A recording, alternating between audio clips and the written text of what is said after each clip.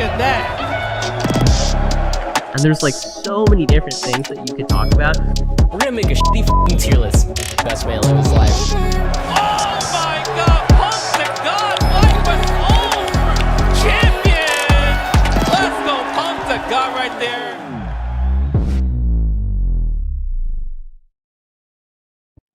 What's good, everybody? Welcome to another FlyQuest fight series covering the East Coast, but you know we got West Coast following. Of course, I am Ringe, joined by Fawn in the building. How you doing, my man? I'm doing good. Ecstatic, of course. There's never a time where I don't want to see Street Fighter 6, so I'm very, very excited to see this amazing top 8. I like the background. You setting the vibes right. Got the Street Fighter vibes and moods running through the veins. That's what I'm talking about. Oh, we got the full screenshot. Look at that. Yo, why is Ken looking so upset? He's like, Ryu found a new sparring partner, a new buddy, a new rival? Yeah, that's I know, cold. Why they always do Ken so depressed in Street Fighter 6? Hey, man, I don't know. Listen, Marissa's chilling in the back. She's happy. Zangief is happy, right? I mean, like everyone else. Wow, Ken really is the only one that looks mad. Ken is the only one. I just realized that. I never even saw him back there. That's crazy. No, Bags under his eyes, looking like he hasn't slept in weeks. Oh, man. Look, he's even sneaking in this shot, too. You can still see the depressed face in the back. That's what I'm talking about. But of course, we're all going to be excited today. No depression here when it comes to watching this Street Fighter 6 action. I'm excited to see who we got in the top 8. I haven't looked at it yet, but if you don't know how we get down here, it is a ladder format. And then after we conclude the ladder format, the top 8 standings, the top 8 placers get moved into an all winners side of the bracket, right? So you can see it loaded up now. 801 Strider versus Smock Tim. Flux Waves versus Idom. Sledge versus Thunder Delengus. And Knuckle Dew versus Doc Morales 24. Absolutely. Not only are these names it is that most of us recognize, for those of you that have been paying attention to the Street Fighter competitive scene, but characters, a pretty wide spread of them, right? I mean, of course, even though this game has been out for over a year now, over a year and a half, it's been very amazing seeing the sort of shift and the consistent talks that people have had about where they feel like characters place in this game, what characters they feel like are strong enough, and how many we've been seeing contest even some of the top tiers and even some of the most consistent and strongest picks in Street Fighter 6. So it's been pretty amazing. I'm very, very excited to see. Yeah, 100%, man. We get to see, especially at CBT Japan, we got to see a few of the underrepresented characters shine out, right? We always have strong Manon representation because of Idom, but we got to see a modern Manon in CBT Japan, right? We got to see Yurio show out on the Jamie as well. Some of these characters that don't get as much love, but they're very capable. In this game, of course, we always have top tiers in fighting games, ones that really give you the best bang for your buck when it comes to time and investment in tournament efficiency, but especially in Street Fighter 6 nowadays, even those characters that are on the lower end of the tier list tend to be quite good. It could definitely upset you in tournament any day of the week. Yeah, there was a conversation that people were having, even though he hasn't even been changed much. It only tweaked a little bit. This sort of conversation and the hive mind that people have been having around Zangief has been something that's changed not only over the past year and a half, but one that we haven't necessarily seen talked about previously. I mean, Street Fighter 5, he was good for like a season, and then they ended up changing him out from that point on, right? I forgot which season it was in particular, but in Street Fighter 6, this is a character it is that people have been really starting to gravitate towards. I mean, like, I can't imagine it in any better hands than Menace. Seeing him consistently used in an SFL league as well. Absolutely amazing Zangief that I've been seeing, as well as some of these other characters. And I'm glad you mentioned the Manon too. That was a character that even for me, I consider that she was genuinely not that great, but a couple of changes, a couple of buffs and tweaks here and there, and she's already been contesting with the best of them, right? Not only is it a testament to Idom's skill, but to the prowess and sort of depth this character feels like they have now that other players are able to sort of just take advantage of. And it's something that's really, really sick. And I also love seeing the Jamies too. Another character that was considered to be very weak for quite some time is now sort of peeking his head over the horizon, right? Not necessarily everyone's jumping at the opportunity to play him, but there's been more comfortability around those characters for sure. Most definitely. I want to keep talking about that point, but before I do, I want to talk about the rewards for tonight, the prizing, of course. We got first place being dealt out, I believe, $400, $200, excuse me, because it is $400 total for both sides, right? So $800 in total, excuse me, but $400 per coast. So West Coast, we got first place $200, second place $100, third $60, and fourth $40. So yeah, most definitely going to be raking in the dough. And remember, this is going to be the same reward prizing that gets mirrored for East Coast later on. That's going live as soon as we finish up here on the West Coast. So then Street Fighter action is be coming for like the next 6-7 hours here on FlyQuest, as we always love it for the fight series. But yeah, man, like with the Jamie, we even got to see Boost busted out right before as well. Yeah. In a couple of instances, I believe at ECT, of course, Itabashi Zangief taking ECT. But let's get into it. One of the most popular characters in the discourse right now. And Yes, sir. Bison, who I mean, I think a lot of people think are just was about to dominate. Now we saw right at top ACBT Japan, not a single Bison there. So maybe people are starting to figure out his surface level offense, his game plan, and they've been trying to make some adjustments. But I think once the Bison players dig a little deeper, it's still going to be nasty work. Absolutely. And so far, the neutral has been pretty consistent. Both sides, Strider's taking more of the stray hits for now, but a perfect parry to not only open things up, but apply that cycle bomb where necessary. Drive rush, what do we mix them with? Instead, we go for the strike throw, just keeping the pressure and so much drive gauge lock off the reversal.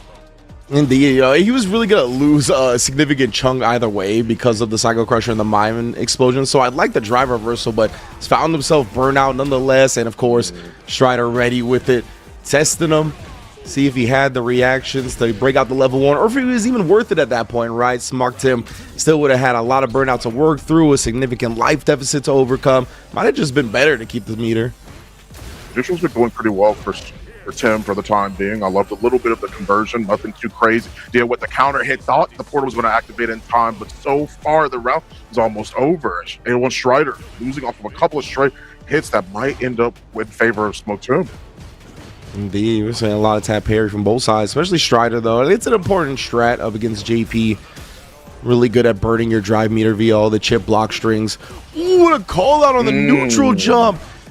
That was wild. Was that a frame kill with the slide? I don't know if that was like supposed to combo or what, but that was sick. Smock Tim, though, finds the hit confirm. Gonna have to spin 3 bars to ensure this kill. He was not greedy one bit, but it's gonna be scary going into this next round with Strider fully loaded.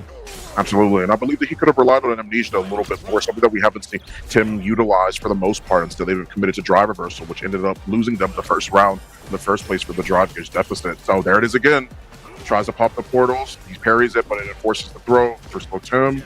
The jabs are there, and he manages to catch and try to jump. Strider's in drive for Steve, but a good challenge from Tim allows him some breathing room. Yes, indeed. Oh, challenge the plus frames right there. Strider not scared of nothing, but does catch the target combo. Like that from Smog Tim, having that on deck and then throwing whatever Strider tried to check the teleport with. Portals yet again, setting up the departure, still trying to see if he can force out a throw. Made that time around, but Strider was ready to jump back, throw. They had to get another deficit and another crouch jab to interrupt the pressure from Strider. Good reaction from him and a throw to put him towards the corner. Now you got to check last time, and he baits out the response. Beautiful stuff from Strider right there. To be able to kill him as long as the combo doesn't drop, and best believe even saving some of our time with a level 2 efficient victory.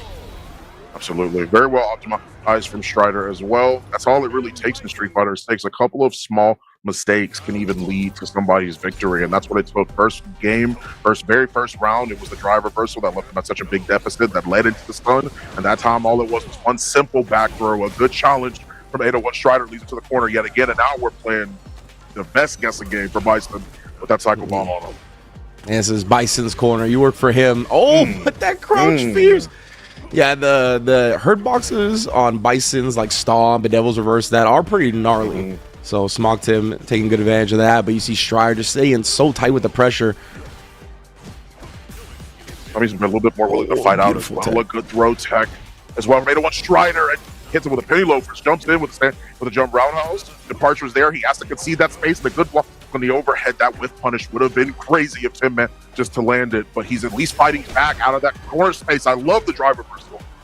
Yeah, continuing to just make sure Strider doesn't get free pressure off the driver's cancels, but we saw the parry before on that target combo. This time Strider able to sneak it in on a counter hit starter, allowing him to take the victory. See for now what Tim's cooking. Trading back and forth with crouch mediums on either side. No punish too far away. Even still, just trying to see if they can play neutral as best as they can. With the parries, the drive rush, everything coming through. Nobody's taking any big risks, right? Very safe, very compact. Oh, but until that moment, Strider strikes with a clean whiff punish. Now you're in the corner. We're playing this game again. Willing to burn himself out for this reward here. He's going to cash out all the way to super. Not just yet. Feels in control enough right now. Oh, that's time to set up the departure. Blocks the stand fierce, and then he's still looking for that low forward. Wants to be able to firm into something, but a good jump over. The cross up makes it a little bit harder to try and deal with it. Pop that level 2, and not we got to deal with so much more. Good blocks from Strider as well, and a forward throw is all they get. And a drive reversal from Strider. He gets some space. Yeah, Strider had to be super clutch because he was burnt out at the start of that, right? So it had to be a real block. He couldn't look to a parry or anything like that. Impressive defense. Very close to closing out the second match as well. Looking for another whiff punish, but instead checks the drive rush with a scissor kick. My goodness. And the counter hit allows him to be able to get that conversion too. So he was able to take that no problem whatsoever. Strider currently up 2-0 here in winner's quarters against him. Doing their best way possible. Manages to catch him low just for a little bit in departure setup. Or there has to walk back to the corner. He does not want to get anywhere near that portal. I understand. Second time he's with punch that all said. There's finally an amnesia from Tim. Indeed, it cost him the rest of his drive meter though, so very dangerous. He's got to make this sequence in the corner work. Strider escapes, and now it gets real scary for him. He did have the bar to respond, but tested him. Strider coming through. Oh, the hezzy right there ended up catching him flinching. Again, respecting the departure spike. Oh, good backdash as well. The parry. That would have been really scary depending on when that actually managed to hit third time yet again. And Strider is ready for those buttons with sweep. Very solid sweep on his character as well, so it makes a lot of sense. Still has plenty of drive gauge to finish off the job, but Tim needs it. Those buttons are coming through, and a jump in, seal the deal off of the back of a throw. Well done for JP. Nice smoke, Tim. Let's go. Not going quietly into that. Good night. Again, putting up that OD departure, the neutral control. Been able to convert off that. It's a nice lead here, but just as I say that, Strider immediately strikes back, able to work him towards the corner. Great corner carrier and damn near all of Bison's combos as well. Yeah, Nice little whiff punish. Now again though, he's been looking for that fierce a little too much. Strider's caught on to it. We're seeing the whiff punishes consistently. Harry's on the overhead, but yeah, he's still at advantage at the OD. It's a nice chunk. Still trying to see if he can hold on for the time being. Tim, still the spacing on that scissor kick makes it really hard for him to try and be able to punish with a stand light, but that could be it. Absolutely good confirmation from Tim. Allows him to be able to at least go up a game against Strider's 2 points that he has already netted for himself. Whereas quarters, that's it. Yeah, Smog Tim taking the 2 rounds straight too. That should be a nice little confidence booster. It was a bit of a convincing victory when you look at the fact that Strider didn't get around, but both rounds were definitely close. So he's got to stay tight, got to stay clean. Again, the OD departure doing a lot of heavy lifting, right? We haven't really seen Strider bust out a Psycho Crusher to go through it with a projectile invulnerability. I wonder if we're going to see that in this set. There's a possibility for sure. I don't think Tim's been utilizing his projectiles as much as he could be. Baits out the amnesia. This is going to be such big damage. Carries to the corner. That DI is coming, and there it is. Manages to close out the round. Strider keeping it safe. That was a reset too, I think. You know, he might have dropped the combo, and Smog Tim just kind of resigned to his fate already, right? Wasn't looking to take advantage of it. It'd be like that sometimes. That's kind of how I am when I get hit by stuff. I'm not really looking to mash out anything in between, but you know, that's actually the optimal play, especially in tournament. Departure again, yeah, he's walking back. He's getting the charge for Psycho Crusher, but he still hasn't looking to raise that threat. A change that has been killing a lot of players. I love the flash parry. That extra recovery plays a huge role. You won't be able to tap it as much as the patch the cross up just is enough to get Strider to have the corner positioning here. 2 bars already remaining. With the Psycho Bomb on him, you got to be a little bit more careful in the forward throw. Doesn't have to worry about the bomb, but we're getting real close. Yeah, and Smog Tim, he keeps looking for this drive rush in the back throw, but Strider knows when you drive rush out of the corner, you want to put him there. Doesn't allow that to happen, and then goes for the full victory on the set. 801 Strider going into winter semis. A lot of good opportunities and decisions that were made by Tim overall, I would say. I think that even still, that there were a couple of times at the departure. I mean, of course, it commanded and utilized a lot of that space as well, but I don't think Strider felt that much pressured by the departure because of how much he was able to walk back and still be able to escape the corner with well-placed scissor kicks. He just knew the positioning and he understood where he needed to be at to make that effective. So that's Strider moving up in the winner's bracket with Smog Tim. Moving down into the losers round 1. Of course, there's Fluxways versus Idom, Sledge versus Thunder Delangas, Knuckle Dew versus Doc Morales as well, that we still have to be able to see here in the winners bracket.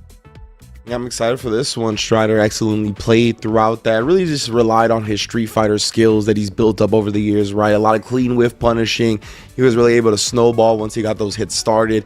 As not only he's good at, I mean, that's kind of the type of play style he's akin to, right? With the Abel all the way back in Street Fighter 4, the G in Street Fighter 5, Marisa before this. He's all about kind of snowballing and building up that momentum. So Bison, another great character at that as well. He'll be moving on. Then we might see JP again or Aki from Flux Waves going up, most likely the Manon from IDOM, who we celebrated earlier, talking about obviously one of the main representatives of the character in the world. Want to give a big shout out to Joey as well, man. Joey is a phenomenal player. Out the Midwest. I don't get to see him enter as much tournaments. I might just be missing him, or who knows if his schedule lines up with them. But whenever I do get to see him play, he's a monster too. Absolutely, yeah. And that's sort of what you could expect to see as this game sort of proceeds on, is like the conversation shifting to a variety of these different players that are well known, but some people might not be at the top or peak of their, like notoriety at this point. So it is pretty awesome to see a lot more people showing up. What a great whip punish for the stand roundhouse as well. And the command grab to set things up very nicely. Yeah, that heavy kick, man. IDOM is a monster at using that button consistently. Yeah, you see already putting pressure on it. So reaches so far. But Manon does have a pretty good range on a lot of her buttons. She doesn't get as much reward from those buttons as a lot of other characters do, but she does have good range on them. Looking for an opportunity, and a crouch light punch was enough to be able to set it up there. Level 2, absolutely. Close this round out. And I was watching an item versus boost match from something, and there was a wild interaction with like Ken Stan Fierce and Manon's crouch medium punch. And so I looked at the hitboxes, and I realized that her hitbox doesn't actually form until the hitbox is active, like when she's reaching out for the crouch medium punch. So that button is actually deceptively, I think, one of the best buttons in the game. Yeah, absolutely. That definitely puts it into a perspective for sure. Lovely DI from IDOM. Well timed, well placed. Gonna be able to not build a level 2, but a level 1 is not enough to do it even still. Surprise, willing to burn himself out for this corner. Knockdown, but Flux Wave sends it right back. Gets a clean anti-air. This can be scary for IDOM, considering Flux Waves is sitting on the CA. Aki, one of the burnout queens as well. So good at abusing the frame advantage. She tries to bait out a super. Comes up a little short, and that long-range crouch medium kick that we talked about snipes. Yeah. Absolutely a good parry. For the time being from IDOM. The EX bubble. At least keeping the pressure on for the time being. What a great check on the drive rush. Not every time somebody gets a knockdown are you available to get a drive rush after sets up. For the sameness of it, I love it. Continuing on to the corner as well, fully there with great positioning for Flux Waves. Indeed. Now we got the drive reversal, get some space back. And wants the corner for himself. Not really betting on a back throw gambit, rather just drive reversal, take it back to the mid screen. Flux Waves though doing a great job controlling on him, actually trying to get close to finish the job here. A little scary though, and the parry after the whiff button. That's a strat you got to watch out for in Street Fighter 6. Absolutely.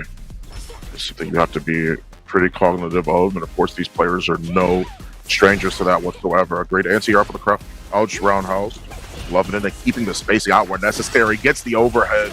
Is going to be able to carry up to the corner yet again. Sets up safely. Cannot challenge on that by any means. This is going to do a lot of damage, but he's set up for the command grab. There are lots of damage to cash out on. That was a slick command grab setup. I thought like he dropped his combo and then it just went into the command grab. That was really sick, like visual deception as well as timing. But IDOM right now finds the drive impact and be able to get up to the second medal with it. Oh, and a quick third medal to follow. Oh no! I think Flux tried the crouch button. You see Aki's tend to go with, but that time might have been too late. And just ended up getting hit as well. Great parry as well from IDOM. What a confirmation just to get the medal as well. My God, is he clean with it or is he clean with it? Stan Fierce, and it's followed up by the roundhouse as well. Just to keep him in space. I love the punish off of the crouch light. Setting it up. It's going to be big damage as well. Pops at level 2 with 4 medals. Man, this is looking so good for IDOM right now, trying to maintain this momentum in the corner. Yeah, that crow fade being multi-hitting, you got to be really specific with how you punish it on a perfect parry, and IDOM was so sick. But Flux Waves has not let that deter him. Able to find a level 3 of himself. He's going to put IDOM close to burnout, if not in burnout. Didn't see where it started. In burnout, indeed. He'll be able to get his drive meter back before him, but again, the jump in. It hits so early. Yeah, how early that jump in hits, it does make some trouble for characters that got an anti-air with normals like Aki and FluxWaves. He's got to be really early and he just hasn't been. Same thing as before. This time he didn't necessarily go for the throw or any sort of setup like that. Instead, he just went for the buttons, items, not take the bait there. FluxWaves doing what he can. Oh my. Still, the buttons are going towards items. For now, a lovely walk back from FluxWaves just to make sure that he can get that stand fierce, get the counter hit, and keep the pressure on. But it's still not enough. He needs a more concrete hit to be able to make this work. He is harassing with that crouch medium kick right now. It was plus on block for Aki, so no reason not to do it. But Kin fighting back, has landed damn near every command grab he's tried, it feels like. And a punish it to the level 1 as well. Idom not having any drive meter for an easy extension off the crouch medium punch, so just goes into the super. Might have been able to get a command grab. Those DIs have a lot of recovery. That's just land a forward throw. Great challenge yet again. He tried to do the same setup previously. That is unbelievably plus. Manages to get the punch counter grab as well. 3 medals available to Idom. A forward dash, still trying to make sure he can maintain as much space as possible. Went for the overhead yet again, and a perfect parry to land him the 4th. Man, Idom. Oh, and then the little delayed drive rush of the crouch medium kick, catching the low Lincoln off of it. Great damage route for Idom. Ooh, and then the level 2, I was gonna say, actually does Ken's jumps. Usually you jump in the corner like that to bait supers, but that's one that actually backfires you on. Oh, got hit by the counter hit. Can still carry to the corner as well. The DI is coming as well. No meter, but it doesn't even matter. It just gets counter hit. Yeah, you have to find a way to try and see if you can mash. I understand.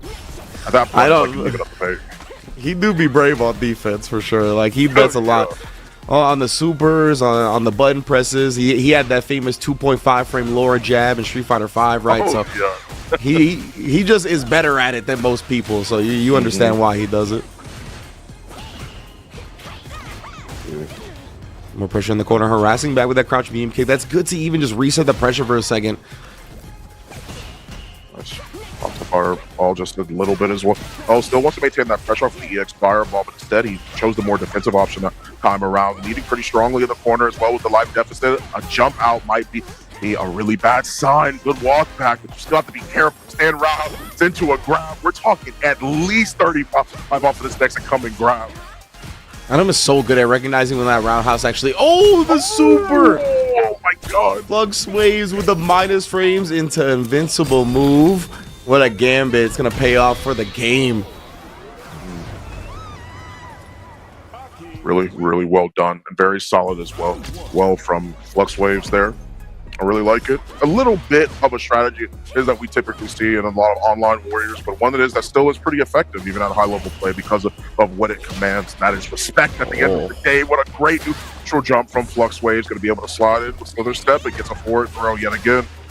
And I'll tell you, yeah, he did. He woke up with the button again. That's what we see from Idom being very confident with his defense on wake up. This time he finally gets conditioned to block and he gets thrown twice in a row for it. Flux might be catching on to the reads. But I'll tell you what, when it comes to like minus frames into invincible move, I would have expected Idom to do it in this set. Idom definitely makes plenty of use of that as well. And you got to as Laura if you're going to do anything, since she doesn't have anything special or invincible. That makes a ton of sense. Still trying to poke things out as well. Where you can. FluxWave still trying to poke as much as physically possible. Trying to see if he can land a counter hit. Would have been benefited him quite a bit. Crouch roundhouse, good work from him. What a great jimmy from FluxWaves as well. Still setting up for the safe jump. Forward roundhouse yet again and a forward throw to keep corner. We try to go for the back-to-back throws again. What a reversal from Idom. With a big or long-range low. Well, FluxWaves got to put him away. Back-to-back crouch medium kicks. Like I said, that crouch medium kick for Aki is plus on block now. It's one of her changes in the big balance patch. True. Just as a going to deal with as well. Having to do with plus on block normals. FluxWave is definitely making use of those for sure. Wanted to set up for the media. I like it for the setup, but not going to be able to find it instead. Blocks the overhead, the target combo. Blocked pretty well from FluxWaves and still trying to go back to poking, but Idom's pretty on top of him this time around. He's not letting him back up to get that space. Yeah, he's kept Flux pretty low on the drive meter as well. He's finally getting some breathing room. He would have built some of that drive back up. And yeah, there's a lot of Serpent Lash, Nightshade. I wonder if Item's going to try to bust out the twirl, the projectile invincible twirl, get through some of this pressure. I believe he could do it on Serpent Lash. I could be mistaken, though, but right now he might not get that chance. Flux Waves brings it all the way back to set point. He's still trying to see what is it he can do yet again. Leads it and delays even the crouch medium kick to see if he can bait out a throw, but Idom does not take the bait. A couple of pokes ends up with Idom challenging at the right time to get the conversion. 3 medals already adorning her neck for the time being, and a great drive rush check yet again. Super meaty on the back. Pearson maintaining really corner positioning against Idom. Yeah, that was slick. Idom has been in control of this match and continuing to just bulldog Flux Waves down. Specializing in the close quarters combat. We got 4 medals on the board. Final round. Cruel Fate once again checked on the way in. An excellent juggle afterwards. 5 medals. Dream Team on the board. Looking for it for the time being. You're gonna look for as many possibilities as you can possibly find. Postulate as many possibilities as possible. Flux manages to get the back row, a forward roundhouse yet again. Still look for an opportunity to see if they can net something big for themselves. And another perfect parry ends up with Flux Waves being burnt out in the corner. It's going to be game time after the super's over. Indeed, it's going to be big damage. 5 medals on the super, as you said, burnt out as well. Oh, and the drive impact was there. Idom just showing no fear and immediately going for it. Did drop a bit of the combo. Will the 5 be enough? No. Flux gets a real chance. Oh no. That drop may have been a lot, but yet again, several times, not even 3, more than that, several times that same situation has happened, and Idom has been ready to press crouch light on it every single time. They've been able, they can stay on top of those buttons and knowing when to challenge the drive rushes, because not every knockdown is a safe enough setup for a drive rush. Yeah. Flux Waves went with the can kicks right there, which is a heavier normal, right? And because of that, I think the trade was possible. If he went with something like the stay medium punch, obviously it's not as good of an advantage. And Flux Waves know he really needed to shift the momentum heavily, so that's why he went with something that would give him a lot of plus frames rather than something small. So I get it, but Idom was ready, as you said. He'd been ready all set, so great stuff to clutch it out after a very scary set because he was up 2-0 and the Flux Waves was able to run it back to set point. And that's kind of like just the prowess and pressure it is that Aki has had. It has sort of overgone through her changes as well. She's gone from a character it is that feels like you almost need a character specialist to one that is pretty consistently showing up at all phases of the game now. It really just depends on if you feel like playing her or not. And here's my favorite character up on the screen with Sledge versus Thunder Delangus. Yeah, we got double time Akuma. So Akuma offensively already makes the characters with normal health in the game feel like they have 9,000. So now we're going up against the actual 9,000 health opponent. So you know these characters are going to be melting to any combo that hits. Forward throw yet again. Tries to get that medium punch. Thought that they were at least going to try and attack the top round, but instead not going to be able to cross up and maintain plus for games is Sledge. Still manages to get the overhead yet again. Really solid pressure. Just tossing out all the buttons. It's possible. I saw before you guys changed it the dream parentheses on this Akuma costume. Is this some lore I don't know about? I might need Mother Base to fill me in during the breaks. But Thunder Delangus, oh my goodness, finds the hit. I don't know if it was the overhead starter. I kind of missed it, but might have been. That's what he is a merchant of. Solid for the time being. Trading blows back and forth for time being. Pairing is still walking forward. Trying to look for opportunity. Second time.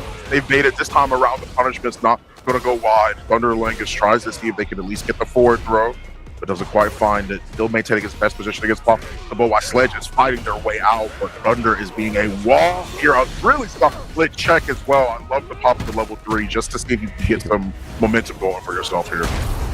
Yeah, he's going to use it early here to hopefully use it to snowball into this round victory, give himself some time to build some meter back up for the potential round 3 as well. Right now, Thunder, very scary. He's kind of just outside CA range as well. If he eats another fireball or this throw, he'll have access to Demon, so you got to be careful. Demon is projectile invul. Man, Sledge has been happily throwing these, though, and reaches to the rafters. Man said hi to Sting up there when he brought him down. Absolutely, straight to the heavens and making sure that they crack straight on through. Akuma's very good at least splitting the heavens for sure. Thunder trying to maintain as much pressure as they possibly can off of the forward throw, but Sledge is ready to like the anti-airs from Thunder. A forward throw yet again, still doing the best that they could possibly do to hold things off onto the lead that they have right now. They're building up to time to at least see if they can take out this game. And then Sledge tried to check the dive kick. It was a little bit too late. That stand light kick reversal has been big for him, though. It's got him out of the corner situation a couple of times now. Putting the brakes on him because he's trying to build back this drive meter. Almost did so successfully. Thunder, though, finds the snipe on the forward medium kick, responds with his own crouch medium kick, and takes the first game. Really solid round or game, more specifically from both of these players, but still, we'll have to see what the adaptation from Sledge here. A very solid, perfect parry, and not only down the corner, but just the smallest walk forward to make it think they're going to keep walking to bait out a throw. I love it. Yeah, that was clean from Thunder. Really encourages his opponent to go for the throw in that instance. Perfectly spaced. Sledge did find a back throw for himself, though. Oh my, but again, Thunder with the throw baits all day, every day. Always ready for it. And Akuma being able to, of course, contest with one of the best shimmies in the game, being able to keep up with the walk speed of characters like Chun-Li and Cammy, some of the three fastest characters that you have. When you look at walk speed in general, he is going to be able to make sure that those shimmies are a very big threat. What a great punish yet again, second time, and this time it leads to the corner, but doesn't lead to the win, and that we saw last time. Chelsea using the teleport to chase that down. I like that idea, but again, just a Demon Raid dive kick over the fireball. Gonna burn him out with this level 2 as well. Great identification of that. Close enough for the corner follow up. My goodness, whoa. Woke up with that medium kick. That somehow worked. Nonetheless, though, didn't work for long. Under the Langus, control of the set so far, up 2-0. No mass necessary. We saw for the time being. We'll have to see Sledge if this is consideration for character change, but it's not. Instead, just giving themselves just a brief time to be able to catch a breather, just catch up to their breath, see if they can formulate any sort of other ideas it is that may be going on here. Because for the most part, Thunder's been keeping a pretty solid press on the offense when it comes to Sledge trying to find a way out. They've been a wall when it comes to them escaping the corner, and they've just been playing better when it comes to throwing out their buttons as well. Yeah, sometimes you just gotta take a moment to reset, or reset the mental, the momentum, maybe switch a color, switch a stage, maybe something small can just get your vibes right. I like it. Damn, Thunder. Man, waking up with the OD this time, and again, he's actually done this so many times now. The Demon Raid dive kick to punish the fireball attempt really caught on to Sledge's rhythm. I think he set that one up with a perfect parry preceding it. Sledge getting caught right there. A little scurry.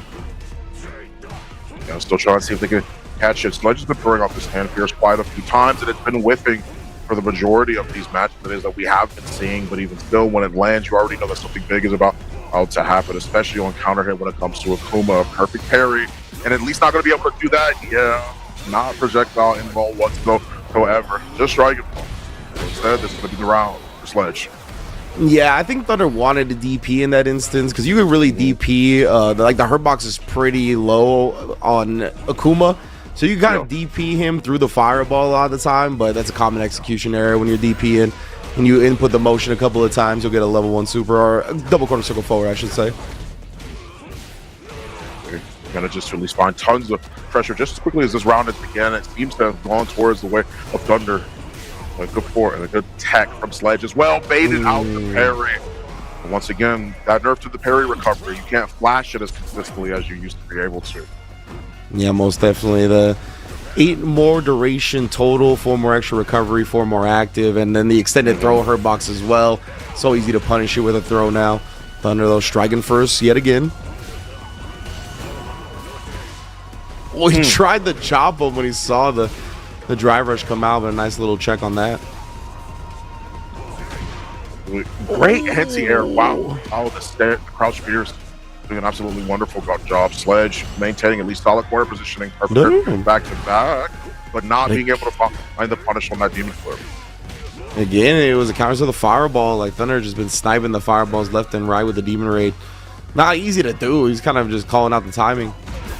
Oh my goodness. He set him up hard body for that one. That was beautiful. In and out movement, showing him like getting into range of crouch medium kick, then walking back out. You mentioned how good Akuma's walk speed is earlier. Yeah. That was a perfect demonstration of it. Yeah, and I'm actually glad you really brought that up too, because of the fact that literally what you just said, it is a perfect demonstration of it. That's the power of having a consistent and very fast walk speed, right? It's something that you see a lot with Chun-Li. It's something that you see a lot with Cammy as well. Some of the quicker characters in this game, they're going to be able to play in and outside and inside of your most effective poke ranges where possible. So with that being the case, it just ends up making it a really, really hard time to try and see if you can bait out or just be ready in some cases. Some characters, it's a little bit easier to deal with a shimmy because they have to either commit at a certain point or don't commit at all. But characters with faster walk speeds have sort of that more manipulation behind their game plan, behind emphasizing their strike throw, because they'll be able to dip in and out of not only your effective ranges, but out of that throw range as well. And that's something that you really have to be concerned about coming into these matchups. So yeah, it was an expert stuff demonstration from Thunder to Langus. He's going to be moving on to winter semifinals, where we already have Strider versus IDOM coming up as well. And then we're going to get this first round of top 8 winner side and knocked out with the next match, which was it Doc Morales versus Knuckle Duke. Yes, it is. As we're waiting for things to move on here, Knuckle seems like he's sticking with the Cammy in this particular matchup against Doc Morales. And that's something that's interesting. I mean, of course, we've seen Dude change in between Guile and Cammy. He likes the both of them, but what do you feel about the Cammy and Dawson matchup specifically? Why would he not stick with Guile here, you feel like?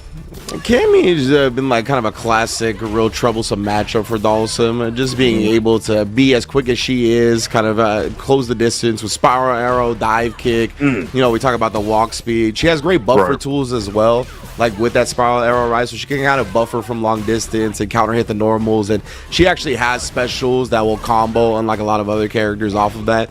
So yeah, and just like you can see the rush down. It takes so much like speed and tempo and processing for the Dawson player to keep Cammy contained. And that makes sense too. Having the lack of a very decent reversal as well makes it a little bit harder for him to try and deal with the offense that and the onslaught that Knuckle has been pressing on. With punish as well for the Fan Fierce. That's what I was talking about before, right? Like the fact that she has specials like the OD Spiral Arrow that you can whiff punish or counter poke from full screen and still get an actual follow-up. Like that is really powerful against Dawson. Definitely keeping Candace Beast on. Yeah, Knuckle Dude has level 3 now as well, so Doc has to be really careful about any errant fireball or big commitment. And snipe it with a level 3. Ooh, he was extra prepared for that spiral arrow to dodge the fireball, though. That was a tremendous punish. He only spent level 1, though. I wonder if he wanted level 3. Yeah, maybe so with the burn, but it's going to cost him the match that much for start. An unfortunate situation to find yourself in. He's withdrawn. The fourth throw isn't going to be enough either. Knuckle Dude him right back to the well. He was testing him. He was like, let's see if you got the level 1 ready. And not have it. But yeah, Dude looked like he was getting real optimal and fancy with that combo. Just ended up dropping at the end.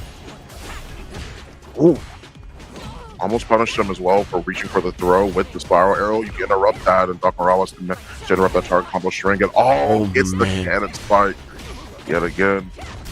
And now burnt out, guaranteed DI in the corner because Dude set it up with a heavy, meaning the gap is unthrowable and there's literally no answer. Or throw, keeping it pretty safe. Gets the cannon strike yet again. Just trying to see if he can set up with the throw loop. So well placed on that dive kick.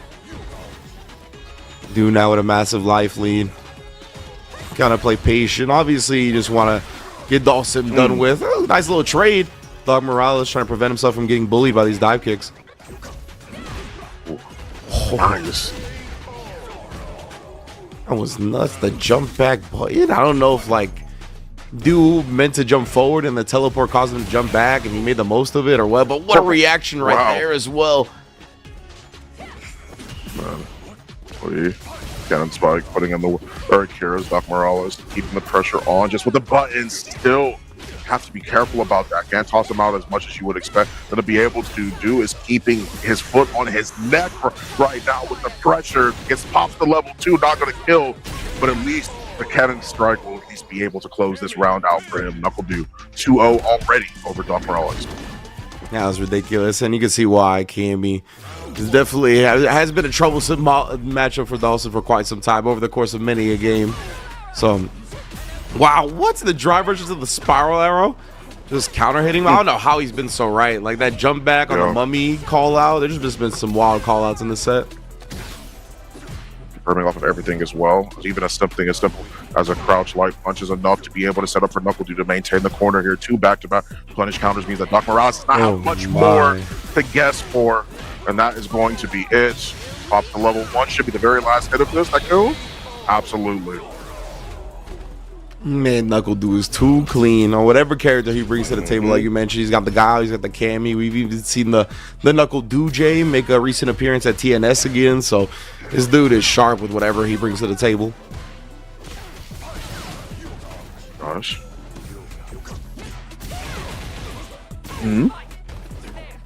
I'll just get the nice. What a really solid punish on that. So I believe that may not have been a reaction, but just looking for an overall button. Really well done from NACL on converting yet again everything, and the counter hit to be able to end it here as well.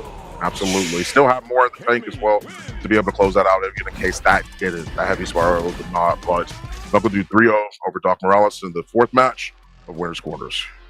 That boy dude was hungry, that say. He didn't leave a crumb of damage on the table at any instance.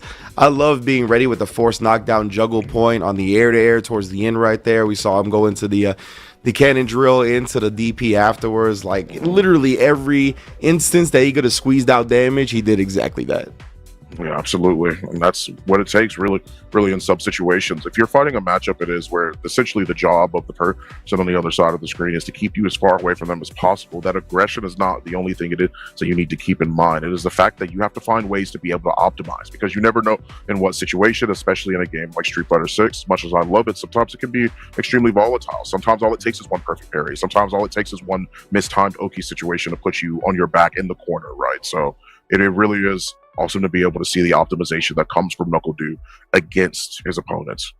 Yeah, you want to give your opponent as little chances as possible to play the game, right? That's ideally how you go into victory. So because of that, getting all the little bits of damage you can, it adds up a lot over time and could end up being or resulting in one less turn for that opponent, right? And that one less turn can make all the difference. So we are going to drop down to the loser side of the bracket now. Going to be Flux Waves up against Smock Tim in the building. But this is how the bracket has fully played out so far for those at home. 801 Strider versus Item, Thunder the Langus versus NACL, and then we got Smock Tim versus Flux Waves, as well as Sledge versus Doc Morales.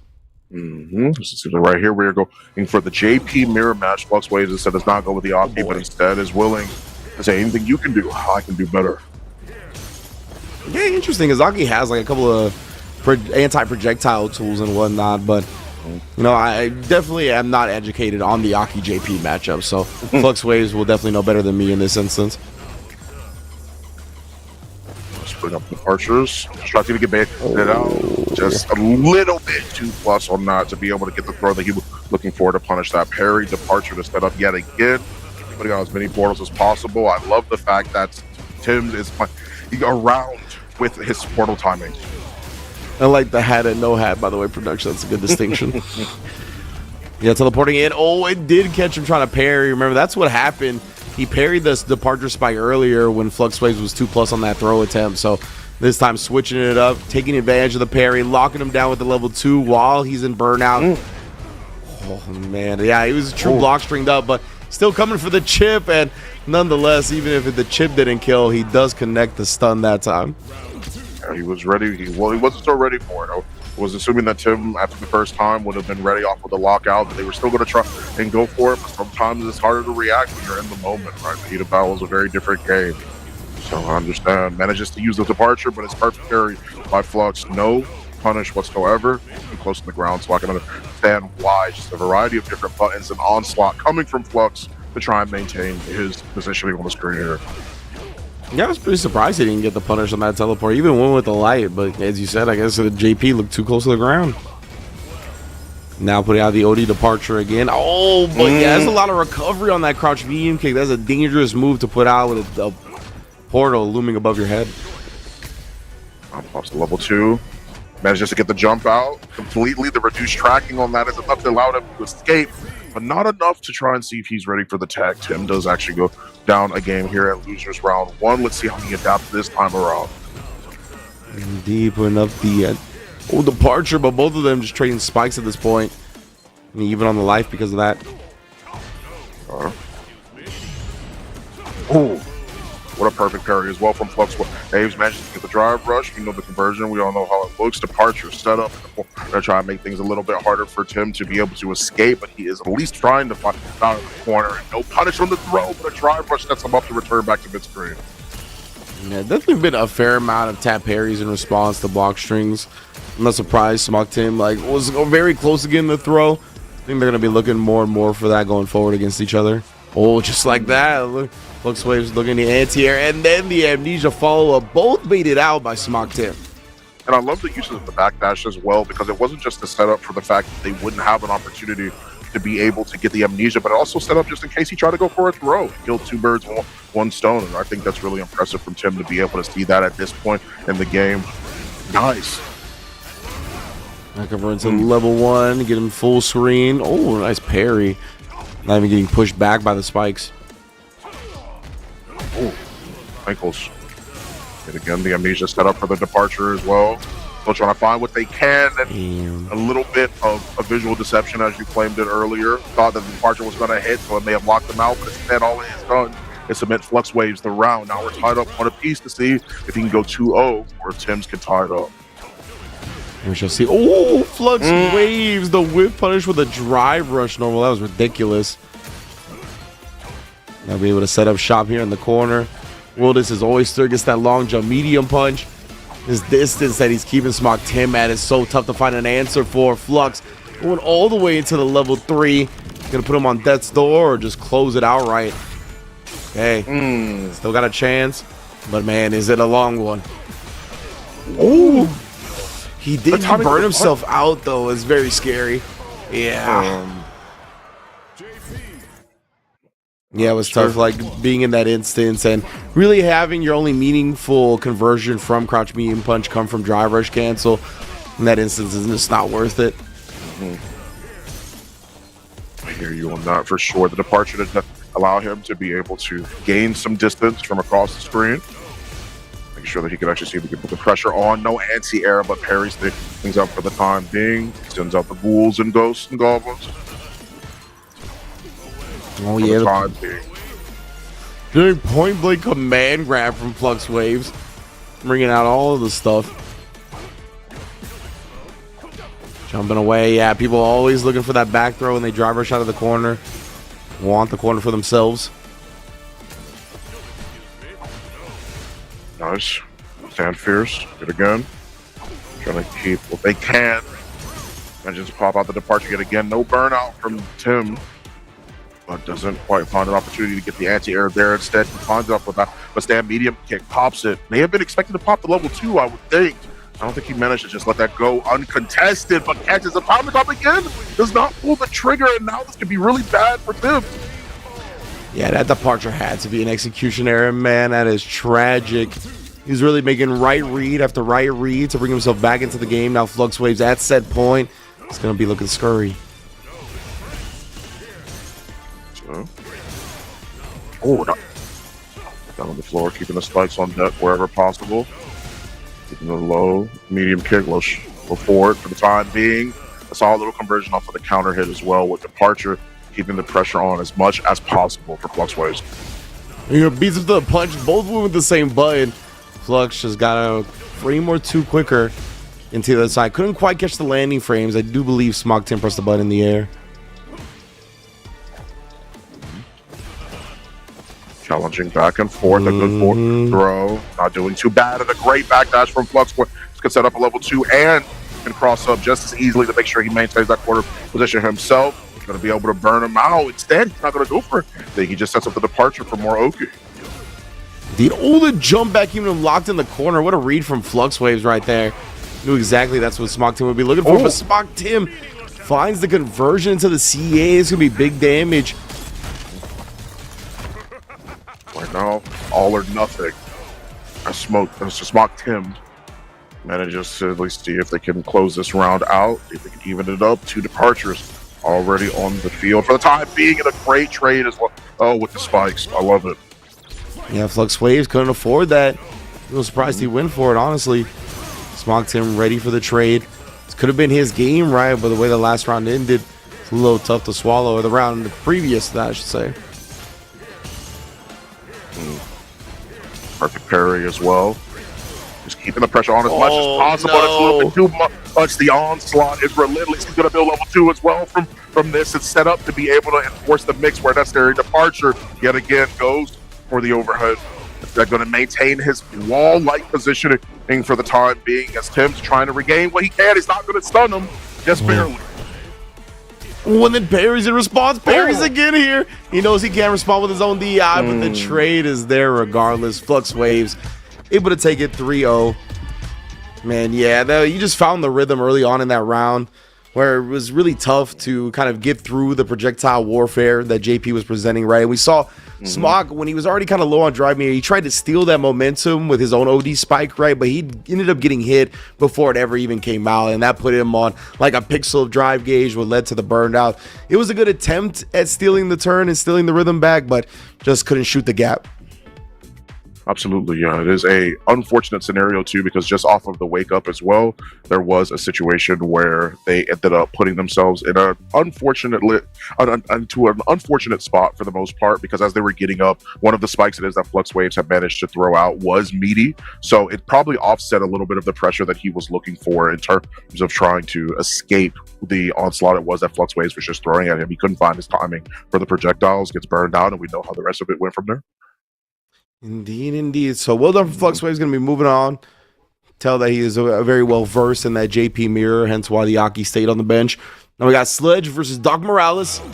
Again, this could be a similar fate with the Cammy, right? Akuma has a lot of ways to get across the screen, whether it be with the Demon Ray, the super fast walk speeds. Got great projectile game in his own right. Got some good buffer normals. That drive rush cancel could lead it to so much momentum and snowball potential. Or just, fireball drive rush pressure, the classic. Yeah. I mean, I understand. Like, it's the situation of Morales giving up so much space as it is, but a really solid challenge for him. At least gives him some breathing room to be able to work with, try to see if he can maneuver around the fireball as best as possible. A back pierce trade still leaves him with even HP. Oh, wow. Yeah, sniped the mummy. I wouldn't have been expecting Dawson to do that, but Sledge was ready. Had the answer, and now just continuing the pressure. Yeah, his OD Fireball is plus on block as well, so trying to keep the turn going by any means necessary. That chop is also plus, but Doc Morales showing no fear. Whoa! That was a very lucky block. Sledge almost walked into a cross-up. Trying to poke where possible, and manages to get the falling pierced just to make sure he can close out the round. Doc Morales doing a really good job of maneuvering around the fireballs. Just has to find his opportunity to keep that pressure on as much as possible. Akuma can't take as many mistakes as the others. That was actually sick. Yeah, even after his air fireball, getting the fall with the roundhouse, sniping Akuma out of his own, that was actually so clean. But again, he's been trading effectively with these Yoga Anvils, and that's definitely going to be a trade going Dawson's favor every time. Just play the runaway game. I can respect it, absolutely. Where's Akuma to be able to run you down?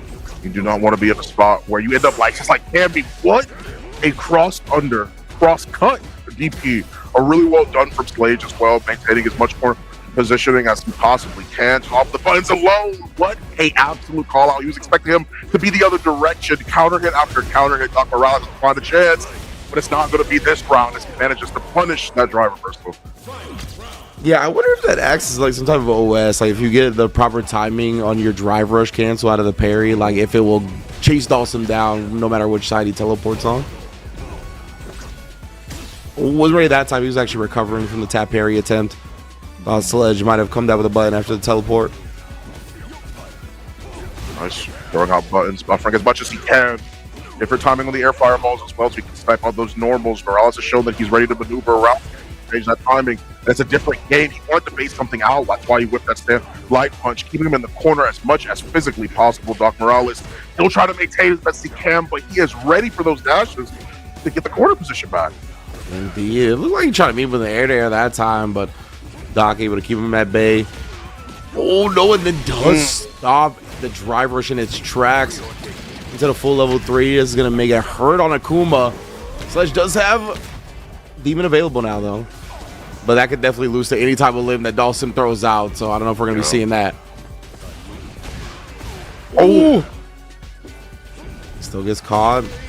And then a snipe on the way in. Sledge just trying so desperately to get close to Dawson, right? I feel that. We all do. It's the name of the game. But right there, didn't have enough health to sacrifice on the way in. I'm still looking for a champ. Manages to at least come down with the button for the time being. And take as much of the aerial positioning as he can. A nice well-timed teleport allows him to keep that positioning on. And even though he's been stopped for the time being, no punish on the whipped roundhouse. And those punish counter throws hurt so bad on Akuma. 2,000 damage because of his 9k health, even more than 20% of his life. At bay, like you mentioned before, right? You cannot just eat all these random normals from Dawson as Akuma. They add up so much more quickly than other characters. Ooh. The deep here may take as much pressure as he possibly can to hero forward throw. The punish, counter. This is going to be big damage. Not going to obviously be enough to kill, but puts him in a really bad spot. Beats the wake up option as well with the fireball meteor. Yeah, nullifies level 1. Still lets Akuma maintain plus on block advantage as well. Throws him out of the next button. You saw him recovering from the parry. He had recovered fully, but still was not quick enough on the next button to thwart the throw. Yeah. Ooh, got to hit him just for a little bit. Then manages to land the blow as they possibly can. Looking for an opportunity here, they jump back and still try and keep as much pressure as possible just from the runaway game alone. Doc Morales is doing a great job of maintaining that positioning. Really well done. Confirms off of the crowd fight into a level 3. It will do quite a bit of damage and put him at a very bad drive gauge deficit. Yeah, Sledge. Oh no, I'm not sure what he woke up with. Some type of gambit to hopefully bring that round back around. But Doc Morales staying clean with the Dawson. I love seeing some Dawson play in this game. Ooh, we're actually going back to the character select. I see Sledge. He had the DJ title, and he's got the DJ little graphic on his name, too. So maybe there it is. There it is. DJ coming out. You're a little bit more comfortable with this one. You can definitely eat more random normals and have chances, unlike Akuma. So this could be a nice little switch. Obviously, I think he's going to be more comfortable as well, just because DJ has been around longer than Akuma significantly. Yeah, that's just an objective fact as well. Well, the fact that you'll be able to spend a little bit more time with the character and is that he may be a little bit more familiar with. We'll have to see. The score's currently 2-0. Yeah, of course, the very fast. Oh my goodness. Might be looking for that fast knee drop as a way to get in, dodge these fireballs. That's actually what I'm seeing already, right? Is that these fast knee drop kind of able to get DJ down on the ground around these fireballs quicker than other characters. He's obviously got the super fast drive rush as well. So definitely some options, but that knee, it's already getting scouted by Doc.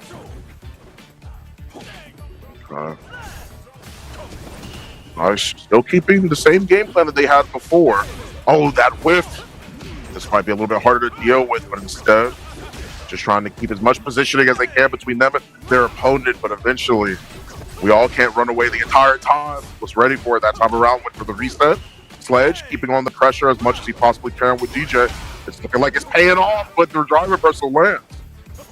Indeed, the Dawson players, they've been using drive reversal before it was buffed.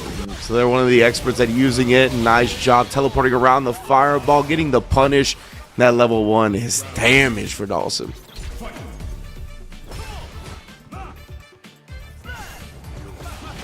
Now back to full screen, but again, he's been cutting off these drive rushes time and time again with the falling fears. Sledge has been eating it, whether it's been Akuma or DJ. And look at that, the knee has been answered as well. Absolutely. And as things are going on consistently, Stage out with the huge raid. Thank you so much. I appreciate that. 968 viewers. I hope you guys enjoyed the show. On the Legend and Rich here. Oh, whoa.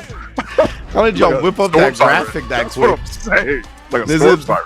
This must have not been the first raid. Well done, production team. Well done, Sajam. Good looking out, bruh. Sledge versus Doc Morales. Going to be wrapped up with the Dawson taking it. Sledge even bringing out the DJ. Couldn't quite find the answer. It's a balance when it comes to why are we dropping the picture. I feel like he's just watching us from the corner the whole stream. But Yeah, it's a balance when it comes to fighting Dawson, right? You obviously want to get in his face by any means necessary, but you only have so much life to sacrifice, so you really gotta get into the nitty-gritty up against good Dawsons and pick the moments where the sequences have gaps and try to shoot your shot. But that time it was just a little bit too much for Sledge to handle. Yeah, absolutely. It was a little bit too much. The character change wasn't enough to be able to keep up with the adaptation within itself. Even still, thank you all so much for the raid yet again. This has been Losers Round 1 just for the time being. We're going to throw to a quick break. When we're back, more Street Fighter 6. Stay tuned. Is your opportunity to show the world what you're made of. It still makes me nervous, which I think is something I like feeling. Last year on 100 Thieves, I was surrounded by very big names.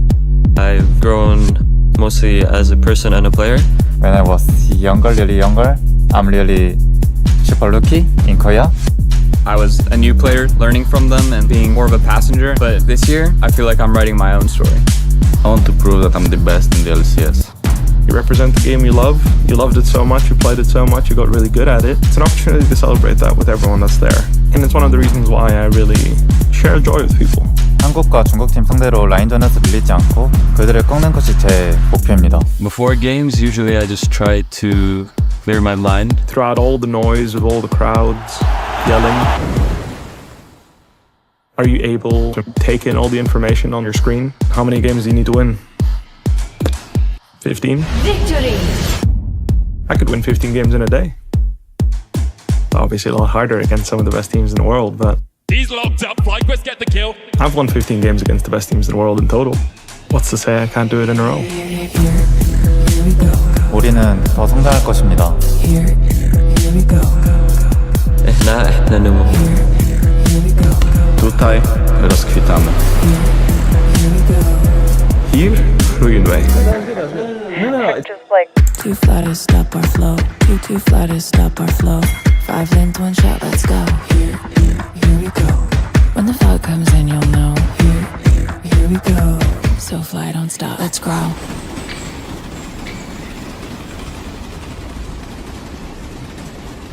Who's your least favorite Swedish person? Oh man. Y'all know Swedish people? I only know laughing. Like, I don't know any other person from Sweden. I guess I hate Leopard. This feels like pretty specific. Yeah. Yeah. It was very specific. Yeah. Which one do you wrote this?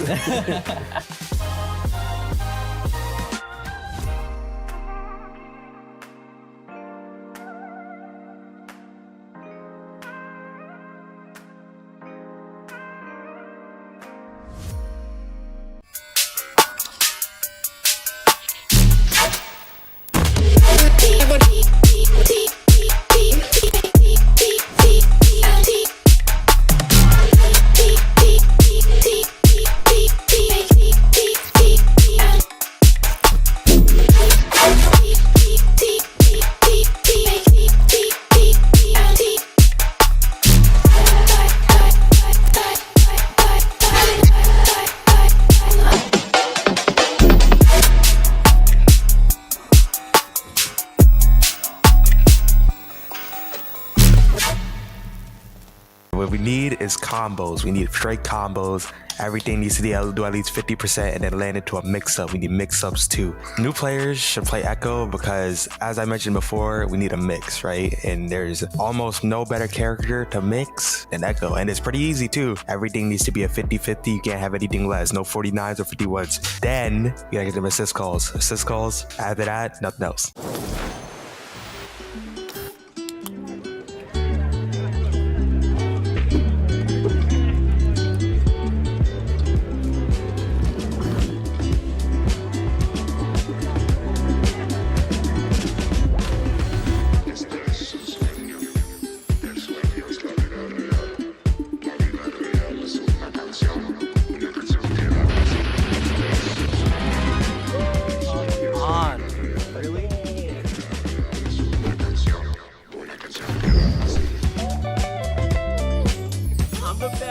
I'm the best of all time, baby. Okay, Let's hear it. You're so good. How are you so good? I love you, Jake. GG's.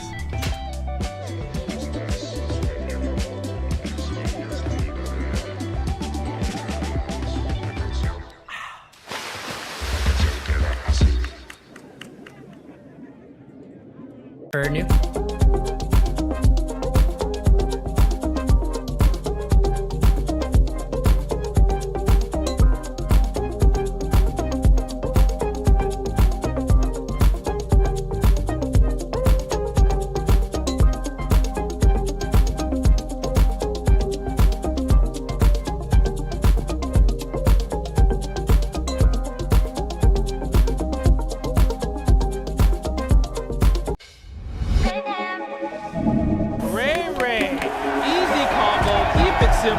Look at that. And there's like so many different things that you could talk about. We're gonna make a shitty f***ing tier list. Best melee of his life. Oh my God! Pump to God! FlyQuest over! Champion! Let's go! Pump to God right there.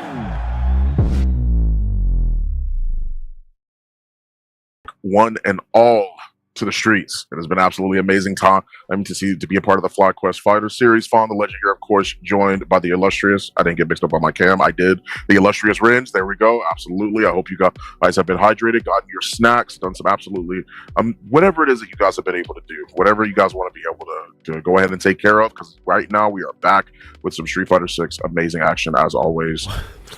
I got him. I'll cover the branding. I'll cover the branding right here. Keeping it on deck, of course, as is important, as we always see our players do so as well. As we got this phenomenal top 8 underway, we can already see that we're in the winner's semifinal side of things. 801 Strider versus XZ Idom. Thunder DeLangus, formerly known as Joe Morogan, for those that are more familiar with that tag. SR Knuckle Dew, going to be facing him in winner semifinals. And then we got losers side, Flux Waves and Doc Morales have both advanced and are awaiting the fallen victims of those winner semifinals matches. Absolutely. As the numbers are being able to dwindle down, I'm sure we will not be for want of any sort of amazing Street Fighter action for sure. Because as things wind down, we will be seeing some absolutely amazing and impeccable play that we can always expect to see from these types of players. And of course, from the usual names it is that we're seeing here within the bracket, as we are going to be heading into the winners semifinals match soon. Some pretty good character representation as well. A couple of mirror matches we've seen here and there, but overall a pretty decent spread of representation for each of these characters in the top 6 right now. Yeah, most definitely. Always good seeing the character variety, right? Ideally, like every top 8 is like the 8 best players on specific characters, right? And like no repeats. Yeah. That's always like makes for the best show. So we got a nice little variety here today as well. And just wanted to remind the folks, if this is your first time tuning in to a fight series, we do have a ladder format for the tournament. So that's why you see all those 8 players start in the winner side of the bracket. We take the top 8 from our ladder series and then bring them in to a top 8 winner side bracket where everybody starts in the upper side and then gets the 2 out of 3, or excuse me, the 3 out of 5 elimination going.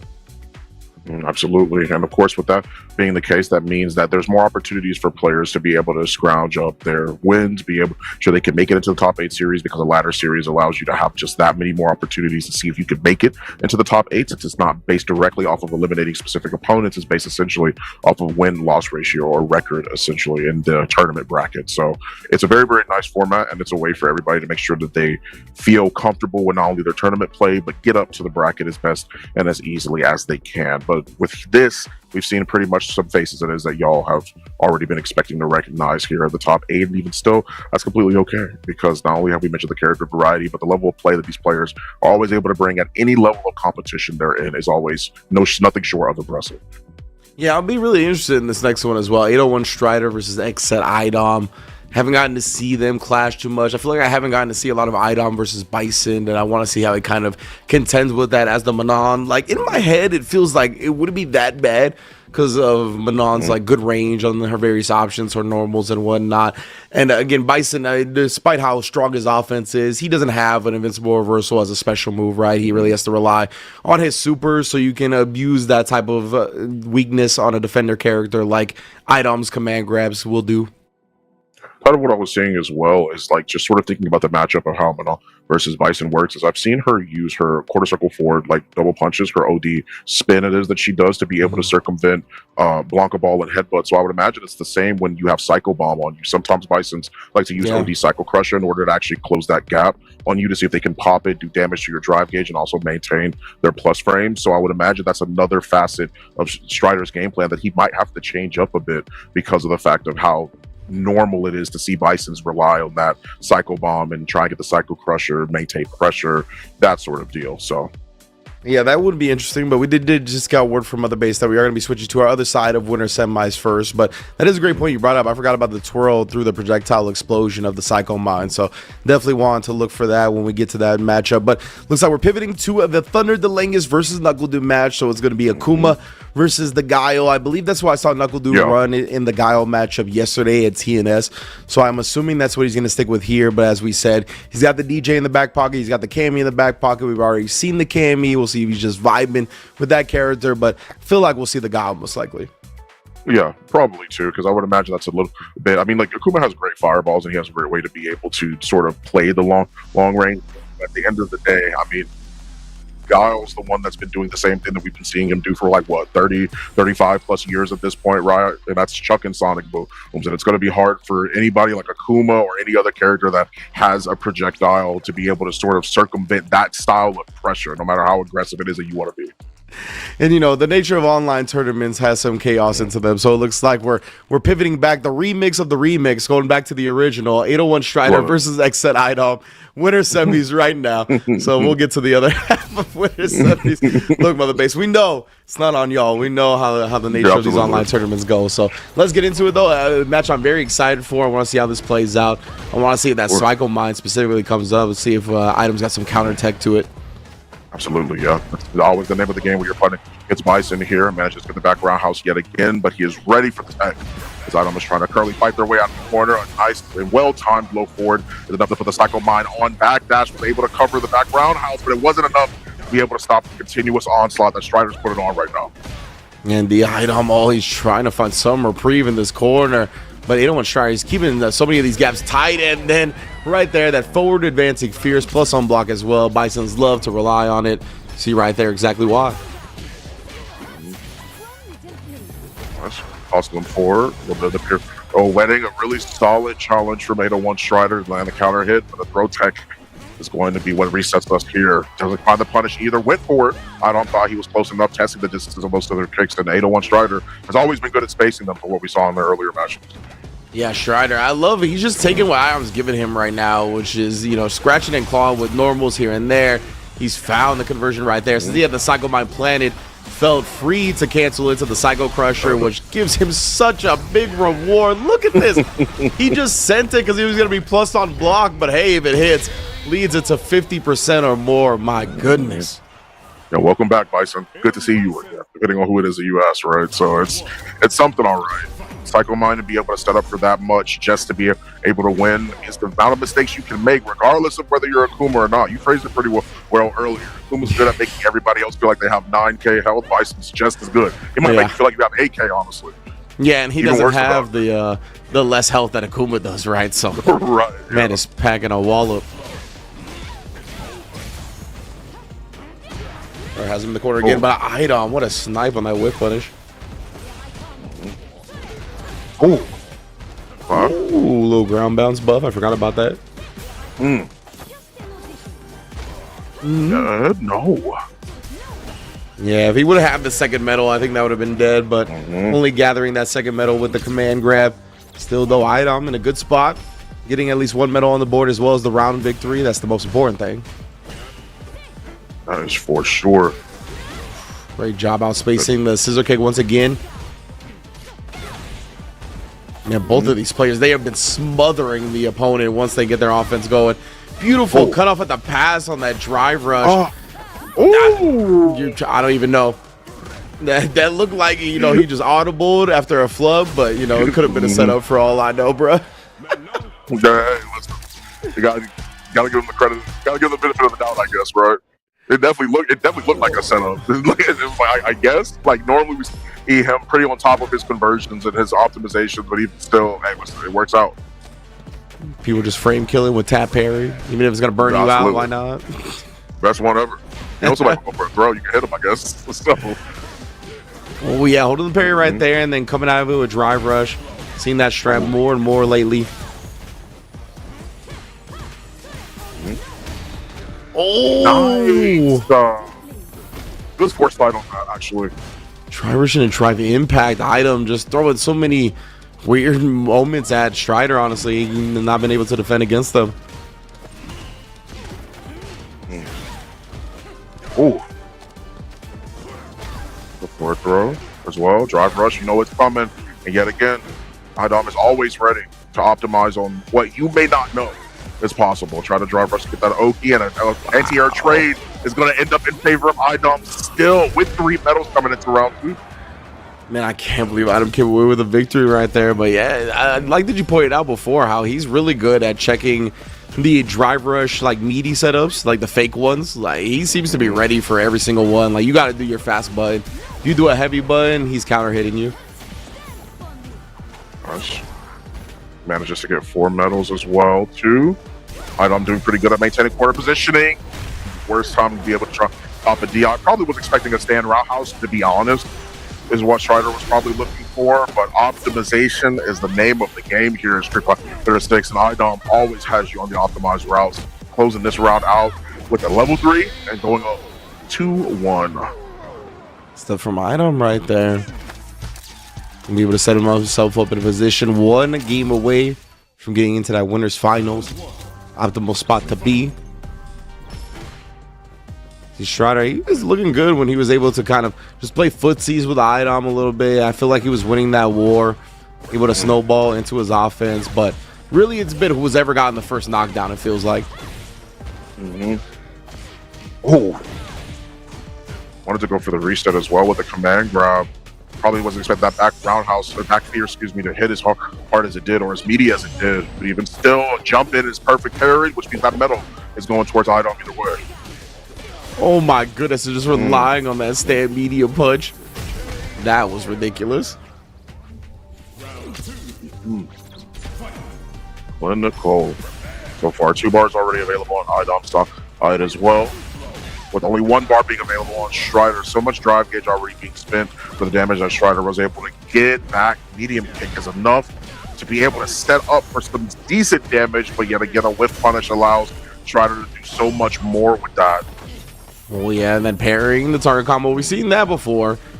Glad to see IDOM ready with it as well, especially when Madon gets such a nice reward off of it because of that metal. Strider though, not going to empty the meter just yet. Another throw forward. Oh, he's going to wake up with the level 3. Dodged it and then alley-oop to himself with the hell attack. Whew. Had to go for it. Got to be ready for it at all times, right? Cannot always expect. Oh, he tried to get that whiff punish right there, but that light kick is so difficult to whiff punish the lights in this game. You gotta really be looking for it heavily. Oh, there we go. Wait, no way he's dead, right? This is gonna do so much damage. Oh my god, he is! What, bro? Come on! The chunking, bro. The chunking of the stomp, and then afterwards as well. Ridiculous. Just so much more damage than you even think that's about to happen with those last 2 hits before the super. Goodness gracious. No matter how many times and how many hours I've sunk into this game, to me that's literally never surprising. It's hard for me to always be ready for that, because it's always damn. Like, it's just a shock, dude. Like, it really is. Like, you just don't see that on anybody else with the way like combos are structured. Oh, beautiful whiff punish from IDOM right there. Strider immediately backdashing though, and not trying to look for IDOM to command grab him. Great buffer with the crouch medium push that time though. Oh, good job there. These jump-ins have been really on point for IDOM, knowing the timing when Strider's going to gamble on something on the ground and been taking full advantage of it.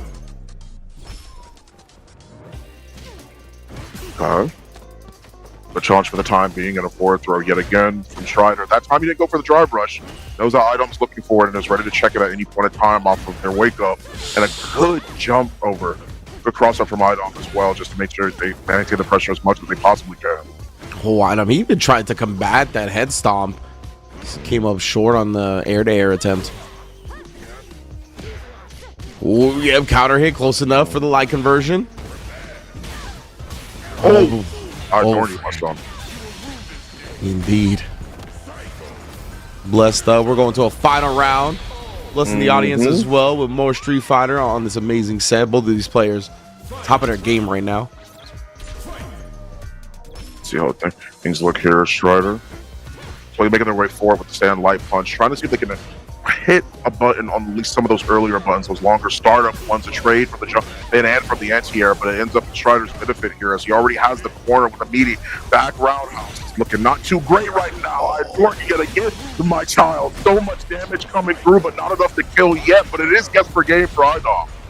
Man, that was nasty sequence right there. Item trying to parry, the mine gets thrown, still had to guess on the overhead, still having to take this pressure in the corner. That 801 Strider smothers into winners finals. Yeah, really well done from Strider as well. Even off of all the back of that damage that we saw in game 2, right, or more specifically game 3.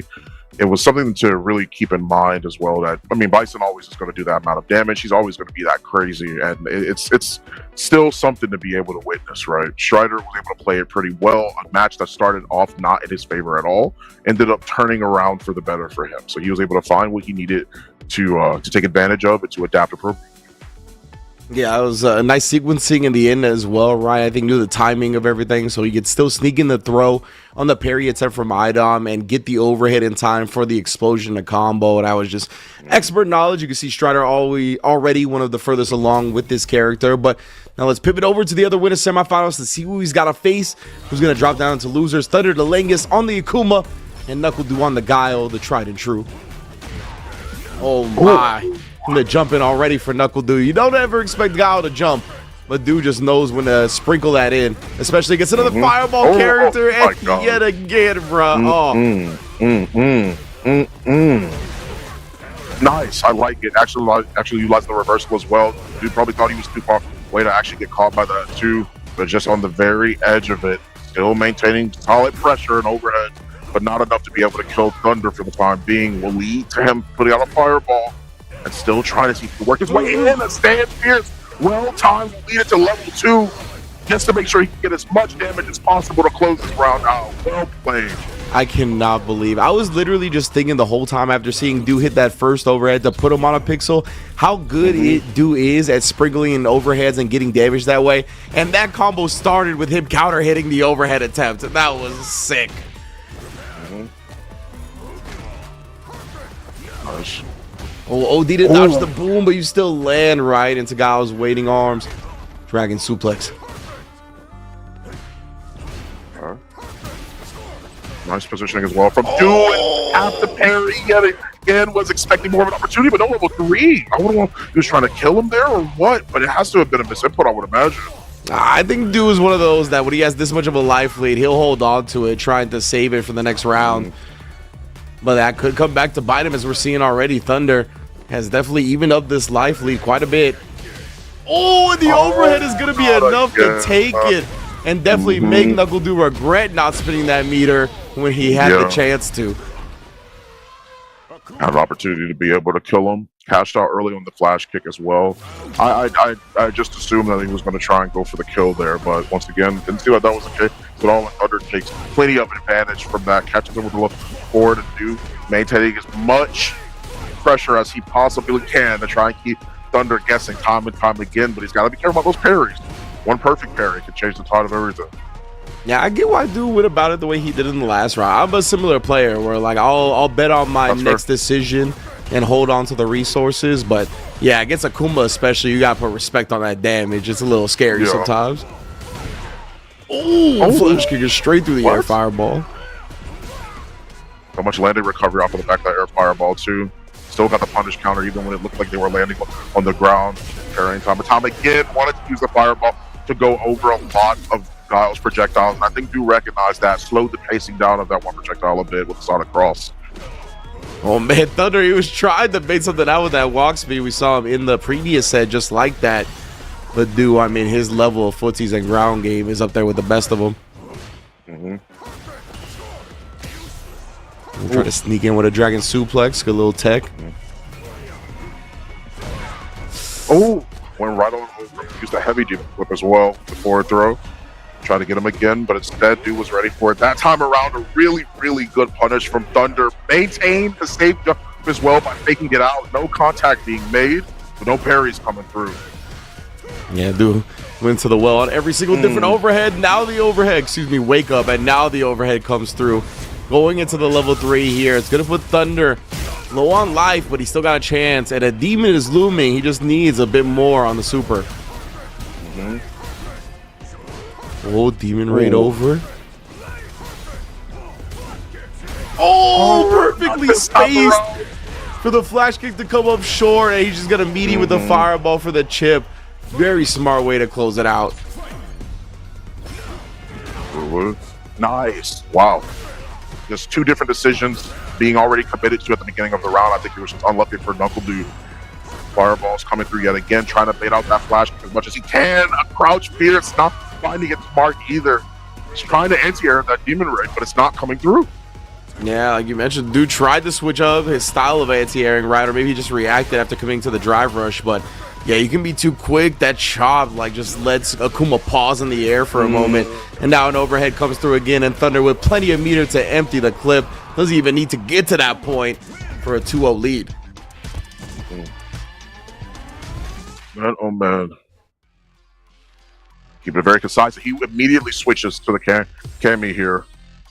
I can see that being a bit more understandable. Perhaps he's understanding that he's getting outpaced in terms of trying and deal with like the demon raids. He's trying to see if he can find his anti-air timing. And even though it worked out once, it just hasn't worked out for Deuce since that point. So I think he just tries to keep the aggression on instead. I don't think he's even going to try and give him space to work with. Yeah, absolutely. I think it's a smothering style. I think the DP, I'm wondering if it's going to be a more... Oh, wow. It's supposed to be a fireball. I wonder if the Kami DP is going to be a more consistent answer to some of these air shenanigans that Thunder is bringing. Or if Dude will just try to take it himself to the air with the dive kicks and whatnot, as we're seeing early. Oh, nice. Okay. You know, that may be part of it, right? Where he's going to jump and then react to whether Thunder's doing a demon raid with an air-to-air or just do dive kick. If he's not, that could be definitely part of the game plan. Right there, he interrupts a fireball. That Fierce. Setting himself up for a round win. The throw will be enough. Shoutouts to Akuma health. Punish counter throw hurts, bruh. It does. Let's see, doing his best right now to keep as much pressure as possible. They're not even walking back, but an overhead yet again. I adorn you, my son. He tries to see if he can keep the pressure on, but instead of walk back from Thunder, makes it a little bit harder for Dude to try and throw out those buttons. He's ready for the whip punishes, and those fireballs are doing a lot. That's what he may have been trying to bait out for this whole time. Wanted to go for a save. Was expecting something else. Oh, sniped the Fierce attempt with the crouch medium kick. Oh, and then he let the hooligan rock for so long, sneaking in an overhead right there. A shenanigan that pays off heavily. Able to delete the rest of Akuma's life bar and put the first dub on the board for Knuckle Dude. A really solid way of switching it up, honestly. Sometimes it's not about the momentum. Sometimes you just gotta go for the raw, just the raw aggression, the pure overwhelming stuff. How to try and stay on top of your opponent. And so far, they're doing pretty good at doing it. Knuckle Dude with the round to at least put himself up on the board against Thunder, while Thunder's still maintaining a really solid positioning overall. No anti-air, but the backdash to try and see if they can get him to whip something big so he can take a safer route for damage. Indeed, and Ken in the party getting started with the crouch medium kick. Another whip punish before, this time it's counter hit. Again, also picking his gap perfectly to fill with the light button. Knuckle Dude not going to get bullied by fake pressure. Oh, he wanted that crouch medium punch whip punish. He finds it on the light kick instead. Dude going to be able to burn Thunder out with that meter spin as well. Oh, he messed up the dive kick. Saw the knee. That was a little ambitious from the side of Thunder. I like the sweep attempts, especially because Knuckle Dude has been so active and good at sniping with crouch medium kick from that range. But, man, he switched it up at the perfect time. Yes, he did. And Roundhouse being traded, but this time to stand Fierce from Akuma. He's going to net him not only positioning, but some solid damage. Oh, baited out the anti-air head strike. He's like, how does it feel, bruh? How's it feel to deal with my air shenanigans? Thunder, though, he's got the 3 bars. He tried for a standing reset off the Adamant Flame.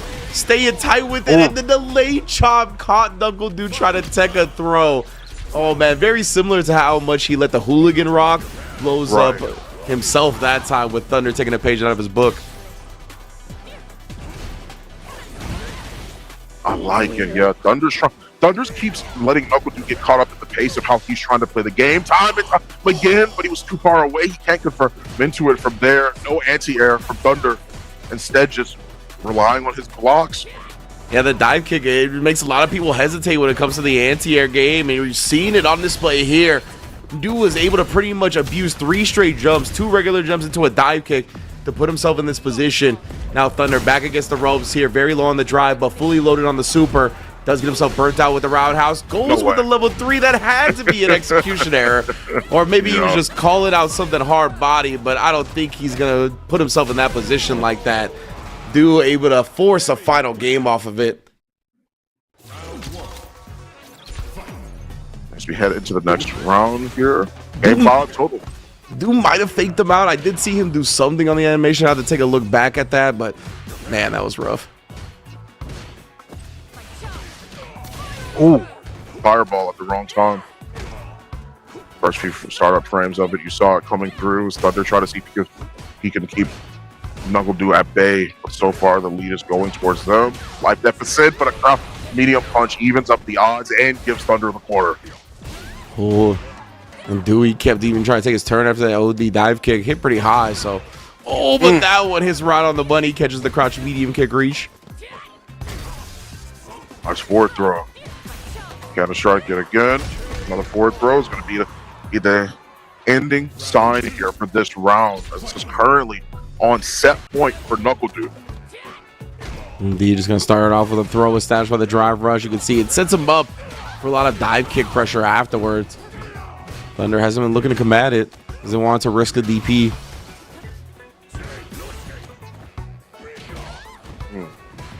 Is the corner for himself now, though. Oh, tries to walk up in the grill of Cammy.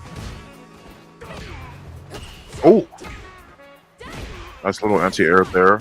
Still tons of buttons coming through. Counter hit showing that Thunder is at least trying to find a spot where he can actually challenge NACL's buttons, but a throw tech might even things up just a little bit at stand here. So that's him the positioning that he needed in a back throw for punish. Counter allows Thunder to set things up for himself. This is the conversion he needs. And it's the conversion he gets to close out the round. Final round. A tremendous set between these two, both going into it with 3 bars as well. We're all even grounded. Oh man, Cammy, I like to make this point nowadays that she, from the defensive position, has the biggest reward for calling out throw in the game, and it's because of OD dive kick, right? You see 50% of the life just for being right about throw from a defensive position. You see Thunder, you mentioned the dive kick, and that's actually what he's trying to catch. He's trying to catch those instant air cannon strikes with a stand fierce. The DP has even the odds here. All it took was 1 conversion. And Thunder still trying to keep them swept up in their momentum. No anti-air and the burnout as well. Will they go for the DI here? A throw. This is guess per game. Oh, it looked like he was buffering something. And then the adamant flame after scrambles to end it. That's a tough heartbreaker for Thunder, but NACL to put himself in winners finals after the switch to Cammy. Yeah, and while Thunder goes down to losers, I understand maybe what he may have been looking for a little bit. Sometimes it's one of those situations where you notice something a bit too late.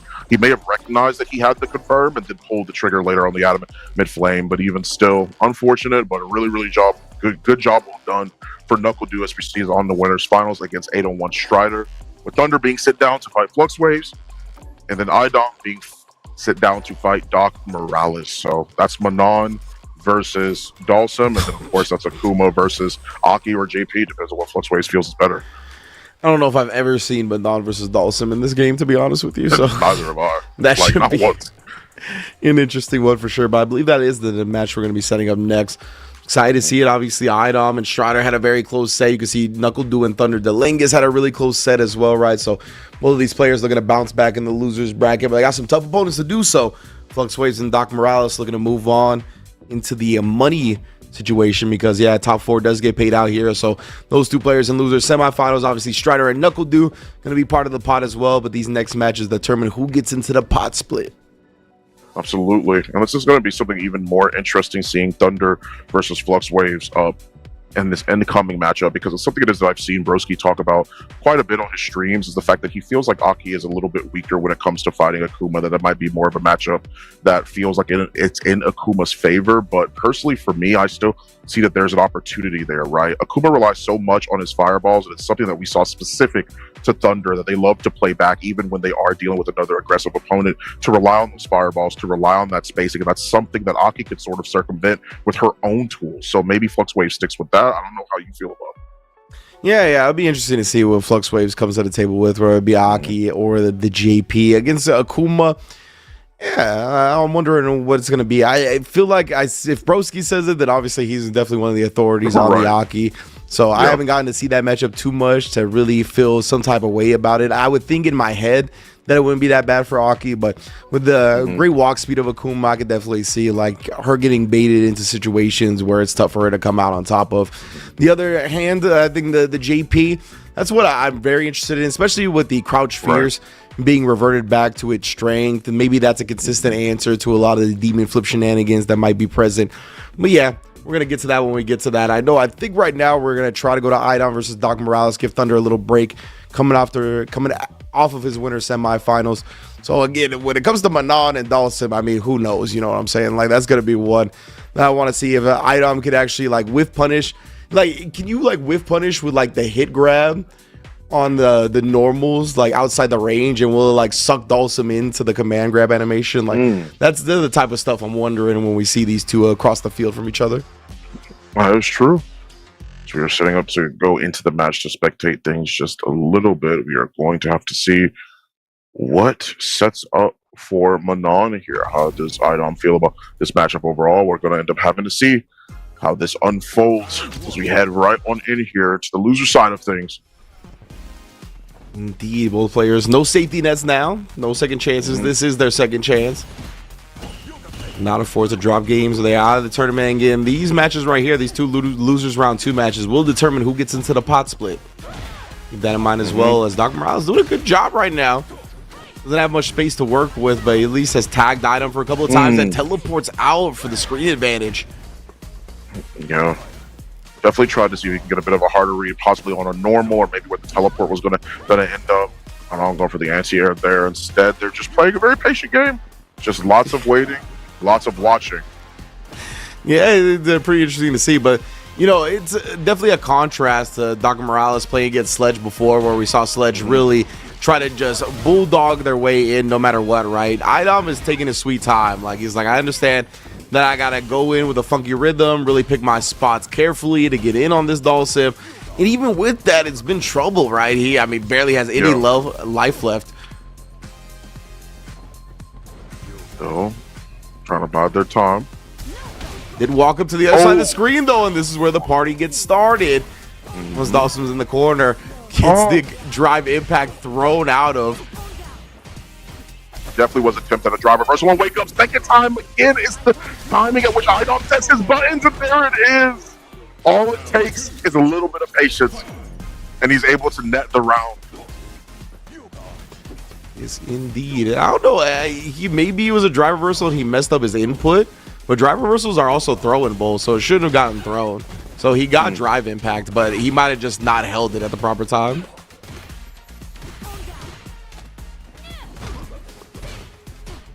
Four medals and all this pressure. Oh. Again, great anti-air. He's been really consistent with that. Trying to catch him out of the air on the teleport shenanigan.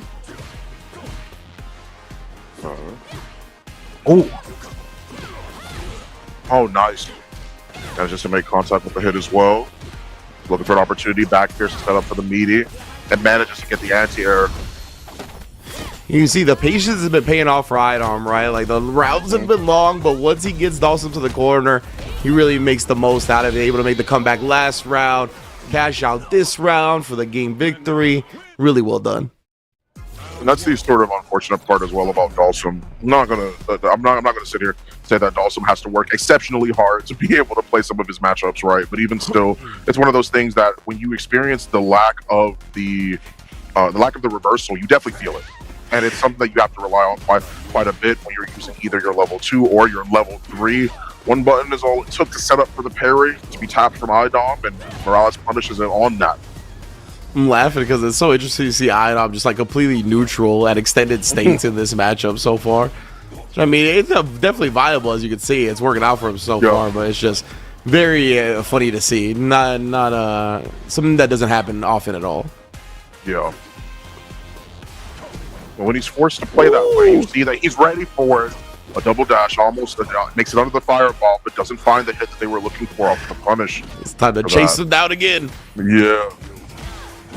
And you know, there's been a plethora of Dawson players in New York for quite some time, so he has legacy matchup experience against them, but nonetheless, it can still be frustrating for sure.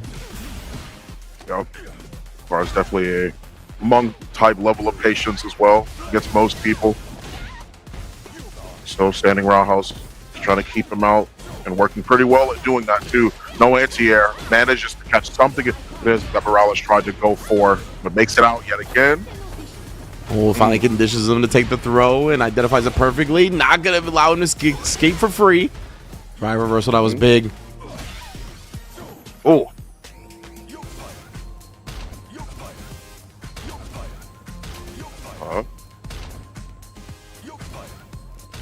Just playing the drive gauge match right now. Just trying to give himself some time to be able to recover it. I don't think he could have done level 2 like during the burnout for like extended chip, because I think Item can respond with his own super, probably dodge it and punish him. So sitting on the meter for now, both players playing extremely patiently. So we talked about Item really picked his spots as soon as he's been able to get Dawson in the corner and keep him there. Been all Manon right there. Doc Morales, he really got to this position by getting a teleport out at the perfect time once he got cornered in the first place. Oh. And then staying solid, putting the buttons out, knowing that Item was feeling the pressure of the clock. He didn't have that much time to work with anymore. Good stuff from Doc. Yeah, no matter how patient it is that you play, you still are playing at Dawson's pacing until you get that knockdown. Then things become pretty easy because there's only so many options it is that they actually have access to be able to escape when you are fighting Dawson players. Trying to walk him down, of course, pushing him towards the corner, and he's staying back because he's ready for him to, at any point, try and escape out of the corner with that teleport. And there it is. Yeah, right. Doc got out of the other side with the teleport, but he did it a little bit early before he was all the way in the corner, and it caught Item off guard. That time, Item knew he was going to be looking for a beautiful positioning. Nice. Man, speaking of beautiful positioning, right outside of the drill range. The parries as well. Gets a forward throw. And he's going to have time to be able to set up for the fireball too. Stand me punch and stand roundhouse. The names of the games here for Dawson. Of course, you can't forget a little bit of a stand and fierce too. Just trying to keep that hurt. Just trying to keep out on the way, honestly. Okay. Just caught him probably holding up, trying to go to the air for something like that. The drill, right? Kept him on the ground, but Doc still find his way to scramble away. Now Item, I mean, he's a strike away from death, right? And yeah, it's very easy to get hit by a single strike from Dawson. Yeah. Same can be said for Doc Morales too, but a jump is sniped out of the sky by Back Fierce, keeping him as far away as possible. Yet again, the drive rush to catch him under and gets the punish counter on the landing recovery after hitting stand, jump roundhouse. Well, drivers was baited this time. And yeah, definitely easy punishes for the command grab characters. -6 now. Oh. Is that level 5? Absolutely. That's dead. 5 medals going into this last one as well. It's scary for Doc. You can do all the running away in the world, but your character will die extremely fast to a command grab or two. Now, if there wasn't any more of a reason to have Idom away from you, now would definitely be the time. Morales already been playing like that the whole time, but he has that even more in his head now with those 5 medals sitting and adorning Idom's deck for now. That was good stuff as well. He's looking for the OD fireball move before his corner escapes as well to prevent Item from just getting free punishes on them. Drive reversal. Ooh! Committed to a DI right there. That was a big bet. Did not pay off. To be fair, he did catch him lacking last time, right? First time it is that we saw that happen. That's how that round went to Idom. He had caught him off guard with the DI, but this time around, Morales was ready to keep an eye on that DI. He teleports out and manages to escape, trying to move back, but Idom is already too close. He can't find a way to be able to escape here, and using the conversion of the heavy kick to make sure you get a little bit more damage along with those 5 medals. Could be a lot. Still, though. Oh, what an anti-air. He knew he was going to fall with something and then staying Brave with the overhead bend after. What a way to steal that game from Idom.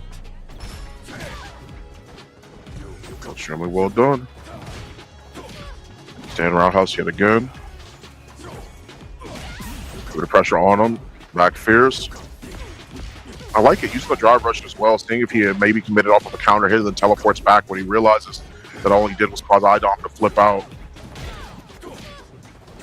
Man, just eating so many normals. The patience on Idom running thin. But he finally gets the knockdown in the corner. Oh, just outside of the mummy range. Oh my goodness, it's snowballing out of control right now. He's just been right on every decision. Drive reversal. Some reprieve finally in the stand. Media punch enough to get it done.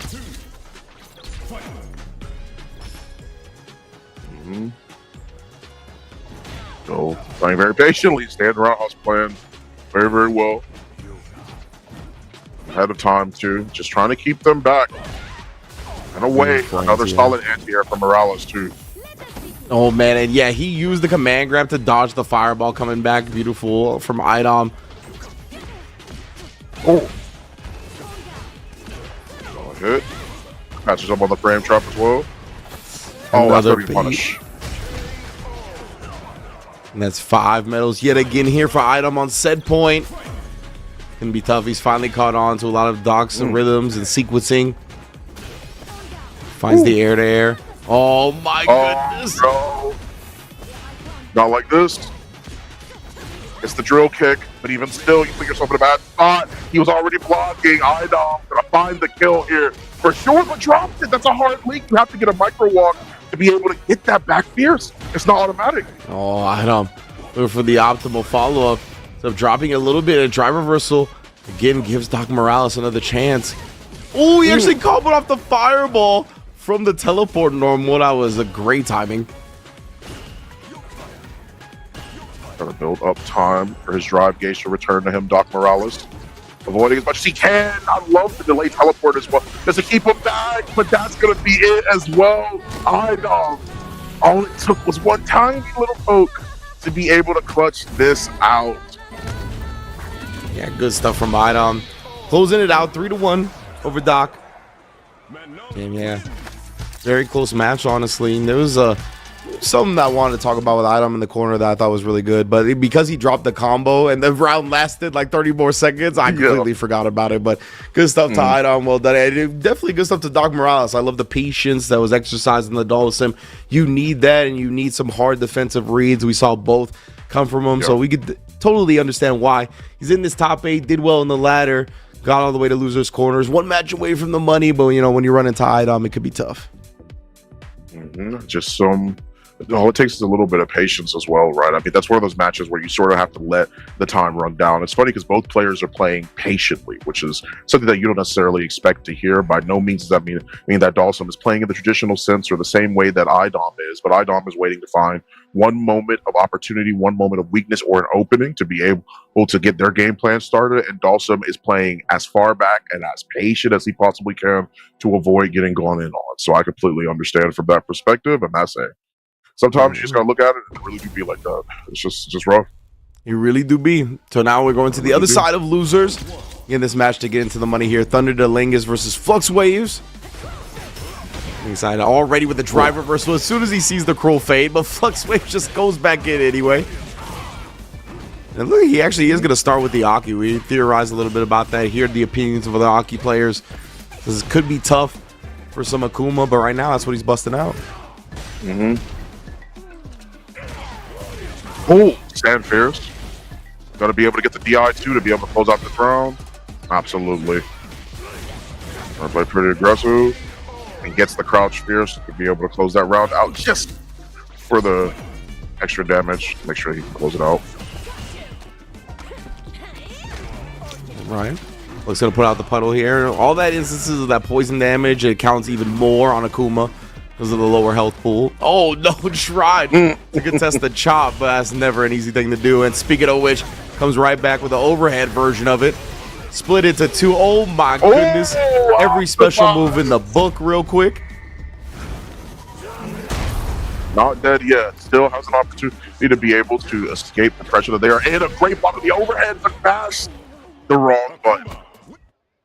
Yeah, 100%. Good stuff to Thunder Delangus.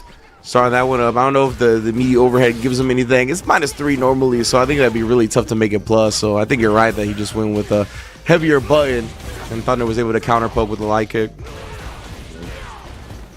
Definitely 4 frames on the button to be able to hit in that situation, and I love it. The crouch light punch, just finding their opportunity. Slither up just for a little bit and gets the back throw. The poison is still taken away. Akuma's already low health pool. Nice. Found the hit, but no conversion. A reversal gives Thunder a little bit of time to breathe. Oh, dude, we are slugging it out in the corner, bro. Who will take control? My goodness, Thunder just chasing him down with the Demon Raid as well. Oh, nice. Yeah. The trap laid. That was so good from FluxWaves right there. Forcing him to dodge the chip damage with the OD ball and then finding the dive once he took to the sky.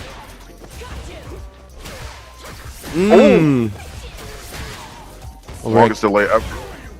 Whoa. Rare moment of Akuma DP only hitting like for 1 hit. Oh. A lot of the demon flip shenanigans have been shut down. Yeah, they are actually. Flux is being pretty aware of the. I love using the light Slither step as well, just to put himself a little bit far back, and it worked out perfectly because it put him out of range of that incoming dive kick off of the Demon Raid. Again, yeah, we've seen how Thunder is set to deal with that. Just wants to drive reversal away. It's a little too early on the anti-air attack from FluxWaves. He is ready for the overhead this time, though, but not ready for the empty demon flip. Oh, the spacing trap from Thunder. Fireball, no. Oh. Still trying to play back. Held parried it a little bit too long. And there it is. Yeah. That conversion off of the counter hit just allowed him to close it out off of the DI. But he was already in a bad spot anyway. He wouldn't have had the opportunity to bust out of that. Yeah, that hurts. Oh, that was a sick dodge on the fireball into the drive rush afterwards. FluxWaves maneuvering around the screen, but Kuma has great ways to chase it down. We've seen, especially with Thunder being this aggressive. Very true. Safe jump.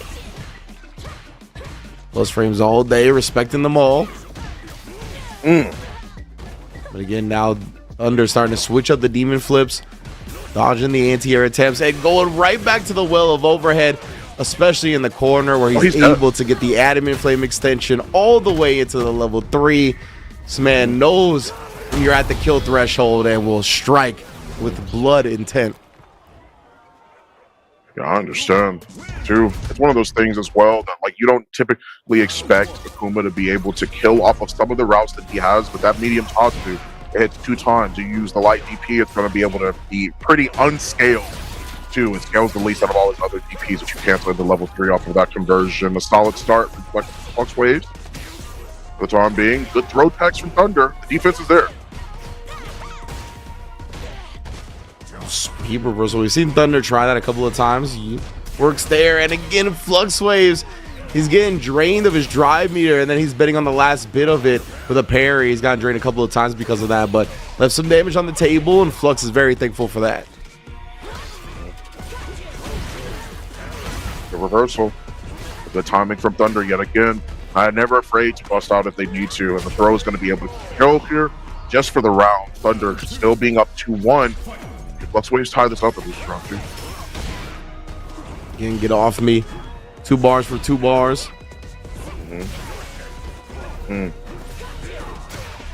Oh my gosh, they are moving. Yeah. It is lots of movement across the screen. Both of them trying to close the gap and gain the gap at the same time. Both of them wanting to enforce their playstyles here, and FluxWaves is the one that finds the conversion. Not going to pop the level 2 instead. Just go for what they can off of that. We'll play this so fast. I really like the way Flux got that last hit, using the coward crouch kicks, dodge the stand fierce. And this time he's tired of guessing with the overheads, so he just drive reversals him away. Level 2 anti-air on the Demon Raid. So smart from FluxWaves. Absolutely. And I do love the fact as well that he actually mastered a little bit. If you notice, there was a little bit of a buffer that he had with the level 2 ready to be popped, and he threw the fireball in between it to get Thunder to stop thinking about that just for a little bit. So I do like it. Good Simple timings. stuff. Good stuff from Thunder. Or excuse me, Flux Waves. Thunder looking to strike back now.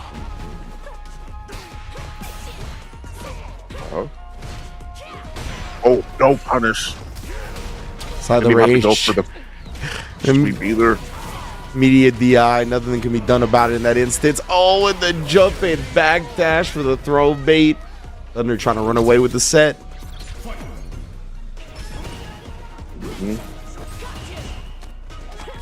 Oh, okay.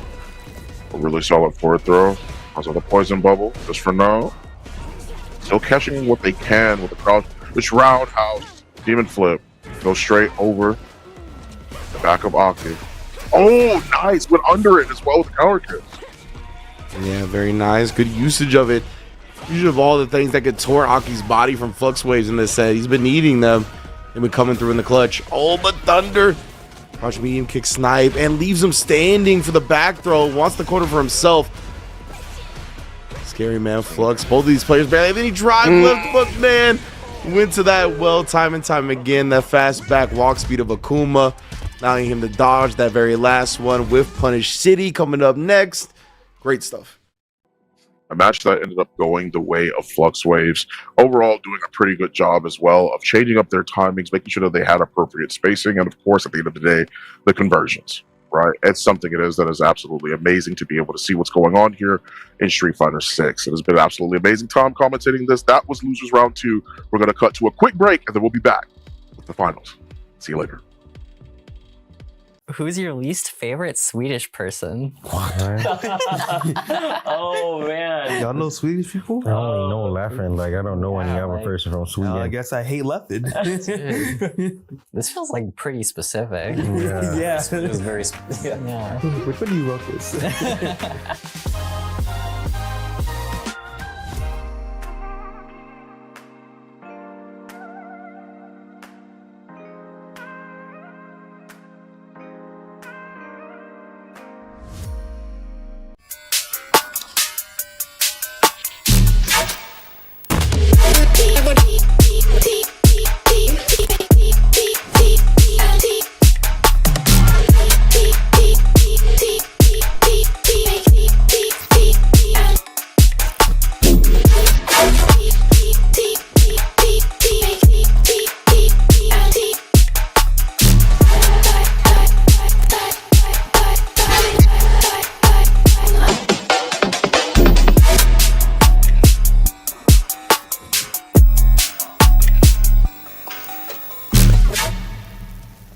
What we need is combos. We need straight combos. Everything needs to do at least 50% and then land into a mix-up. We need mix-ups too. New players should play Echo because, as I mentioned before, we need a mix, right? And there's almost no better character to mix than Echo. And it's pretty easy too. Everything needs to be a 50-50. You can't have anything less. No 49s or 51s. Then you gotta get them assist calls. Assist calls. After that, nothing else.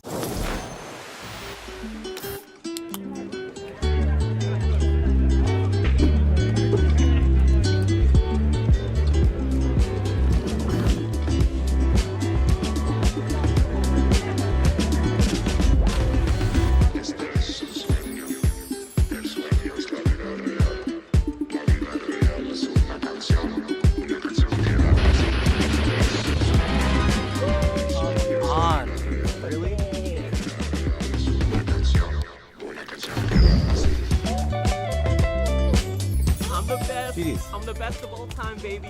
Let's hear it. You're so good. How are you so good? I love you, Jake. GDs.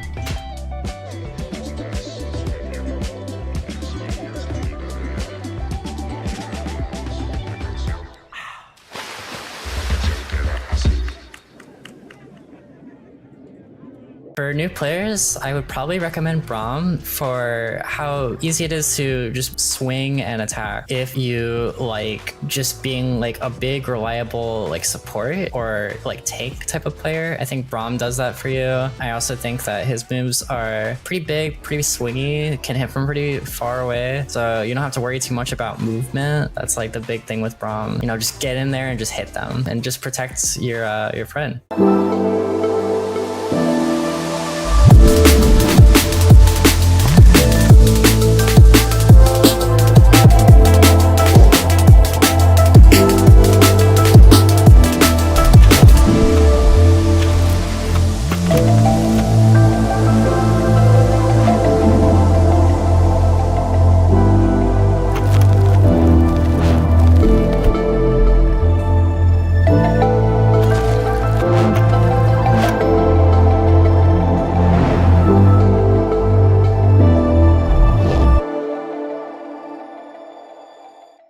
For new players, I recommend Ari because you play a game like this because you want to finesse. You want to move. You don't want to just do things without purpose. Anti-air is as simple as it gets. I kept it extremely simple, but I mean, you can go a long way with just those. And this character is so elegant, so smooth, that you just want to dance when you play it. And this is the character I recommend.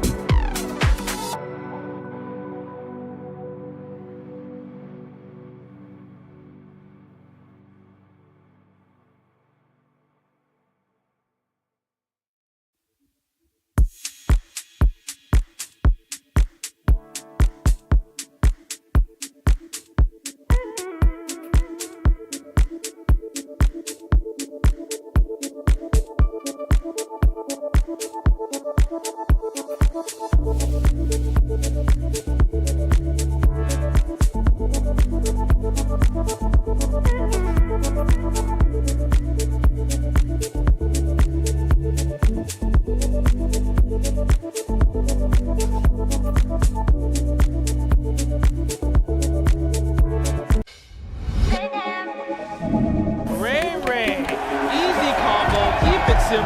Look at that. And there's like so many different things that you could talk about. We're gonna make a shitty f***ing tier list. Best way to live his life. Oh my god, pump to God, FlyQuest over! Champion! Let's go, pump to God right there.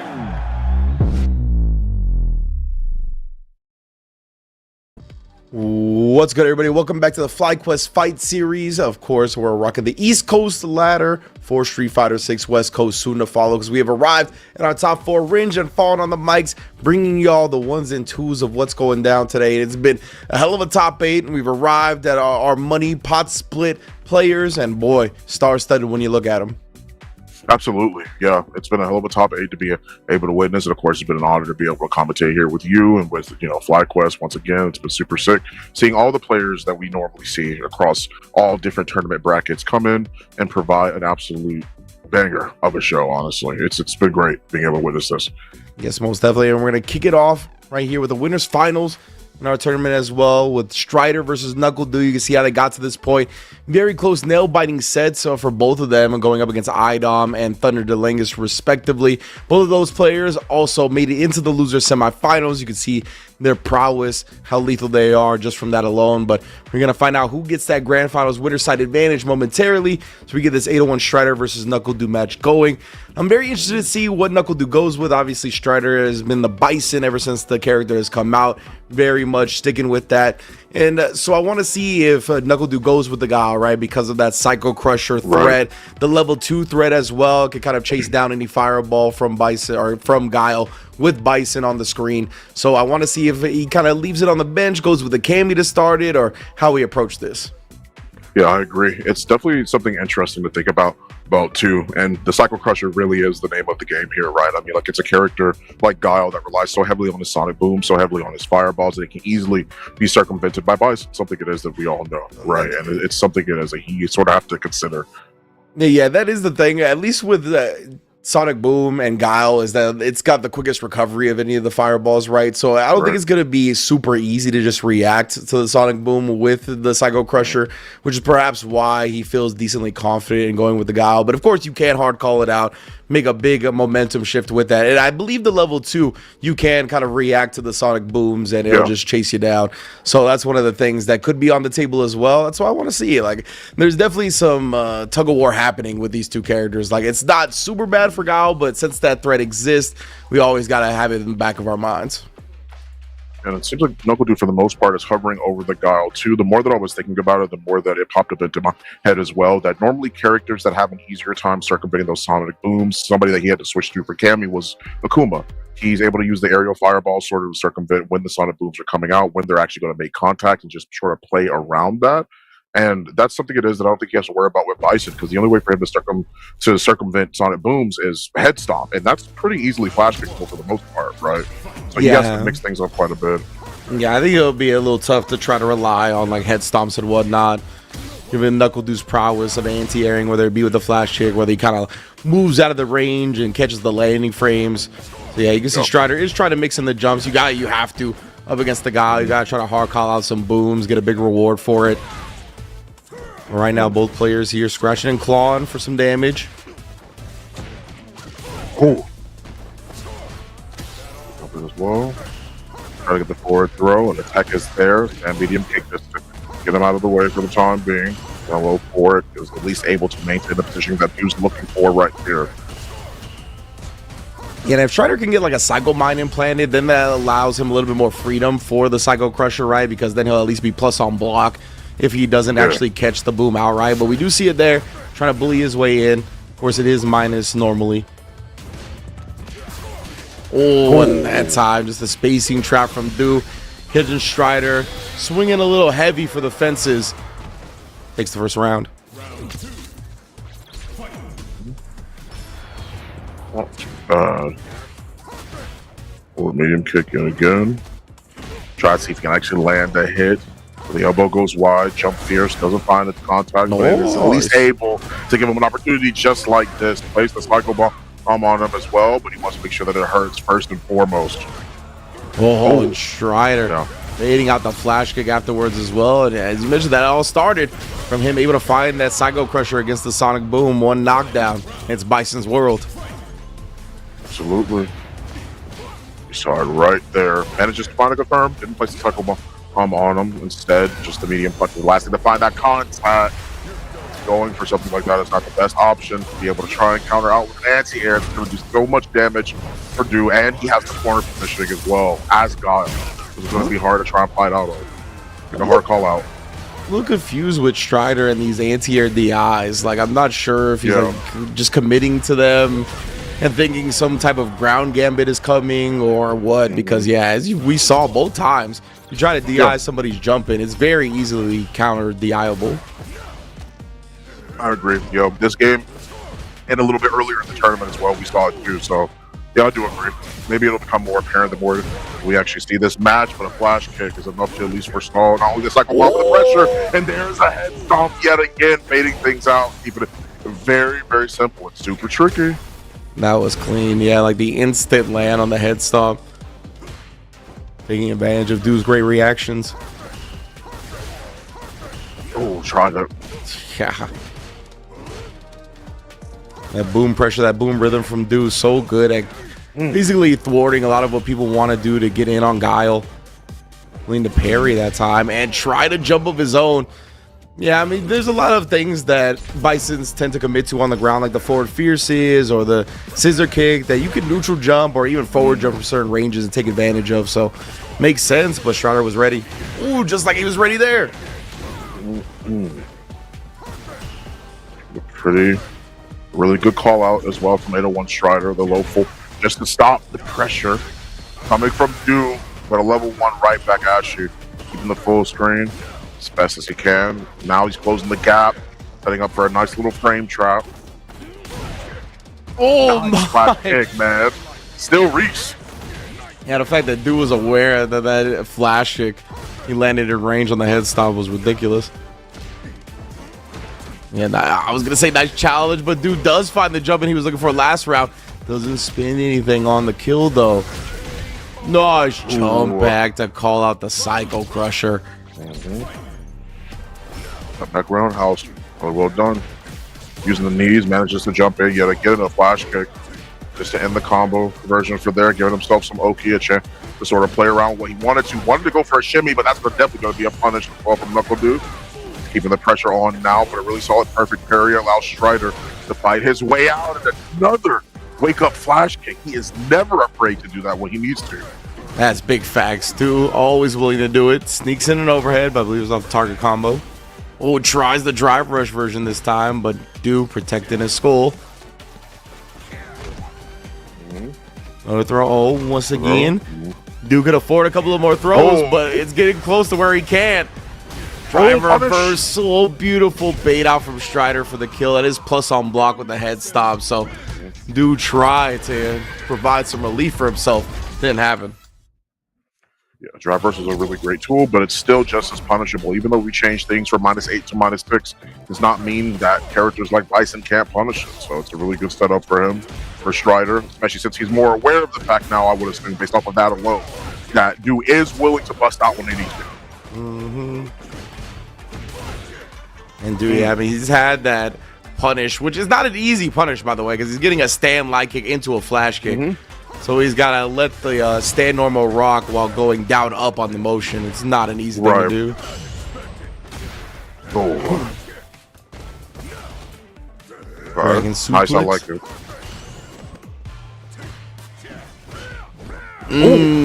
He was confident. He thought that was connecting as a whip punish. So well, there you go. Hey, that's how it worked. that's how it did work. So great. Knuckle Dude. Sticking with the same old strategy. This time it pays off for him. Starting things out pretty nice and goes for the overhead, still maintaining plus frames. But he's staying close to the body against Strider. He doesn't want to give him a chance to get that Cycle Crusher as well. It's definitely great spacing from Knuckle Dude, being ready with the anti-airs consistently. Yeah. Oh no, he caught him trying to maybe walk back. License back walk speed, not great at all. One of his few weaknesses. Nice.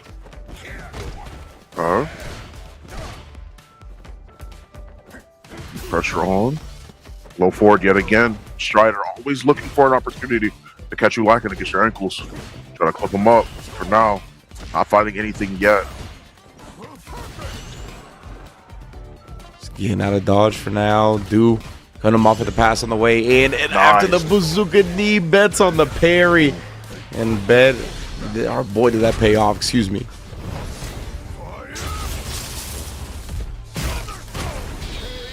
Nice.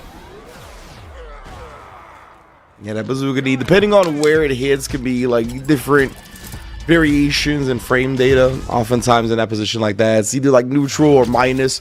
So beautiful stuff from Dude betting on the parry. Oh.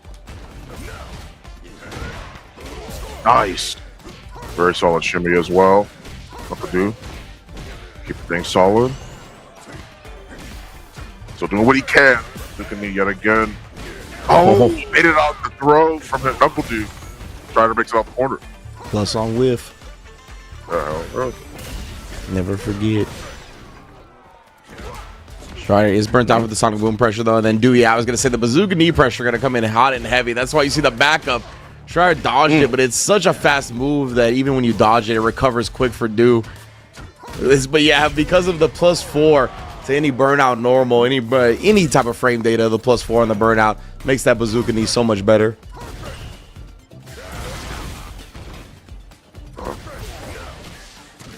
Okay, bazooka knee yet again. Still looking for an opportunity to see if they can land that throw. Mixing up their offense as well off of that. Yep, in between the literal strike throw. They're setting up for whiffs as well off of the buttons that Knuckle Dude's using. Wanted to be able to flash kick him, but he went too far over his head. Yeah, Dude still didn't let him escape for free. It was a bit of a trade on an air-to-air, but Strider will take it considering the position he's ended up in now. Forward thrower here. Yeah, I was going to say you got to know the overhead's coming. That's what we saw earlier in the tournament. The throw while the mine is on them, it gives them the perfect timing for the overhead into mine explosion. Look at how much of a reward he gets off that. Absolutely.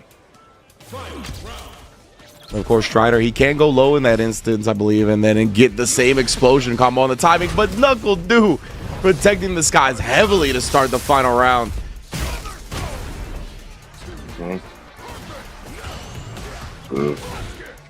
Nice. Despite the perfect parry right there, still got clipped by the driver's crouch medium. It was a wild trade right there, and then Strider just ready with a head stomp afterwards, but tried to set up a throw. Dude will have none of it. Take a quick trip into that grand finals. Really, really well done from Knuckle Dude at the end of the day, right? Just a lot of the pressure into coming from their drive rushes, either off of the forward throws or off of their knockdowns. They would either lead with either a crouch, light punch, or stand light kick, depending on the distance it was that they were in between Strider and not, to either set up for a shimmy or set up for a throw. And towards the very end of that, we ended up seeing how often they were mixing up all of these buttons and all these opportunities for their offense, which sort of just ended up opening up Strider at the end of the day. And Strider gets sent down to the losers finals as he waits the winner of Thunder versus IDOM to see who makes it to grand finals. Yeah, lots of great defensive choices from Do-Right, being able to get out of certain scenarios that could be easily looked at as doom up against M. Bison. Right. So really good stuff from him, and making some clutch defensive reads, getting out of those situations, and making the most of his offense as he always does. It was, I mean, he's an aggressive guy, but it felt like he was even more aggressive in that set. It just felt like he was trying to smother Bison, not really ever get put on the back foot, and win the way he wanted it for sure. As we get into this next match, loser semis, Thunder Delingus versus X-Set IDOM. The one I'm very much looking forward to. It could be real scary for Akuma if the medals get stacked up early. But Thunder has been taken to the skies a lot, right? He's had a lot of air shenanigans with the demon raids and whatnot. Maybe not going to put himself in a position to get command thrown that much. Very excited to see how it plays out. I'm excited myself as we look at things this time around. Once again, we got the Akuma versus the Manon. We'll have to see how IDOM's going to play this one time again. We know how Thunder's going to play. Let's see how these things shape up. Oh, and IDOM already ready for any demon raid setups, right? He's got good horizontal range on that special. So that's something Thunder's going to have to take into account going forward.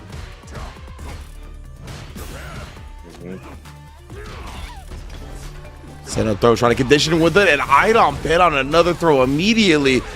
Thunder switching it up perfectly.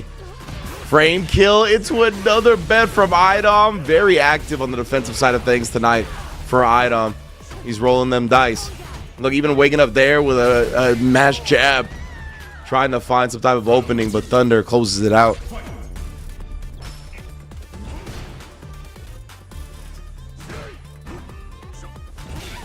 Ball's already coming through, and a crouch medium punch still well placed from IDOM. Playing their spacing exceptionally well, as always. Yeah, very clean whiff punish. See, now using the crouch medium kick to Rask, keep Thunder at bay, and you know, the jump ins from IDOM have been so on point all night as well. That's something to keep our eye on going forward. Tries to get the drive rush long distance command throw. Thunder has none of it. Corner for himself now. 2 throws. 3 throws. 4 throws. Guess it's coming through. 5. The 5th throw. Oh my goodness. He has gotten IDOM all the way down to strike throw range, and that's when IDOM bets on it, of course. When he can no longer afford to take a throw, and it's a true 50-50, he bets on the super successfully. Nuts. OD again, he really cannot demon raid like this. Even trying to do shallow demon raids and bait something out, that horizontal range is just too much. Oh, solid backdash. And I like spinning the level 3 here as well. He wants to make sure that he keeps his drive gauge low, so the opportunity to try and parry is going to be a lot less depending on what Thunder goes for here at the media. There it is. Oh, the reversal. Going to come through and snipe Akuma after that. But yeah, now IDOM hindered a bit, burnt out.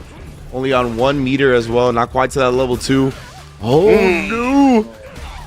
Thunder, he's got no super meter though. He leaves him standing and throws him after, as we see IDOM try to press yet again.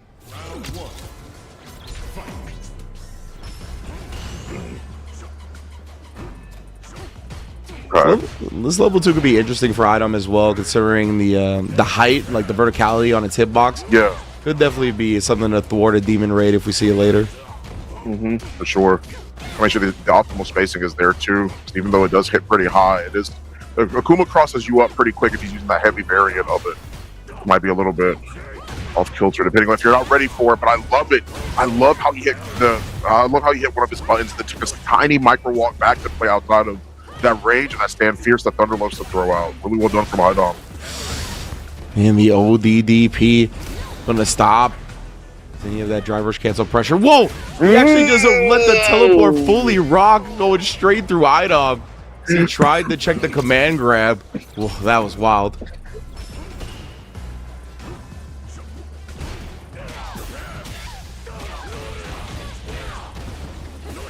Well done from Thunder. For the most part, 4 throw. Already applying pretty well with the EX. Oh, this is actually death. He just dead. He got caught reaching again, man. Going for these throws in this corner. Been on that time and time again, and Thunder done a good job exploiting it. Up 2-0 now. Not too bad from Thunder as well, starting that off pretty strong and pretty consistently. Just making sure that he stays on top of the pressure in the offense, not giving Idom a chance to be able to adapt. What a low forward from Thunder. Yeah, I was looking for his own stand medium punch, but it's out of range of that. Allowed for the whiff punish. Thunder, look at this. It's so adamant with his buttons. Honestly, Idom finally being able to take advantage with the whiff punish. You can see as soon as he's outside those normal ranges, willing to throw the fireballs as well. Idom's starting to try to implement a jump again, but instead of crouch medium punch, whiff punish opens the door. And again, bruh. Those demon flips from that range have been shut down consistently.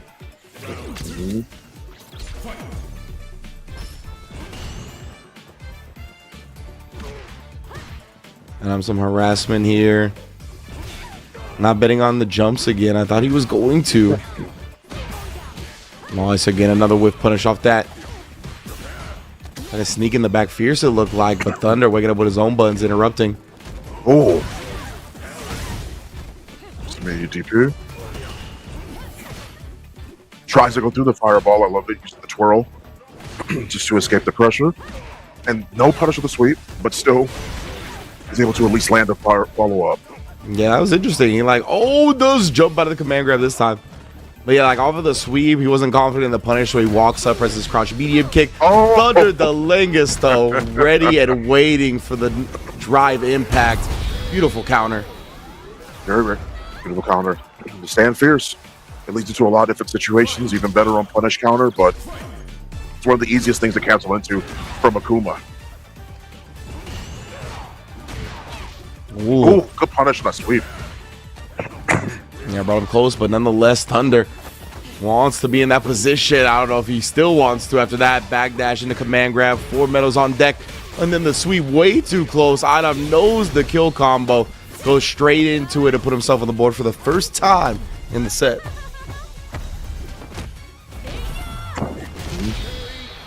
Not too bad. Idom, at least putting a score up on the board against Thunder just for the time being. We'll have to see how Thunder takes this loss. The adaptation will have to go from here. Adaptation. Excuse me. Yes, indeed. Right now, both players being a little hesitant to commit to anything, but Thunder does snipe with the crouch medium kick first. I'm going to take the corner. I immediately expect him to turn up the tempo. See him just every gap, if there is one, is filled with a button. Usually it's a fear, sometimes it's a forward heavy button. Ooh, even the back heavy right there for the anti-air, that immediately making sure Idom has to deal with something on the ground. Tried to do like an anti-parry setup with a safe jump, but perfectly backdashes the command grab. Set point. Really well done. Thunder's really good at turning up the pressure quite a bit as well. Sometimes he's able to play quick enough to where his opponent doesn't have a chance to be able to adapt no matter who it is that you are, right? A really solid sweep as well. At the very tip of that range, a forward throw right to the corner. But once again, Idom is always ready to stop those drive rushes. He really is. You could not get away with doing some type of long duration startup button up against Idom when you drive rush against him. Ooh. Tried the anti-air again as well. Good block. The block from the overhead. Idom with the light punch just keeping things a little bit. Man, that hit pretty late, and I don't think Idom was expecting that either. Oh, Idom did for the rest of his meter, and then he finally finds the jump on the fireball. Been setting him up for that one. Finally, just out of range. You can see it's not a big commitment for Idom, though. Recovers fairly quickly.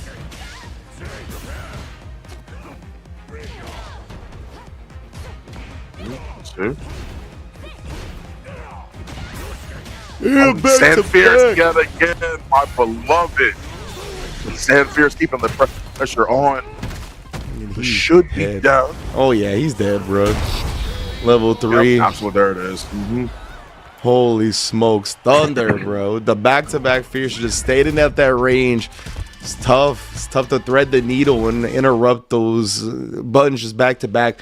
Considering the type of spacing he was at and whatnot, can get real spicy real quick, and that's what Thunder had in store for him. Absolutely. That is one of those things that Thunder is extremely good at. Once again, he's just great at setting to his own to his own tempo. Just for sure. He's be moving on to fight 801 Strider as well. So we'll have the Bison versus the Akuma matchup. The Twitter clip central, as that is normally the training dummy that everybody loves beating up to show how much damage it is that he can do. Check out how much doing this one combo. So that will be interesting to see for sure. Those mistakes are going to go a long way for Strider, depending on how Thunder plays. Yeah, we got to keep track of what is the least amount of touches required to kill an Akuma in one of the rounds we see. And that is definitely something to keep an eye on. This match still taking a little bit of time as well. In a realistic standpoint as well, though, I think that it'll be a little bit easier. You mentioned the recovery frames of the Sonic Boom from Guile, and I do agree. I think that is something it is that makes it harder for the Cycle Crusher, since it's not frame one projectile invuln, right? He can still be knocked out of it just for a little bit, and I think that's something it is that he has to watch not as heavily against Akuma, a character like that, right? I think that those fireballs, while they are good, can get punished and potentially go a pretty long way, depending on what actually goes down depends on what actually goes down in these matchups. It's not too bad, honestly. Yeah, Akuma has some of the speedier recovery for like motion fireballs. It's still not quite as fast as Sonic Boom, but definitely on the better side of things when compared to people like Ken and whatnot.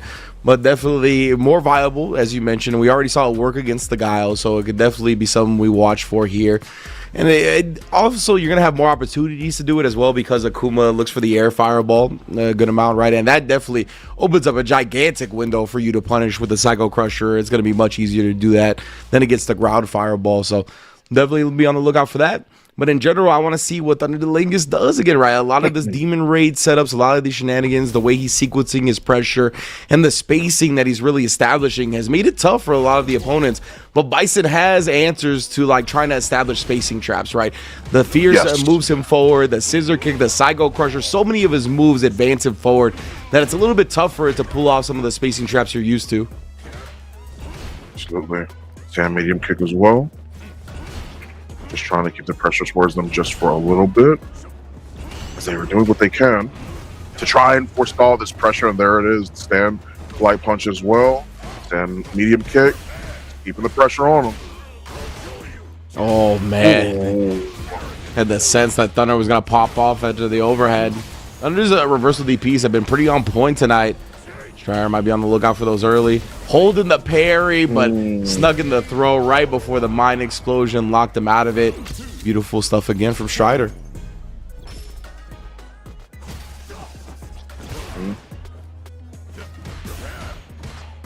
Again, not flinching in the face of the driver's cancel pressure, but you know, Thunder always got the whip punishes on deck. Ooh, flinching that time though, staying with it rather than switching it up to throw, staying with the strikes. And the Fierce already. Again, the drive rush cancel to follow, show off all the special moves. Went up here in game one.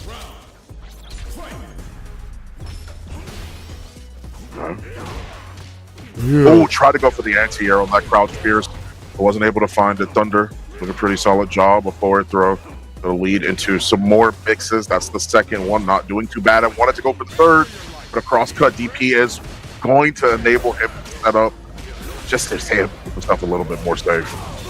Yes, indeed. Thunder the Lingus baiting it out left and right, establishing the throw early, making sure he doesn't escape the corner for free. Not going to let him pop off with a reversal. Takes the first game. Oh, is that double perfect? Damn, son. God of War who forgot how to lose. Man, Thunder rocking the Thor fit. Nice job right there. There's the Psycho Crusher, gets straight through the fireball. Oh, we talked about the hurt boxes on the Devil's Reverse and the Stomp, though. Very easily exploitable. Oh, the chop. Give me all that drive meter. Gotta hold these plus frames. Beat the Scissor Kick as well. Thunder is rolling right now. And Strider, he had to bet on that parry for the rest of his drive gauge. Huge turnaround. Oh, but he waited. He waited for the DP pop off like last time. This time, though, Thunder taking advantage of that hesitation, beats him to the punch on the crouch medium. And while that was a more exemplary example, I should say, of his experience, or not experience, excuse me, his defense, excuse me, goodness. there is a situation where I mentioned earlier that he's really good at changing his tempo, and that's one of the many times that we see that with Thunder. Just normally it's seen on his offense as opposed to his defense. Oh, he tried the backdash. He wanted another throwback like we saw last time, but instead goes to the well of the overhead. And we've said it time and time again. You don't think you're in the kill threshold, but Thunder knows exactly when that overhead starter is going to kill you. Has the 3 bars on deck. A quick 2-0 lead like that. Absolutely. As we move into the third round here, 801 Strider has to ask himself a couple of questions to see if he can actually stay in this match. Just as quickly as those matches started, they ended. And Strider has to find a way to be able to adapt in a way that allows Thunder to feel a little bit more uncomfortable with their positioning. But here they are already starting off on full throttle this match round. He was looking to condition him with the throws early again, trying to make a payoff later. He wanted the air-to-air. Little awkward spacing. Strider's going to get his own air-to-air and plant a Psycho Mine in the process. But a big trade. Ooh. Thunder, though.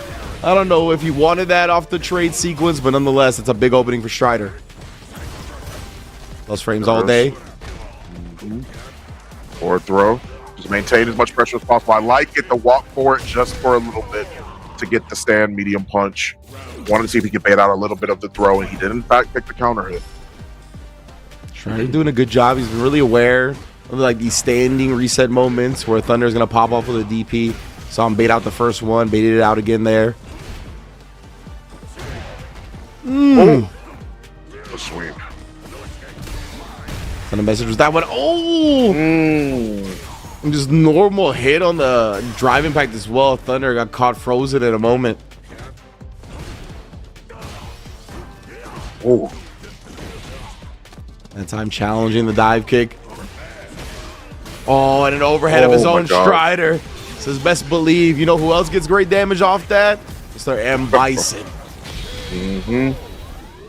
As demonstrated so effortlessly by 801 Strider, he's able to at least put a game up on the board. Maybe he had asked himself some of the questions that he needed to be able to take that game. Now the question is, can he continue? Because we've seen this before. Thunder goes up by 2 and then ends up sweeping the 4th game that we end up seeing happen, right? So let's see how Strider adapts to this still. Yeah, right now Thunder, it's up to him to make some adjustment. Got the intel that he used from last round. Oh my, chop. Somehow thwarting the air-to-air attempt from Strider. Going after the DI as well for the drive gauge assassination. Does get it as Strider tried that last bit of drive to make a parry happen, and it did not. That's a perfect. Already leading to it. Still minus. I love the jab checks back and forth. He's looking for an opportunity, and a crowd strong is enough to allow Strider to be able to land that punish counter. It's going to be another bit pressure coming through from Strider. So much damage already. Good jump back. And a punch on the sweep? Absolutely. Strider, what a response here. Very quick round. Perfect for perfect. As we go to round 3 here in game 4. Thunder on set points, still trying to close this out. And then round 3 band for band so far. I love it. The Demon Raid manages to at least get the chop for the punish counter, a fireball just to mix up the timing of when the driver is acting to make contact. EX Cycle Crusher, or OD Cycle Crusher, is able to escape the corner. Yeah, at the very least, right? Even if you don't get full damage on it, at least you're able to escape the corner.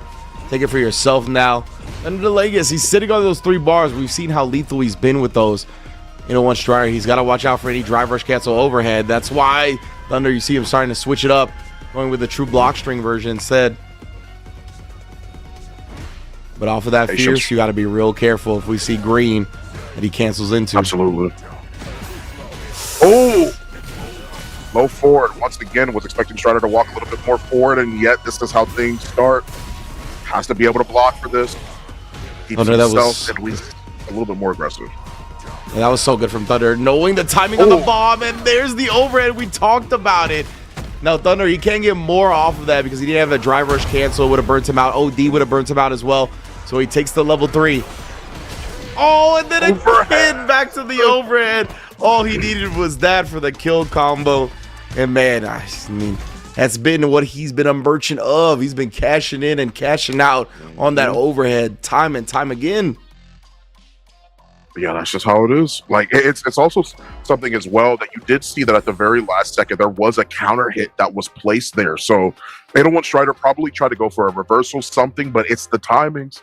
the timings can always be a little bit strange. In between that stand medium punch that goes into the drive rush overhead, it can be a little bit strange to try and see when you have an opportunity, especially if you're basing it off of your reactions, which seems like that's what it was. Because if he had already committed to a reversal, I think it just would have come out immediately with the drive rush. So he was looking for a better opportunity, one that he could actually take a chance on, and he did, but it just didn't work out for him. As Thunder heads in the grand finals for the losers bracket to play Knuckle Dude. Yes, indeed. And that means he's going to get his run back as well. This is our loser semifinals, as you see on the graphic right now. Big ups to Mother Base, as always. And yeah, Thunder's going to get his chance for a 3-2 run back. And remember, Knuckle Dude had to make the 3-game comeback in the first place in their winter semis match. Thunder Lingus was actually up 2-0 in the Akuma Guile matchup. We saw Knuckle Dude switch to Cammy. There was some scrambly moments in that final game as well. It could have gone Thunder's way. So I'm looking forward to this run back. So am I as well, especially since it was so close last time. It was 3-2. So we have to see if Thunder has kept anything from like not only the momentum, but we're also looking at the situation of, is Thunder going to be able to take anything it is that he's learned from any previous situation and move into this match as well, right? Sometimes all you need is a little bit of a reset, and it doesn't necessarily mean the traditional way of I'm going to sit there on the character select and just gain a breather. Sometimes it's just through playing other matches, making sure that your situational awareness is up. Being able to tell these different scenarios means that heading into another game can possibly grant you easier access to whatever thoughts it is that you may have had. You may have an easier time going into this match from there. So yeah, 100%. I want to also see if Knuckle Dude, if there's like any fuzzy defense implementation against this drive rush cancel overhead, because I mean the drive rush cancel overhead, even if it's off like a heavy, it has a huge gap, right? It has like at least an 11 frame gap, often like 12 to 14 frames off the normal it's being canceled from. So because of that, there is a timing where you can kind of make sure you don't get counter hit by certain options coming out that are quicker than that, while also thwarting the overhead attempt. So we can keep an eye on that. I'm not sure if Drew has those prepared or not, but he does have the DJ to start off this one up against the Akuma from Thunder de Lengus.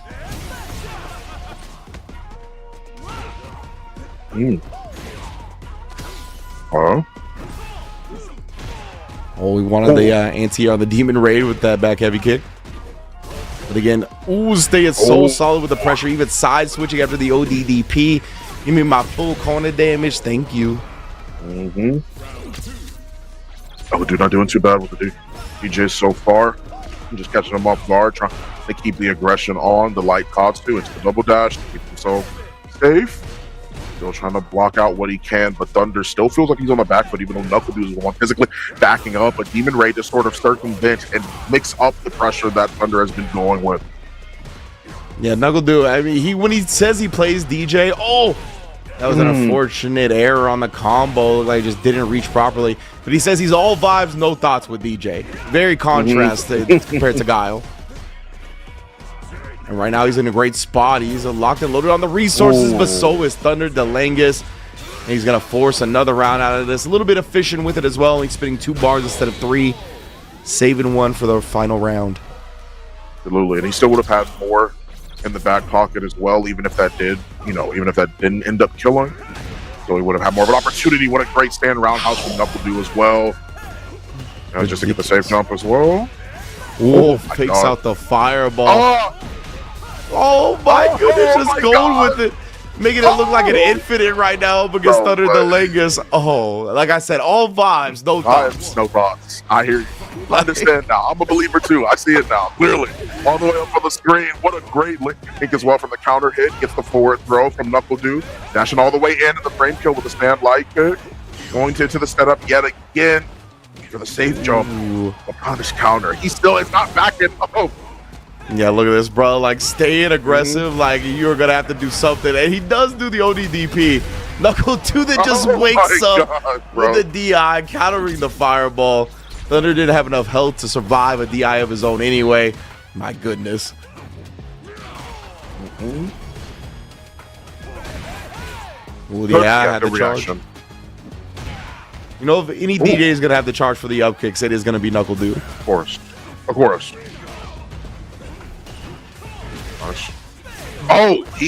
went in there. I mean, hey, that's what DJ's known for with his drive rush speed, if anything else, right? He'll mix it up between the lows and the overhead. Lands the counter hit. Come on, man.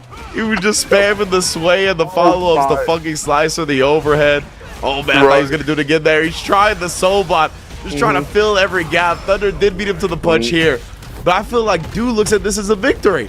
He's like, bro, I just got all your meter. We're going to another round. I'm fully loaded. Good luck. Absolutely. We're talking about a situation where Dude just with like crouch light as well into crouch fierce immediately after and landed the counter hit. It's like the timing. He just thunders, makes up on the timing straight up. Oh my. Oh my. I cannot believe that anti-air reached, and Dude making the most of that absurd hit.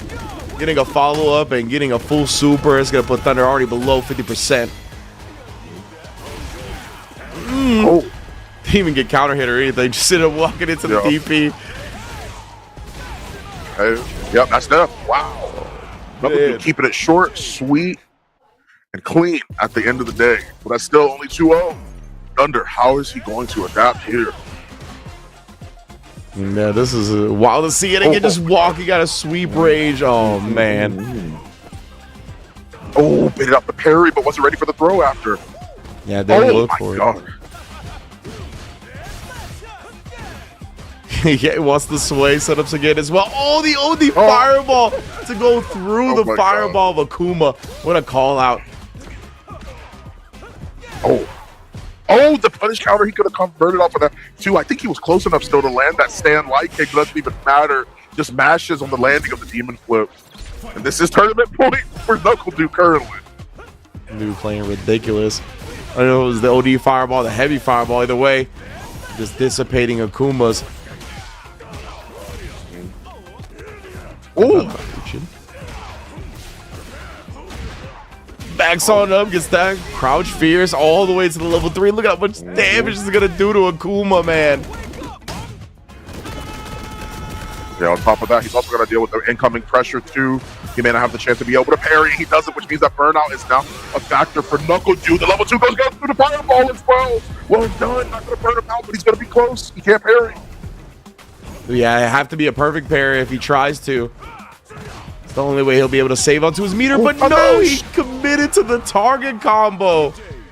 Oh no, Knuckle Dude takes advantage of that, and 3 O's with the DJ, the Knuckle Dude in grand finals. Just sometimes some characters are a little bit too hard to try and find an opportunity to stop their tempo at, right? DJ is absolutely one of those characters. The more aggressive you are, the harder it can be to read things, especially when we see like 6 back roundhouses hit the rope, right? I mean, like you're expecting the throw, you're expecting anything else except for that. And that's just the type of play style that DJ allows for anybody that decides to pick that character. So speedrun the stuff, man. Yeah, most definitely do. It's just funny, right? Like when you have certain preconceived notions about matchups already and you're trying to think so hard about them when it's like Guile versus Akuma, and you could see how much frustration or how frustrating it was for Dude to kind of deal with these weird demon raids and the different things that Thunder was presenting. And then he goes to DJ and it just looks like he didn't even have to think about the matchup. Like it's just wild how certain things play out. Big ups to Dude, and that's something, that's a luxury having so many characters in your pocket affords you, right? Right, exactly, yeah. While you're expecting for a matchup to be played one way or another, just as you were pointing out, you're expecting 2 characters, you're not expecting a third, right? And that's just the type of prolific player that Dude can be, and it just catches people off guard so consistently and so crazily, honestly. I mean, we saw some amazing matches actually be played tonight as well, so that much is for certain. Yes, indeed. All right. Well, that's going to be it for the West Coast leg of things, but that's not, or excuse me, that's it for the East Coast leg of things. But we are not done here on FlyQuest Fight Series. We got the West Coast coming up with 2 of my good homies, Jake Ryan and K7. They're going to be holding it down on the 1s and 2s. Fawn, was a pleasure as well. I always get thrown off by this corn dog picture. Get it out of here. Get it out of my screen. That is crazy. That is insane. Exactly. That's the Jake Ryan corn dog pic. Yeah, the fried glizzy goblin of Jake Ryan will be here to serenade y'all with his beautiful words on the mic, along with K7. But Fawn, it was a great time commentating with you, my man. Got anything to let the people know before we get out of here? You guys can follow me everywhere at Fawn the Legend. That's about it. Let's go, y'all. So West Coast coming up right now. Don't go nowhere. We'll be right back. Who's your least favorite Swedish person? Oh man. Y'all know Swedish people? I only know Laughing. Like, I don't know any other like- person from Sweden. I guess I hate Leopard. This feels like pretty specific. Yeah. Yeah. It was very specific. Yeah. Which one do you work with?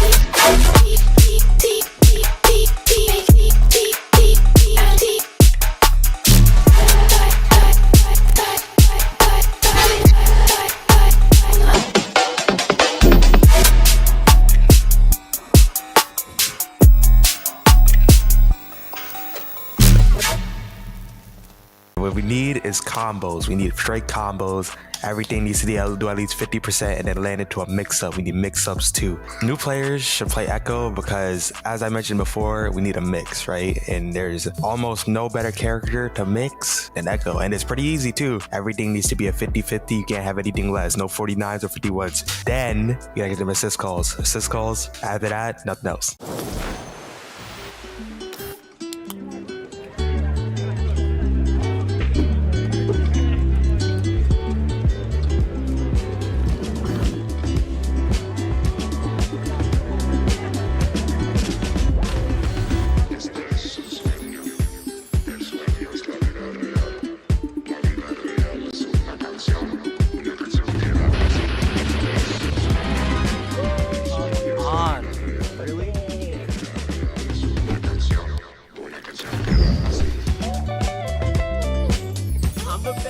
I'm the best of all time, baby. Let's hear it. You're so good. How are you so good? I love you, Jake. GG's.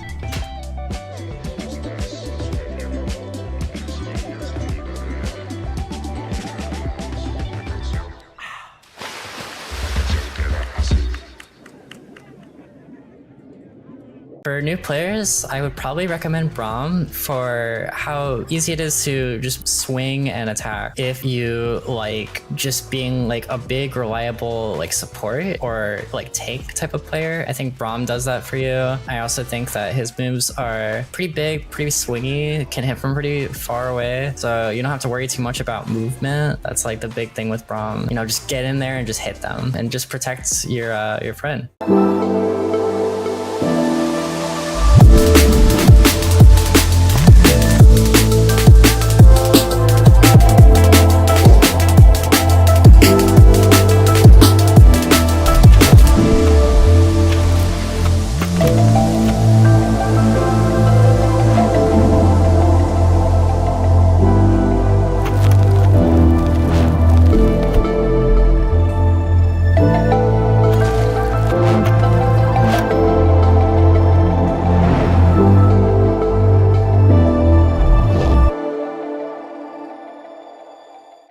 For new players, I recommend Ari because you play a game like this because you want to finesse. You want to move. You don't want to just do things without purpose. Anti-air is as simple as it gets. I kept it extremely simple, but I mean, you can go a long way with just those. And this character is so elegant, so smooth, and you just want to dance when you play it. And this is the character I recommend.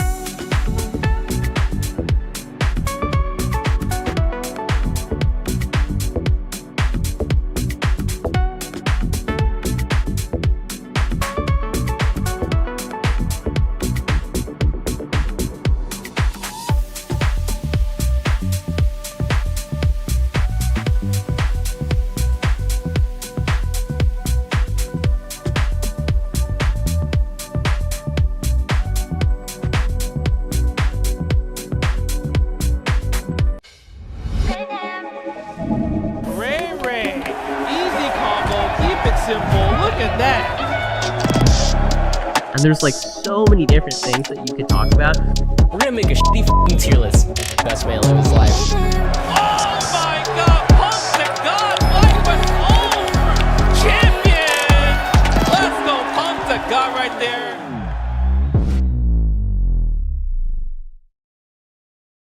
What's up, everybody, and welcome to the FlyQuest Fight Series number 33. We just finished out the East Coast, and now we're going to the best of the West. I'm Jake Ryan, joined by K7 Show Off, multi-game talent, bringing his talents to the microphone. And we've got one hell of a talented top 8 to go through. And I mean, let's tell them about the Fight Series first, because I mean, we want to talk about the players, but where are we playing, K7? What are we doing here? Well, get a nice little, big chunk of change on the prize pool, 400 for each East Coast. But if we just look at the other prize pools we have here, first place taking it home about half of that at 200, second place 100, third was 60, and fourth with a nice little calm 40. So, everybody playing gets a little something, for their troubles. But yeah, we're joined here on this nice Thursday night for me, because I'm an East Coast fella. But for you West Coast guys, it's nice 7 p.m. Y'all get to chill, take it easy, and watch some nice Street Fighter action. Hell yeah, this is prime time here. I mean, every single week we get to watch Casa, we get to watch TNS, and we are also blessed to watch the FlyQuest Fight Series. And if you haven't seen one of these before, you can always go to the Fly Fighters YouTube, hit the subscribe, make sure that you watch all the VODs that we have there, because it's not just Street Fighter 6. We do 2XKO. I can't wait for that game to come back. We do just about everything. Guilty Gear Strive. Oh, I'm circled. I don't know why I've been identified as a criminal, but yeah, we got crazy good merch. Oh, he's trying to find it right here. Yeah, wonderful stuff right here. If you want some of the flyest merch, like I wear this almost every single day. I live in the Pacific Northwest now, so the rain works perfectly with this pink hoodie, and pink's like my favorite color. It was the first color t-shirt I wore on my first commentary gig to SCR, SoCal Regionals, rest in peace. Yeah. Shout outs to you, Valle. So yeah, get the FlyQuest merch, and make sure that you're on top of it, because they've got some incredible stuff. We got multiple Evo champions, multiple merch opportunities. And they did the thing on the League of Legends side of things. Don't forget. They were cooking. They almost beat Gen G, dude. I know, it was close. Holy shit. I was so excited, but we're not gonna talk about it too much because I was actually upset. So I don't want to. I'm a league player myself, so I don't want to get the blame him. But I'm right there. I'm right there with you, man. All right. Every single year, it's the NA Classic of wake up at 2 a.m. and then be like, oh man, 5 a.m. sleep. We're going to bed. Yeah, actually, when the pocket picks were working and Gen G looked like they were seeing stars, I was like, "Oh my god, you gotta be kidding me!" I'm gonna use my one F-bomb for the hour, and then everything fell apart. They're like, "Oh yeah, we're Korean." No, I think where they sold was the draft, but we're not gonna talk about that too much. I think the set pick sold, but it's okay. We're not here to bash.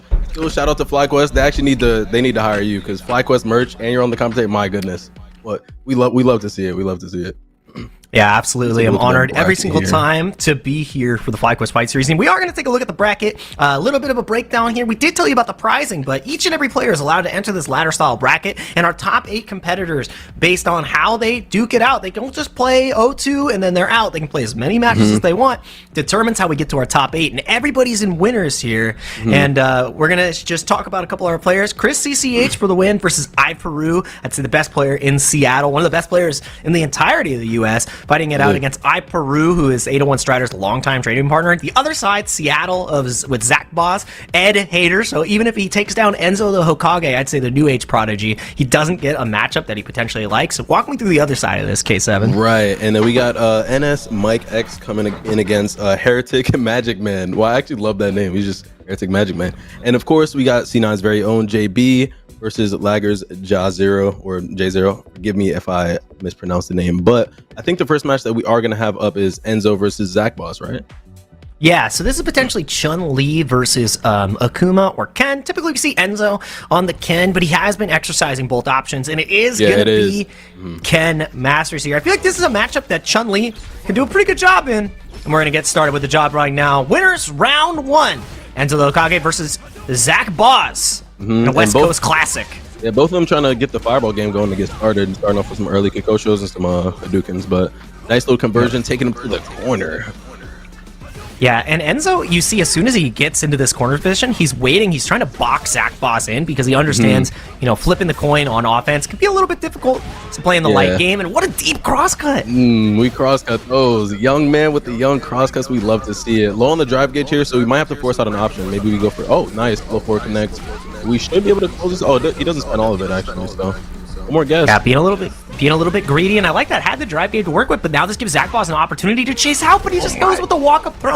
The confidence from this that's kid. actually to so just confident. Pull up on Chun-Li when she's got standing fear. She's got that great crouch medium kick. She says, I don't give a shit. Yeah, he just didn't care. I think he backdashed, like thinking the throw of Zach Boss was going to come out, and then just walked up and just like, you know what? I'm throwing. Yep. And I like that too. You see the spacing that we're getting the step kick in? It allows him to excellently place the stand light kick to really stop Zach Boss from really retaliating. Clapping back. Yeah. Exactly. It's a nice little space trap. Nice confirm with the EX Hadouken into the step kick level 2. Let's go. Low on the drive gauge here too. So, nice reversal. He's probably going to do options like that. It's typically like a expected thing whenever you're low on drive gauge to, bring out these reversal options. Yep, and then you're going to start seeing the Jinrai's not getting a perfect parry on the first representation. I think when you're fighting against Jinrai, you want to show the willingness to deal with it, and just jumps right on over that throw. Yeah, it's really like low commitment as well. Burn. Oh my gosh, we're burnt out. Still has a bar though, so we could decide to do something here in a second. Yep, there level 1's coming out. Yep. Turn green, I'm stopping you. But yeah, the anti-air stand medium kick, so damn good. Now it's so scary because Zach Boss, he can't afford to take anything, but he doesn't get the jab out in time. Enzo was looking exactly for that, but man. Now we get a final round on our hands in this game 1. I love to see it. Nice and competitive out the gate. And the thing that's great about this too is all of these sets are going to be 3 out of 5. So we are going the distance no matter what. We get some Street Fighter action.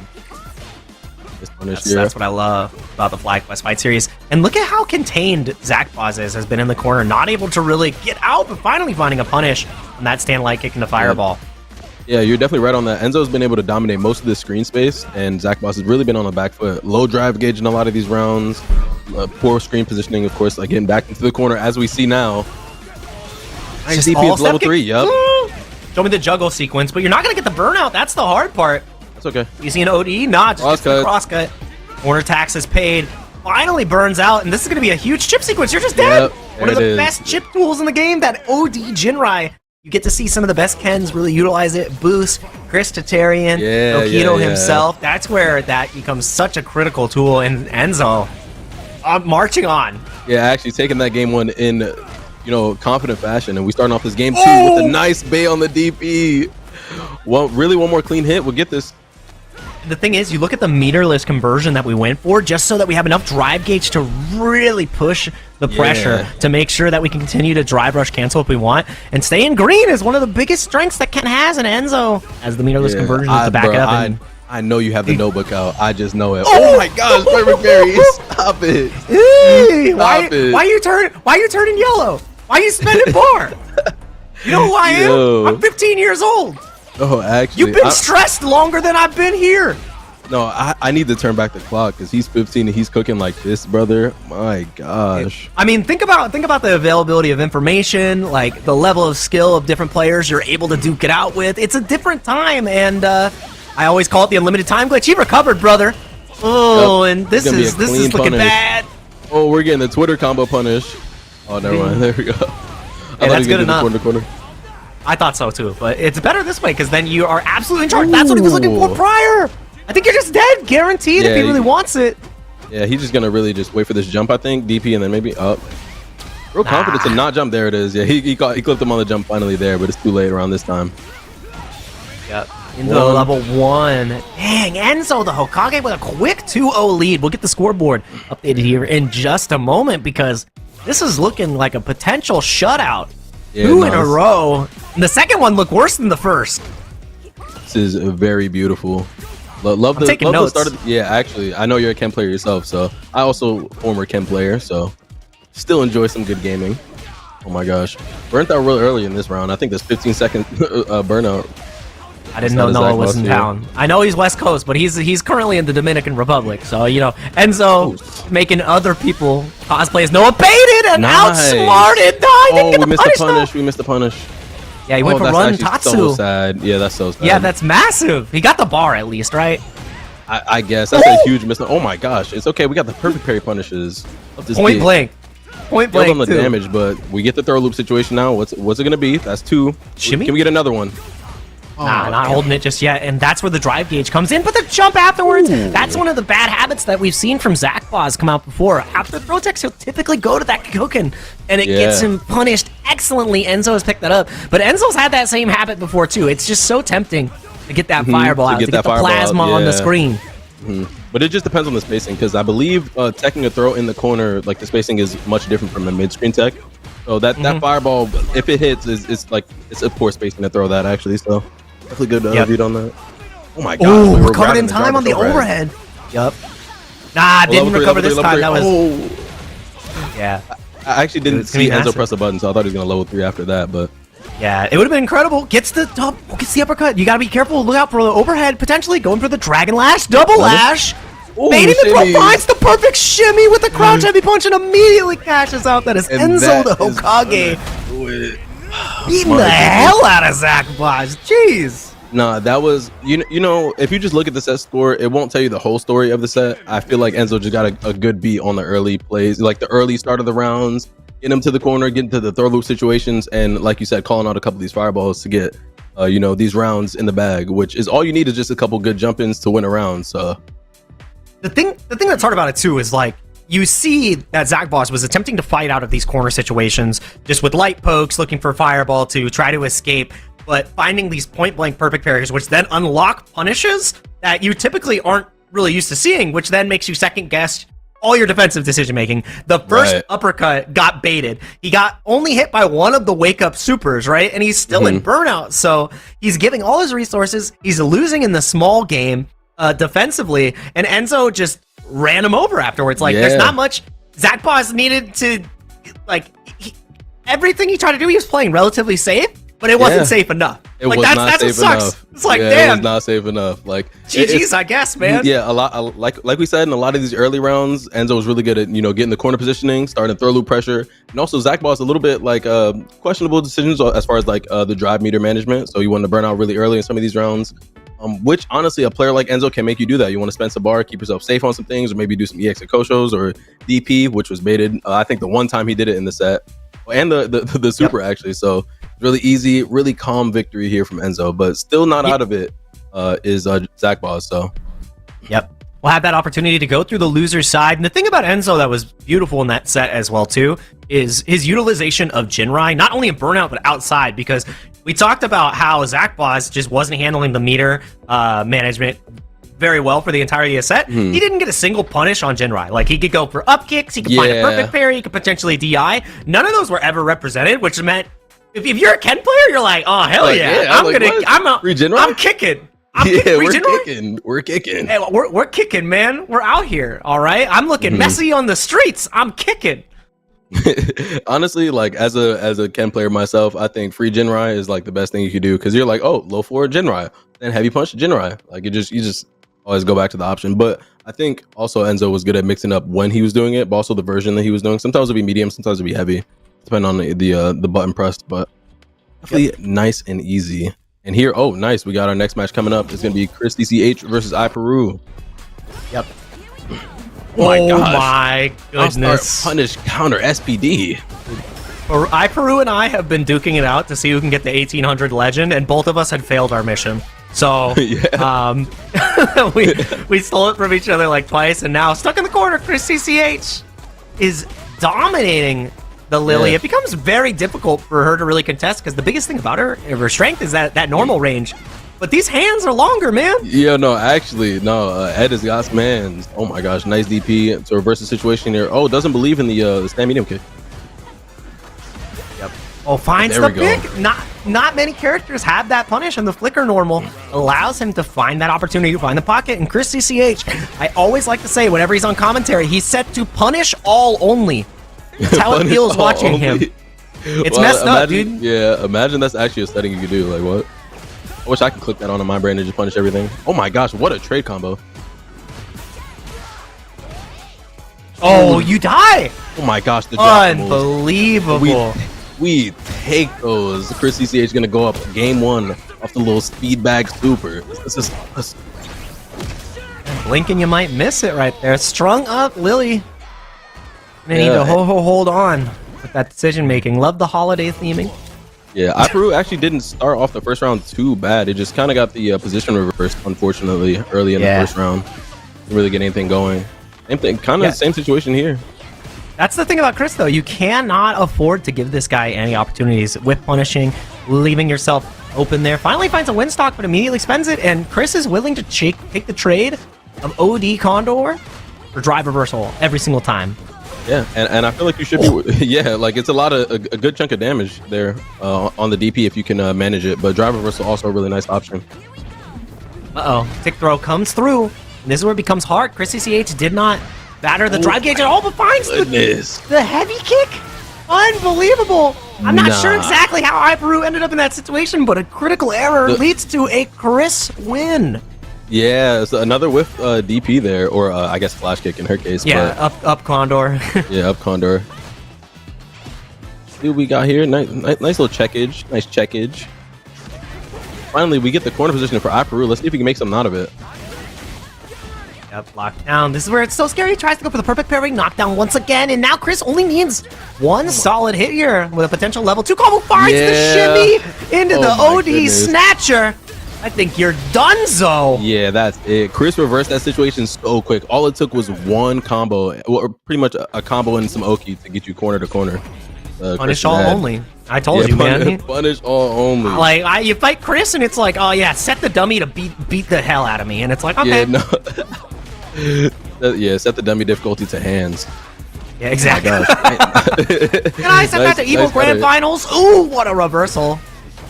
Mine's the air too. Yep. Yeah, using flicker to snipe jump-ins is actually really insane because it's not like you can like hold flicker and choose afterwards. You have to predetermine which direction you're going for. I told you, Chris is set to punish all only, and finds the forward heavy punch to get the finds the shimmy again. He's gonna get the kill with level 1. It's actually level none. They needed no bars. Doesn't even need it. The free 99 conversion. Oh, I love that.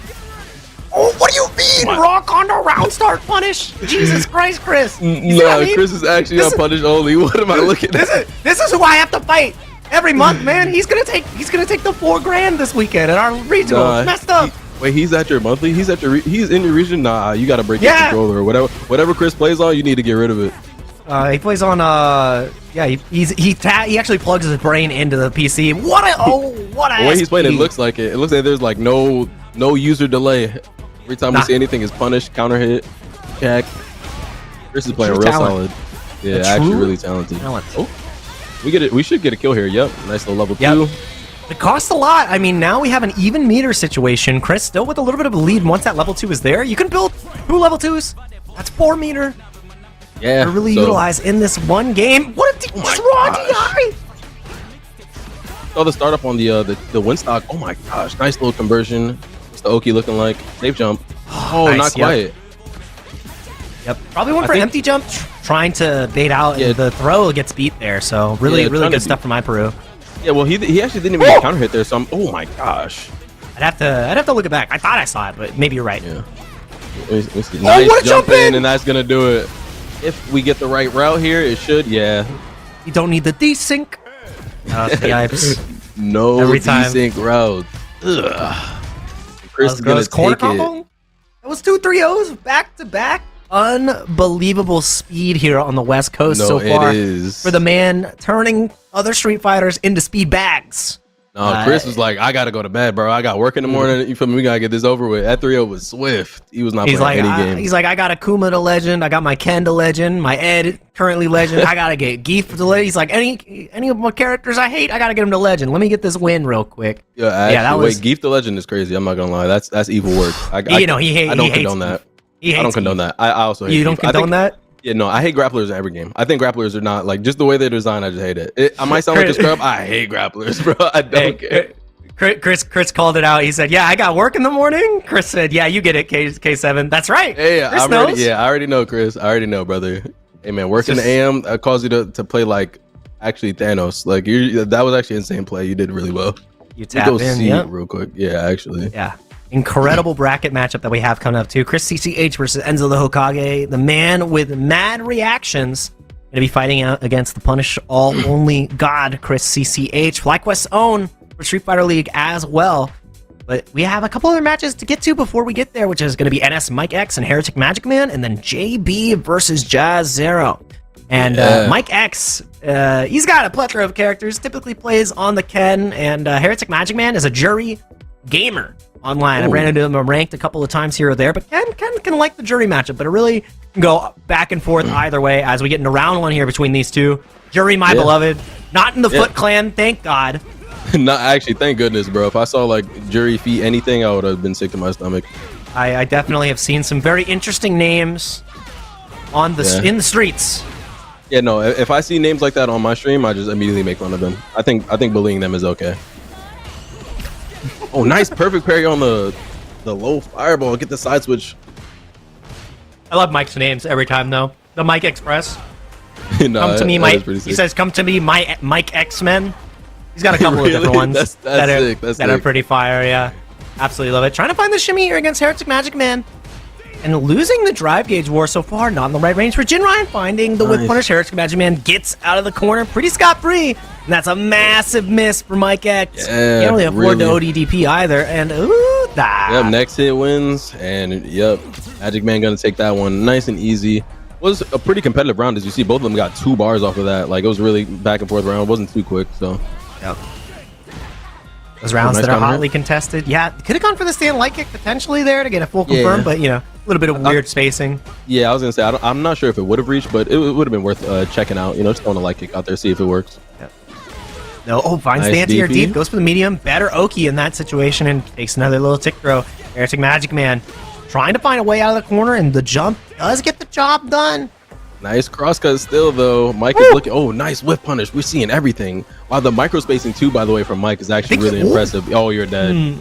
Damn, hate to see it. Did you enjoy your FlyQuest commentator curse? You said, wow, his spacing is incredible. The spacing was great. Ah, he's dead. Holy crap, he died. Yeah. I mean, I guess, to be fair, if you get hit by a jury stand heavy anything, then you just pretty much die for it. So, yeah, can't really be too mad about that. That's right. Gotta just space better, I guess. I said the spacing was good. It needs to be better. Oh my goodness. Have you tried to press the buttons a little better? Ooh, what a whip punish! That was incredible. Stand heavy punch. Wait, K7, let me show you something. Stand heavy punch. Doing God's work. Not able to stop the escape from the corner here, though. That's something that could become a detriment as the set continues to go on, because you're not finding that crouch heavy punch to dissuade and potential run under even a DP. Heretic Magic Man isn't going to be afraid of the throw up in the corner, but going to be afraid of the jump in. No anti-air this time.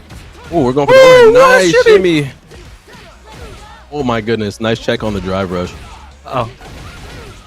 Shimmy out the jeans. Wait, hold on. Nice low kick. We're not blocking our toes either. The shimmy again! The reset had a full combo to follow up anyways, but said it's not going to be enough. Let me show you something special. That was robbery. A magic trick even. Sleight of hand. Highway robbery. And you know, Jake, in these situations, instead of like going for these techs, sometimes with the life lead, you just got to be okay with getting thrown. Yeah, like you do the calculation in your head. You're like, I could take 6 of these. That's fine. Yeah, 6 of these or a jury foot to the face for 50% of my life. It's like, what do you actually want to take, you know? Yeah, and now you have to be willing to take the throws in this corner situation. You haven't really been able to see Mike X find a way out. Not going to get the full confer. Well, actually, not getting a route that can kill there. Into level 3. Nice throw, and that's going to do it. Damn, that throw did so much damage. It was punish counter. I just wasn't expecting it, though. It just happened so fast. 2-0 lead. Blinking, you might miss it. That is a magic trick and a half. Finds the stand heavy kick, though. Start off the round strong. We've seen Mike X get to the corner almost every single time in these rounds. And Heretic Magic Man has found a way to get out. If we see another 3-0, I think everybody got work tomorrow. I think we're just sandbagging or something. Like, just 3-0, 3-0, They're like, Jake's got to go feed his son. Let's get out of here.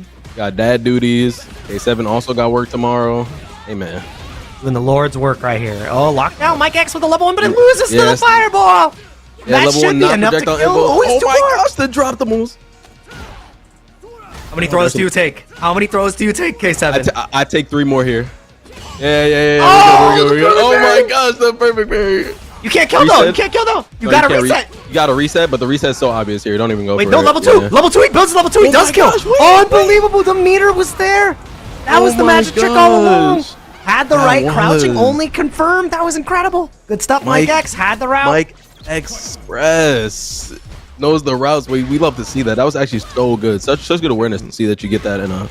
That was the premium car wash experience. He says, "Nah, I paid for the $11 wash. Let me get my 2 bars." Yeah, actually. A Mike Expressway. Oh, no anti-air. Yup, caught that stand medium kick excellently. Every time I see Jerry press normals, I'm like, they're all kicks, bro. It's like, Ed, they're all hands. Yeah, no, actually, all kicks, all hands. Oh my goodness. Oh, wow, the and spacing. Ooh, nice. I think that was off of the... wait. Nice punish again. We don't get the bar this time, but we'll get the Oki. One more throw will do it.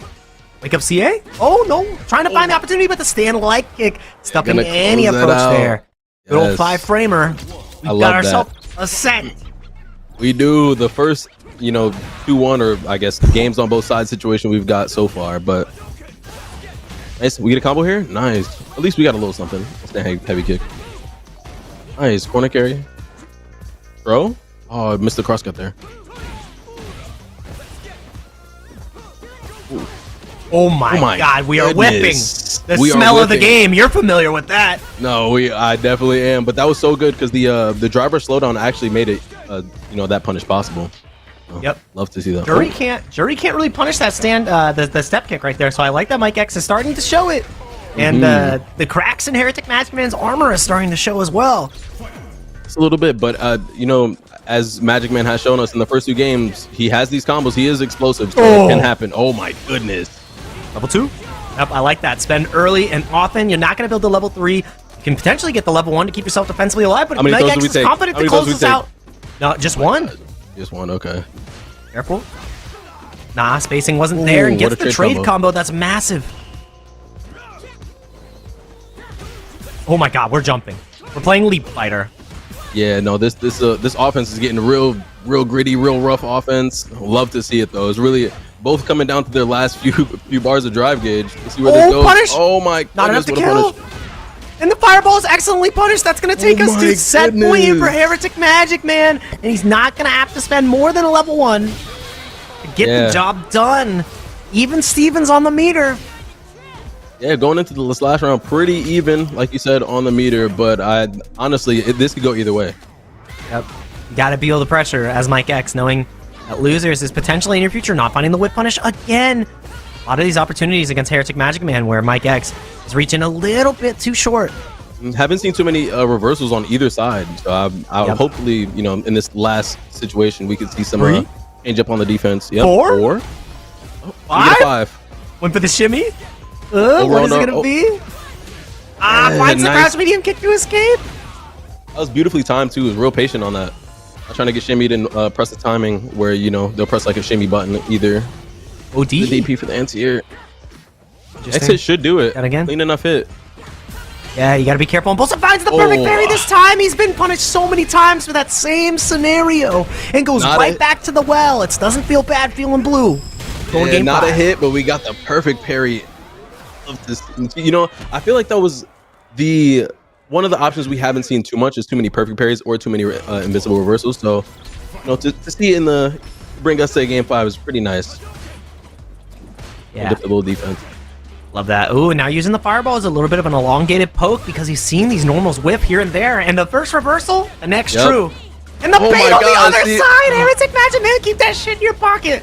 All we had to do was break the seal, 1 DP, and now we're both throwing them. Yep. It's game 5. This is a first to 1. Oh yeah, immediately get the better Oki. Yep. Are we taking a throw? Do you take another throw here? Yes or no? Do you jump out? Nah, you don't jump out. You did actually. That's why he got hit. He tried to jump away from the throw. There was no counter it. No, you called it. Oh. Finally, Mike X says, I'm tired of this dude jumping out of the corner. Might be a Street Fighter player. Wait, oh my gosh. I guess. I don't know.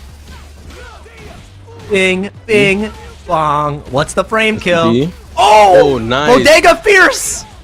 Bodega Fierce. Really it's extra meaty. It's extra meaty. Oh my gosh, the backdash. We're not taking any throws. Chicken bouillon and everything. Go forward. Watch the feet. All right, lock down. Nice block on the overhead. You got to be so careful because one strike here actually kills Heretic Magic Man. And that's why you see Mike X fishing for that normal, but the level 3 is going to be there. Goes for the reset because he wanted to save the resource. Gotta be careful. Too greedy for my liking. Oh my gosh, perfect parry. There's 3 bars though. Yup, and it's gonna be spent taking us to final game, final round. But there's 2 words that FlyQuest is very familiar with, and it's Alpha Academy. Mike X has 3 bars as we go into final game, final round here.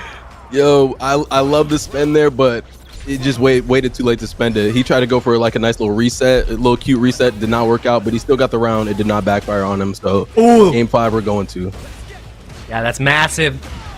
Not finding it though. A walk back from Heretic Matchman. I think that's the part that Mike X hasn't been able to chase down. He's been continuing to go for these throws, and the techs in mid-screen aren't happening. The walk back has been the key for Heretic Matchman, but the medium kick is going to get punished, and we're doing crouching bombos. Cheeky little run stop setup. Gotta be careful.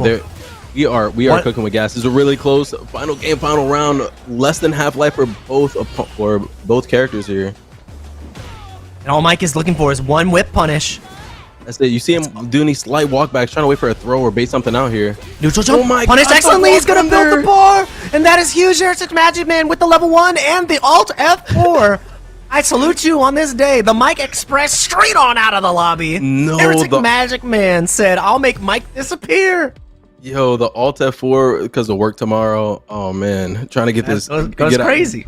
Not trying to watch any cutscenes. Not trying to watch Jerry do no supers. Nothing. Just got straight out of there.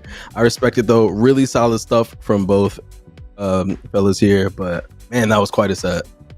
That was really good. That was a really good set. Very back and forth. And you saw the adaptation from Mike, but at the end, he just could not find the neutral opportunity, could not get the spacing needed to whiff punish Jury in those key moments because the meter was there. We saw the idea, but the skies were not kind to Ken Master. And, no, they were not. It's going to be Mike X and loser side. Heretic Magic Man moving on to fight either C9JB or Laggard Jazz Zero. I wonder who Jazz is playing because typically they've been playing the JP. I'm curious if they're still on the character. Obviously, JB, Rashid, aficionado. Yeah. Real solid. JB was, it's been a minute, but you know, JB did play a lot of Jamie. But Rashid came out, and then I remember JB instantly back to Rashid. You know, back to the Street Fighter 5 days. So I think that's where a lot of the Ken hate came from too, because like obviously Ken versus Jamie in season 1 was insufferable for Jamie. Oh my gosh! It You was don't have like, to tell me damn, I'm a Jamie player. He said this shit's impossible, and I'm like, yup. It's impossible. Yeah, Ken was like top 3. So you're playing one of the worst characters in the game versus one of the best, and in one of the worst matchups for him. Feels good, man. Love that for me. Yeah. Yeah, actually for you. Yeah, for you. Mm-hmm. Good time all around. We're getting into this even better times. It's going to be the Bison, the Bipson. Oh my goodness. Wait, I'm a Bison enjoyer, so we'll see. Oh, we have Yin and Yang over here. I'm a Bison hater. It's just I need the red fantasy copy pasta. Every day Bison players slop their way to victory. No, I'm kidding. Yeah. When Bison's gone. gone. The red. Yeah. Oh my gosh, bro. It's so fast how, you know, the situation could change for Bison too. As you can see, JB got the first hit, dragged him to the corner. Bison gets the next one. You're in the other corner, and we're just boxing here in this game 1. Yeah, staying close and personal. JB not afraid to play within that range. Raw Psycho Crusher? Definitely input error, but we take happy those. accident.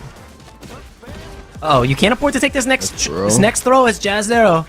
Yeah, there is a D there. I was like, I feel like I'm reading his name wrong, but it's Jazz Zero, not Jazz Zero. Hang on. Yeah, my brain was strong. Unless he's lying to the FlyQuest production, because that's his tag right there. Yeah, it's Jazz Zero in Street Fighter, but Jazz Zero on. Well, you know, I don't know. Doesn't matter. Yeah, that's none of my Back to business. the corner we go. Full charge. Not gonna go for the throw. No bite. But the anti-air. Nice. Heavy mixer is definitely gonna hit on both sides. Level 1 to put him back in the corner. No offense for you. Oh yeah. Lock down. You gotta be so careful as JP here, but massive pickup. I've seen this movie before. Yep, actually. Scissor kick in the GGs? Wait, oh no, not quite. Yeah, OD scissors, man. Good old Rock. Nothing beats Rock except OD scissors. Oh, good old Rock. Oh, nice tag. Wait, no kill. Oh my gosh, if we just spent the bar, we're getting a kill there. When he popped the bomb, level 1 is available, Bro. but I don't think that JB is going to spend it. He's going to get burnt. Chipped out here. No, it doesn't matter. He still gets an opportunity. Level 2 is there. If he wants to spend it, it's going to be up to JazzDaro to navigate here, but he finds the jab. Nice. Didn't want to cash it out at the chance to win. Yeah, right there. Level 2 is too risky because if Bison decides to do his level 2, then you're getting stomped on for level 2. So it's reactable as well. So nice. EX Crusher. Jab checking. We're not getting thrown. All right. Let's see what we got here next. Oh, overhead. Take my turn back. Oh, nice check on the dash. That's a Street Fighter 5 player. He knows how to check dash. Yeah, we're checking dashes. Not even just drive rush, dashes. JB running low here on this drive gauge. Got to be a little careful. Nice. Going to level. Ooh. Yeah, going to level 3. Get this burnout. That's huge. Forces JB into a situation where he has to be buffering. You can take a few throws. You got to be careful. Oh, he can't take that though. Can't take scissors. Oh my gosh, what are we gonna do here? He's gonna get chipped out. He's got a He has to super. do something. You gotta do something. Ah, not quite. I think jump back level 3 would have been insane, but hard to react to anything in that situation. Definitely a Hail Mary. Yeah, see what we got here. Stand heavy punch. Controlling the spacing. Stand heavy. Oh my gosh, we get the counter hit. Almost trade. Probably could have found the trade if he decided to do maybe a drive rush, but I've never seen that ever happen, so don't blame him. Ooh, shimmy.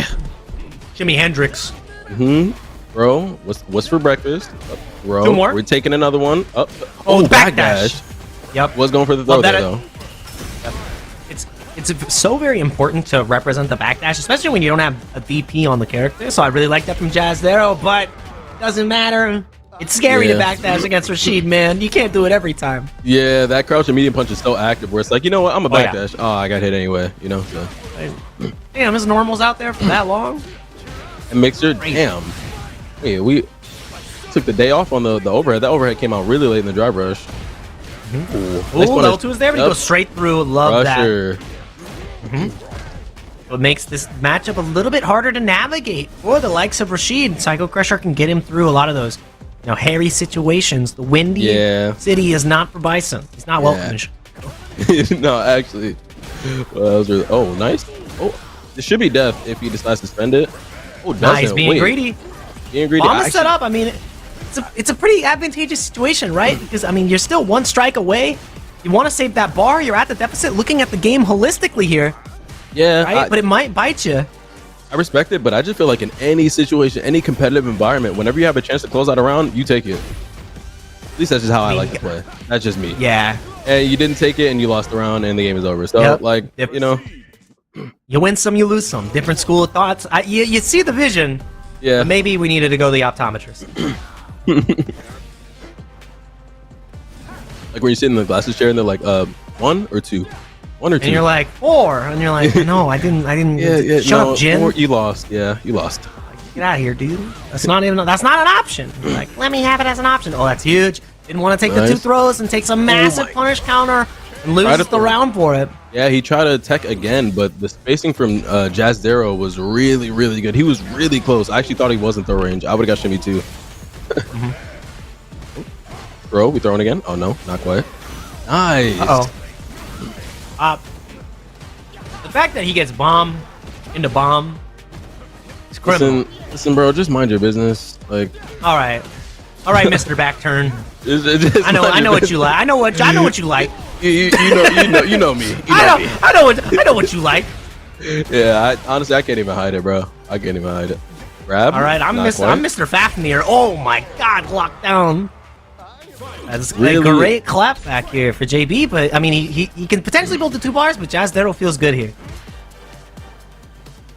See what we got here. Oh, nice sweep. Still trying to shimmy. I don't think JB is going to get shimmied in this situation, though. We're going to spend it now. He was like, you know what? I saved it last round. Let me spend it this time. I can hold on to it for next game. So early off and get the bar off the screen. Yeah, I actually love to see it. Oh my goodness, we were working on a double perfect. Did not quite get it though. Gonna get that gray off with the throw though. Nice. He gets shimmied. This was incredible. I'm Ghetto so perfect? I'll take sorry. it. I'm so sorry, JB. I just said you weren't gonna tech and you teched, but that was disgusting. That spacing was actually incredible from JazzDaro. That was gross. Ugh. I don't feel good about that. That made me feel bad. Yeah, I was gonna say I felt a little yucky after that one, but You get it's hit by okay. that shimmy, you're like, I gotta shower, man. Nah, Shimmy's not. Shimmy is just the funniest way to get hit in any fighting game. It's like, damn, I really tried to throw, and you saw me. What? Oh my gosh! I love that lair from JB. Has already seen the Jazz Throw, is willing to backdash against the throw loops in the corner, so just backs it up with an OD mixer. Saying, you're gonna take this damage whether you like it or not, and the shimmy of the solid. Oh, 5 fingers to the face. Actually, Slap, he didn't even slap. press a real button. He was like, "Oh, you whiffed? Smack, smack!" Like he says, "Plap." Game. I actually need the Louses. onomatopoeia, the plap, plap, plap. Like I need that to pop up on the screen. Just like comic book letters, like a stream message. Yeah, I actually. need Ultra Streamer Rashid where he gets donation messages every time he does a special move. That would be so It's sick. just- Oh my gosh! Wait, maybe Capcom should hire you. Like, you know, it's like the oh my god, what a jump in taking us to game 5. You take the whole thing, like, you know, the IRL Miles Morales, you just slap that on Rashid, but as a costume. Make $1 million on actually, you Capcom would. Cup 11. I would buy it. Put Just Chun-Li as a viewer, and then we're in there. We're good. She's the super chatter. Yeah, you get like some comment section and stuff like that going on. That'd be realistic. Exactly. Yeah. And mix it to You the know how it corner. goes. Yeah. Oh my gosh. Oh, And he's that was- burnt out. I think you're cooked. Yeah, I no, think you're just actually cooked. you're so smoked. He didn't even need to do that. He just wanted to style on him a little bit. You want it to hurt. Mental damage is very important in fighting games. When you hit somebody with unnecessary roughness, No, actually, it that's speaks. definitely 15-yard penalty on the play. Wait, oh my gosh, M mixer again? Oh, not quite. We're going to go to H mixer. Don't need M mixer for the corner carry in that situation. Ooh, what a bait. Unfortunate. I think Does not work. in a better situation, you could safe jab that there because Yep. yeah. Just didn't have the correct Oki. Sometimes you can get it because it is a little bit of a slower startup on the super. That's what JB was fishing for, I think. But oh my god, the OD Psycho Crusher, no anti-air, goes for the tap parry. Try to beat a button. Gosh, what's for breakfast? Oh, we're yumping. Buttons. Perfect Oh, carry. yum. You gotta be so yum. careful here. Nice. Get the Bomb bomb set on up. him. What are we doing? Psycho Crusher again, but the drive reversal gets the bomb out of there. Yasar is summoned. Do you OD Psycho Crusher again? Against Jonathan Batista! No, you do Oh my not! You are gosh. better than dead! JP with the turbulent wind closes it out. That was a back and forth set, but that was incredible finish from JB. Stuffing out the button, even sending the GGs too. Because Yeah. what he was trying to do was stuff out the startup of Psycho Crusher. Yeah, and right there in that little situation that he had, so JB ended up putting out the level 2, and he walked inside of the tornado to where, like, if he decided to go for Cycle Crusher, you know, he'd actually run out of, he'd run out of, he would block it, but then he'd run out of the projectile immunity, and he ended up getting hit anyway. So he kind of realized that and just kind of stayed in the corner, but was trying to do something to get out. I actually don't even know what he pressed, but not work out in his favor, and JB is gonna take it. Yeah, and I mean, I think the only out there for Jazdero in that position, winner side at least, was to get Button into super to evade and, you know, invul his way out of there. But yeah, incredible match that we've had so far, and we actually are going to go over to loser's side here. We're going to be getting our first losers match of the night, which is going to be iProve versus Zach Boz, and winners has been established. For the win, Chris CCH versus Enzo the Hokage, and Heretic Magic Man versus C9JB. And I'd say both of those players have very much experience in those matchups. JB has played Nephew time and time again. Chris CCH has fought every Ken on the West Coast. And he is a master at that matchup. So Enzo has his work cut out for him there. But iProve and Zach Boss, Chun-Li versus Lily. This one can be a doozy for Lily. Same problem that Lily had in the previous matchup versus Ed, I would say. Yeah, I would agree. I just feel like it can be hard to get the offense going, especially when you get put in the corner really early with Lily and you don't have this meter, you know, to get yourself out. And your only option is going to be that wake up reversal. It's like we don't have the buttons to fight back. Can't really get the offense going, but I don't know. They're both in losers, so maybe they're working on the slump and they're going to have to get out of it. But we'll see who takes this next one, and it's going to be a good one at that. Yeah, I'm just ready after the bracket to run into whoever is salty about the loss. Yeah. In the ranked ladder, because this is my home turf. I boot up and I'm like, damn, I gotta fight all these fellows. Yeah, This is you're gonna rough. play against somebody angry, and they're gonna take your points, brother. That's Ugh. I hate that for you. I hate that timeline for you. You pull up after somebody lost a tournament, and then they like reflect on everything they did wrong, and then they just guess right 18 times, and you're like, damn it, man. Yo, They start playing real safe, real clean, and you're like, yeah, come on, I man, hate just that. wake It's up like, uppercut like 4 times, dude. Nah, Street Fighter rank, you just run into punk and then punk and then punk, but it's not actually punk. It's just rank players that just guess right all the time or just play like they don't care. But oh my gosh, here we go, Chun-Li versus the Lily. Can you imagine? Because iPeru's tag, the club that he's in is Elf for Street Fighter 6. That's El Fuerte. Can you imagine that character in this game? Quesadilla Bomb? Drive Rush Quesadilla Bomb? Yeah, actually, or like these. He had a lot of the dash cancels, but it'll be tied to Drive Rush. So I'm pretty sure it won't be as insane. You get double the fierce run cancels because of Drive Rush. Yo, what? Just bam, bam, bam, bam, bam, bam, bam. Wait, hold on. Can we mute Jake's mic, please? He's talking about Nightmare Fuel. This is actually Nightmare Capcom's Fuel. like, write that down. Ooh, nice. Odie Conroe through the Kikoken for the level 1. Gonna get a little bit more damage on the board. That means SPD will kill here. And Zach Boss is in a pretty dire situation, about to be burnt. Yep. Now you gotta be real clean. They're both about to be burnt, but that's all right. We're backing up, getting the win stocks up. Yep. Baited and outsmarted. Yeah, that was a pretty easy bait on that one. Something had to be done. You couldn't really take 2 more of those, and you were close to the corner. With the see what the neutral's looking like. Get some Kokoshos out maybe. Doesn't have any win stocks. Oh, doesn't matter. Gets the hit. Oh my gosh. I like that. Yeah, Choosing to RPS in that situation, especially after, you know, a ambiguous pick throw position. Yeah. Might as well, you know, fight when you have a chance versus a safe jump. Yeah, I'm a Leo player, so I get it. I'm flipping that coin, brother. You're not gonna stay here and pressure me. We both gonna guess. You don't got DPRC anymore, man. You're really flipping coins. I don't need it. We flip that coin, brother. Ooh, level 2 to cash out immediately. Doesn't matter. No coins for this machine. iPeru is staying on. 1-0 lead over Zach Bob. I wonder if Zach plays this matchup much at all. Because Lily is one of the characters that you don't see very often. So anytime you run into Lily, you're definitely liable to just randomly lose. Because, like, you know, you could be matchup unfamiliar. Yeah, I mean, we have Modern Lily on this side in Upchain Lord or Jordan DGAF. Got iPeru as well and ranked a lot, so it's not unheard of. But yeah, you can't DI there. There's only an E at the end. Oh my God! Grab the normal, unhand me.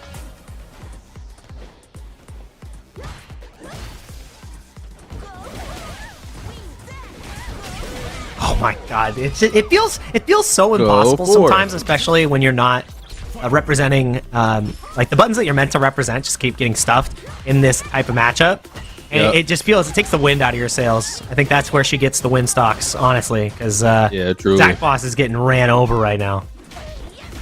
Okay, we're still fine. We could still find some offense to. If we can get a nice little hit or a nice parry on any of these situations, yeah, it's looking like it's looking rough. Oh my gosh. Yeah, the more I'm actually seeing this, it looks like, yeah, I think Anton wouldn't lie to me. Filipino man in the chat says, this is a Lily favored matchup, and I'm seeing it right in front of my eyes. She can't press shit. Sorry, pardon my language, but she can't press press anything. I'm standing on that because she can't press shit. Filipino man, can you enlighten everyone else in the chat? What does Chun-Li press here? And if you say no, I get it. That's what it looks like. This sucks. Yeah, what is she actually supposed to press? My goodness. This is rough. Oh my God. Oh, the bait again. iPeru is you punching that ticket straight to the at-home bracket. Zach Boss. Yeah, these rounds are actually insanely fast. Like, how fast that round? That was like 15 seconds or something. That was insanely fast. Yeah, like the only with punish, play slow, utilize the walk speed, but like it's so hard. Yeah, I'm not gonna lie. Like, you're expecting Zach Boss to play like pristine gameplay on the Thursday night. I'm sure you got work tomorrow. You know, like, oh my gosh, yeah, it's looking like an early night. Got one more guess. Yeah. Oh my gosh, yeah, looking like an early night, unfortunately, for Zach Boss here. That was brutal. That was a nice, easy 3-0 from iPeru there. Real nice. Looked real comfortable in the matchup as well. But that is going to be our last match for now. But don't go anywhere. We'll be right back with some more FlyQuest Fight Series action. We're going to take a little bit of a break. Both need it, but see y'all soon. Who's your least favorite Swedish person? Oh man. Y'all know Swedish people? I only know laughing. Like, I don't know any other person from Sweden. I guess I hate Leopard. This feels like pretty specific. Yeah. It was very specific. Yeah. Which one do you wrote this?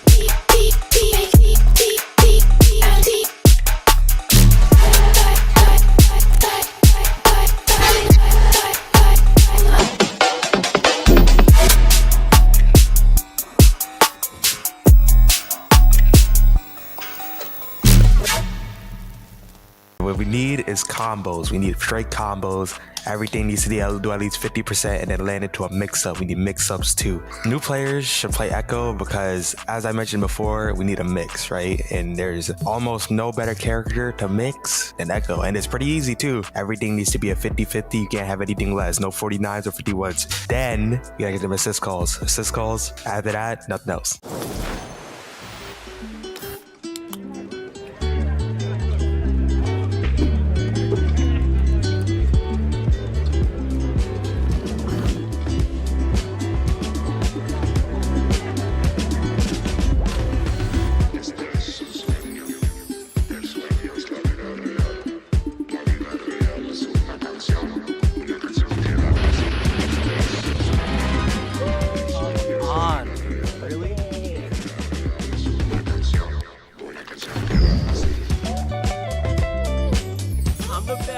I'm the best of all time, baby. Let's hear it. You're so good. How are you so good? I love you, Jake. GG's.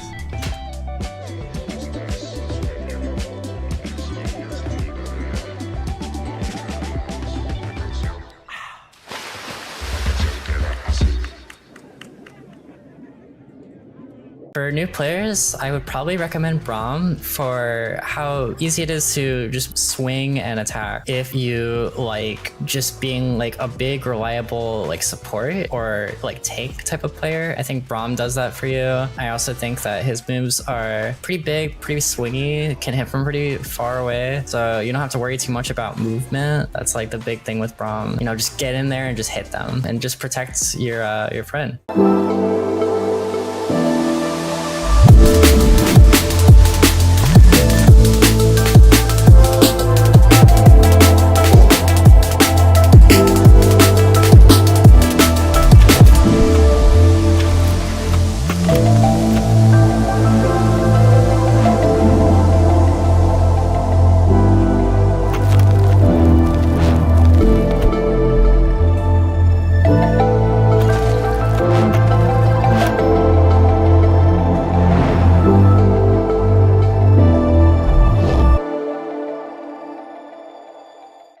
For new players, I recommend Ari because you play a game like this because you want to finesse. You want to move. You don't want to just do things without purpose. Anti-air is as simple as it gets. I kept it extremely simple, but I mean, you can go a long way with just those. And this character is so elegant, so smooth, and you just want to dance when you play it. And this is the character I recommend.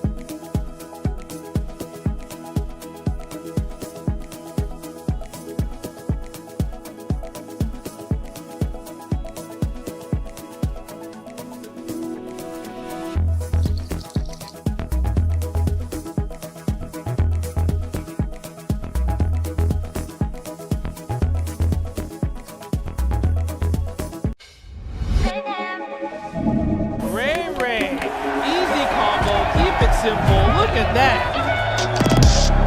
And there's like so many different things that you could talk about. We're gonna make a shitty f***ing tier list. Best way to live his life. Oh my God! Punk to God! FlyQuest over! Champion! Let's go, Punk to God right there.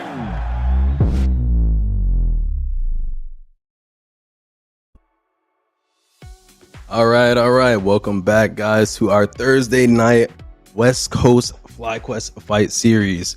I'm joined with your boy Jake Ryden. I'm K7, and we got some nice little action already off the board. But it's Thursday night. We got some Street Fighter action, and I want to say that you guys also can enter this bracket as well. It's casual. It's a nice ladder bracket. You guys can enter it Thursday nights. Go follow FlyQuest on their socials. Keep up to date with all that stuff. You guys can join every Thursday. It's a new game, so you might not play the game next week, but still, just keep up to date. But like I said, casual. Everybody starts in winners when we get to our top 8 bracket, and we actually are gonna have a nice match coming up with Enzo and Chris CCH. Yep, gonna be an incredible match here. I always like to say for the win, Chris CCH is a player that's set to punish all only. But you're fighting against Enzo Hokage, who is react to all only. So it's like the unstoppable force versus the immovable object, which is really great to watch. And it comes down to, I feel like, tenure when these two duke it out. Because Chris, he's qualified for 2 Capcom Cups, right? He's about to qualify for a 3rd across 2 different Street Fighters. Enzo is 15 years old, right? Like, that's the difference. But we're getting into it right now. Let's see what the difference is between these 2 players. Enzo the Hokage versus, for the win, Chris CCH. Nah, when I have a kid, he's gonna be a Street Fighter player. I need him to have the 15-year-old buff that Enzo has.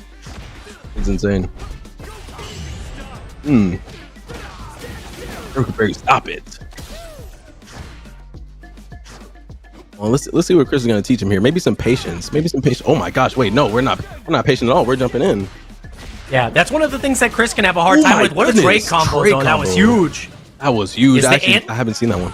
Ooh, what a spacing. Ooh, stop reaching, old man. Chris is pretty young too. I'm not gonna lie, but like, I know, he's but not 15. I think I was gonna say everybody compared to Enzo, old man.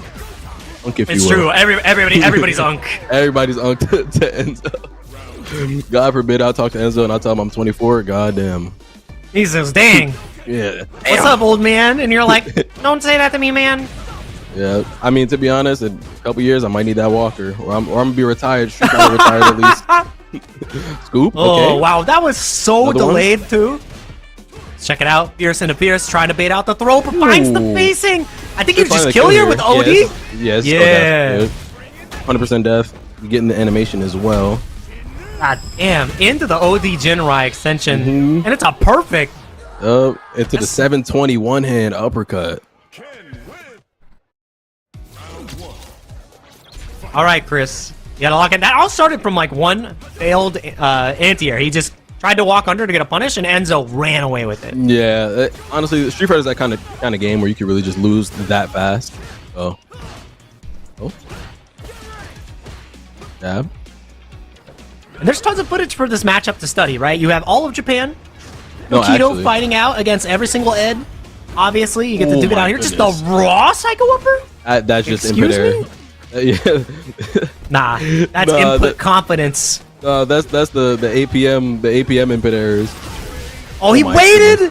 And you saw Enzo go for the OS right there. He was holding, and he's like, yeah. I guess I'll just go for the parry. Probably try to chase down. He'll rush backwards, but nice on stand light kick, you're disgusting, Chris. Why? Yeah, I was gonna say that OS that Enzo was going for definitely got covered there by Chris CCH delaying the timing on the flicker grab. Nice, we got the desyncs. Oops. Yeah, no, I got a dream combo. I've never done it. It's sick. Oh, but a little bit too much recovery on that flicker. Doesn't matter. Lock down again. Not going for the throws here. Continuing to go for the shimmy. Finds the sweep punish opportunity. Gonna quickly take us to game 3 between these two. A 1-1 on the board for CCH. Defeating Enzo in a very similar fashion that Enzo got in the first game. No perfect, but yeah, pretty unscathed there. Pretty dominant. Oh my goodness. Ooh. I hate that. It's so hard to deal with it. You get pulled in, it's like strike throw.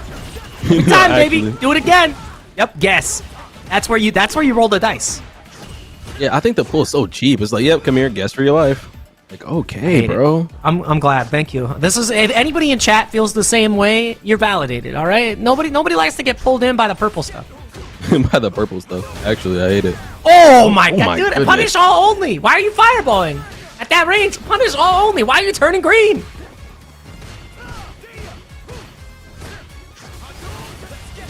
Only thing that's hard about this is look at Chrissy CH's drive gates. It doesn't matter. Yeah, Never mind. I was just Sorry. about to bring that up, but it just doesn't matter. You actually beat me to it. Wow. That was a wish punish, a wish commentate. You just. I'm actually. I'm in your head. We're on the same wavelength. Trying to go for the whip punish on the stand. Not gonna find it. You have to be so careful here with the perfect parry attempts too, because Enzo can really, start to intermix in some of those, run stops. But we got another dream. We have another he team. dropped Oh my it. gosh. Ooh. They dropped the move. It was still there. I thought he was gonna run into the back of the ball. Misses the anti-air though. That would be insane, actually. I wonder how that would work. But it's still A new awesome. setup. Yeah, actually new setup. You start Catch blocking back it from tag. behind. Not the sparking zero ball back. No, I'm not doing it. No, actually, no. Hold on, we can't speak on Spark and Zero. That game is banned. 2-1 lead here for Chris CCH though. Quickly turning around his fortune in this matchup. I can't get Yipes out of my head every time I hear this song now. Like, I don't need my desync because he did. No, yeah, actually so inspirational. good. So good. Oh, safe jumps. Hitting on Bro. instinct. Oh, Again? are you cooked? We got Yep. that was so delayed. I love the my delayed throw. I God. love it. That's such a good option to go for. I love the delayed throw. And he said, Flitch, I dare you. You know I've been shimmying. He did it again! Oh my gosh. Sweet chin music. Don't Chris reach, young CCH. man. Don't reach. He said, Oh oh, my he got him. He said -3. -3. Oh, 3 years off your lifespan, brother. Sorry, this is the stress. You want some wrinkles? Minus 3 years off the lifespan. He's 12. He's 12 now. He's gonna become stronger, faster. Uh-oh, you can't afford to take a counter here, and he better. finds the flicker. I am better. A Oh my gosh, perfect punish all only. Like it all came tumbling down. Chris is like everybody gets one. Chris really played that match like a sensei. That was actually really solid stuff there. Everything was sunned him. clean. Yeah, everything was clean. The throws are on point. The late throw even in the corner. That's actually one of my favorite options on Oki when you get these throw loop situations. It kind of beats a lot of the normal options that people go for. So like as the attacker, if I'm gonna do delay throw, I'm beating the DP. I'm beating wake up mash. I can still block. I can still tech your throw because I'm delaying my throw. So it's like you try to throw me. Like it's beautiful, especially when you do it very sparingly, like Chris did the one time in the match. So love to see it really well played there by Chris. The thing that made it hard too is you typically get to see Enzo, exhibit defensive options such as backdash in the corner, going for the ODDP to try to escape. But with how good Ed is at catching backdash with that stand heavy punch, with his stand medium kick, right? It's so hard to show that, especially with how devastating the damage can be in the corner. And you miss a DP, and he blows you up. So you didn't really see many of those reversals. You didn't see reversal level 1. You didn't see reversal level 3. And you didn't see Enzo showing all his defensive options. So he felt kind of like restrained after that first game. The offense was there, but defensively, he got smothered. Yeah, actually. And honestly, that's just the way the Street Fighter works. It's just whoever can get whoever can be the aggressor and put their opponent on that back foot, especially when you're managing the drive gauge and whatnot. How Chris did so well in that game. So that was actually fantastic. And next up, we're gonna have JB versus Heretic. Magic, man. It'll be Jury versus Rashid. Like I said, JB has a ton of experience in this matchup. Obviously, duking it out with Nephew all the time on the West Coast, the World Warrior. Nephew's one of them, JB's one of them, and Chris CCH has won 2 of them. So they have many run-ins with each other. Very familiar with the character. Heretic Magic Man, definitely the underdog in that matchup. Yeah, actually. And loser side, we actually got an update as well. NS Mike X, the Mike X Express against Jazz Darrow, sending them straight to the home bracket. Gonna be duking it out against Enzo for a Ken mirror, potentially, unless Mike X doesn't want to play the mirror. We'll see though. I'll say, who else does Mike play if he would not run the mirror? Blanca, Terry, he plays like everybody, honestly. Like that's why he has so many different names. He just changes the name. Or change to kind of match the theme of the character, right? Yeah, whatever the character is. Yeah. Whatever TV show he's watching, Speaking Come of to TV me, shows- Mike X-Men, Yeah. Speaking of TV show, shout out to the Penguin. That show is fire. I need to catch up. Yo, Oh, please. Yeah, Nah. she's her, man. I get it. No, she. You just say less. That's it. You're like, all right, you got it. I don't have to say anything. Actually. Miss Falcone, that's my girl. You're like, yeah. Actually, we love her. We love her. All my homies love Miss Falcone. The Hangman? Nah, we're good. Nah, He never leaves me hanging. No, actually, no, that's my baby. That's your baby? No spoilers. But No spoilers. Yeah, no yeah. spoilers. No spoilers. No spoilers. Another one that's pretty good. Rivals. Good show that's coming out right now. Definitely worth a Rivals? watch. Not what I expected at all. It's on. I think it's on HBO Max, or like Hulu. Can't remember. It doesn't matter. We're into the show right here. FlyQuest Fight Series, second round of winner side semifinals. C9JP versus Heretic Magic Man.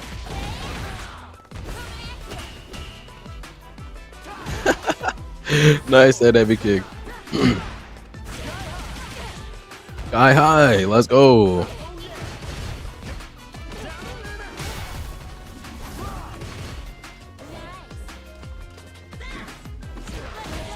Ooh, nice. Finding the punish. Rush medium kick right back at you, but waking up. That's the Hamburglar, baby. That's JB. You're gonna steal those rounds away. You can't meaty him. He is the meat. Nah, actually, Oh, no my meaties for me. goodness. Ugh. We're gonna take that. That was real solid, real easy stuff there, making it look textbook. Hold this reversal. Oh, don't whiff. Oh my gosh, we're whiffing Tro.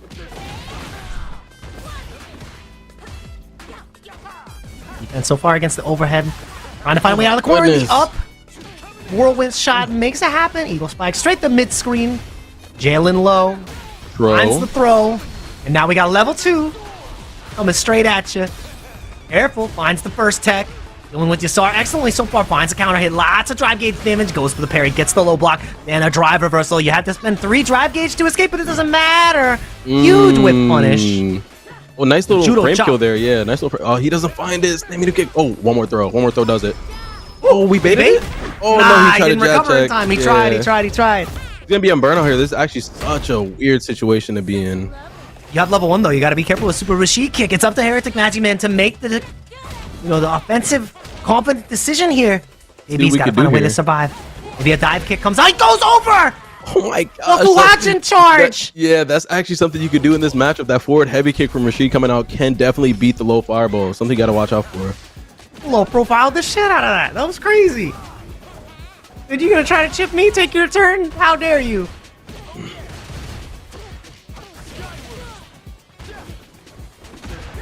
Ooh, a little bit overzealous. I think he was buffering that normal there, trying to create a spacing trap. So the jump out from Heretic Magic Man, really smart there. Oh my gosh. See, we got here. Nice backdash. Oh, it doesn't quite go anywhere. Spike. Nice medium punch. Yeah, a lot of these shimmies are coming out. No one's really biting. I would just start throwing, to be honest. That's me. Force out a DP, force out an instant tech or something. You've got to earn the shimmy, honestly. Yeah, Till actually. you throw me 8 times, not shimmying. Yeah, actually, I'm I get not it. teching nothing. See what we got here, though. Oh, nice jab check.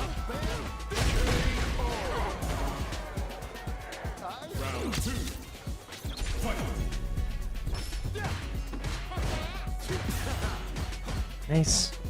See, we got. Oh my gosh, I thought he was gonna be able to get the DP in time, but doesn't quite go for it. Expect it though. Oh, didn't my recover in time on the charge. Whirlwind shot. That's massive. Into the feng shui. See what we got here. How do you defend, JB? You've got no drive gauge, but he messed up the instant overhead. That's actually a man. huge misplay. Huge misplay. We're probably gonna. Yeah, you're gonna get burnt out for this one. Yeah, burn that timer. That's the biggest part. It's a burnout, and the feng shui engine is gone. The Yes. engine's shot. We put diesel It's where we all needed gone. gas. It's all gone. No, Jake. And we're looking at a 2-0 from JB if this combo is going to close it out, which it should. EDM mixer into level 1. Yep, and he's got it. Boom. Flew away with Transmission that has one. been lost. That was brutal. That was. My goodness.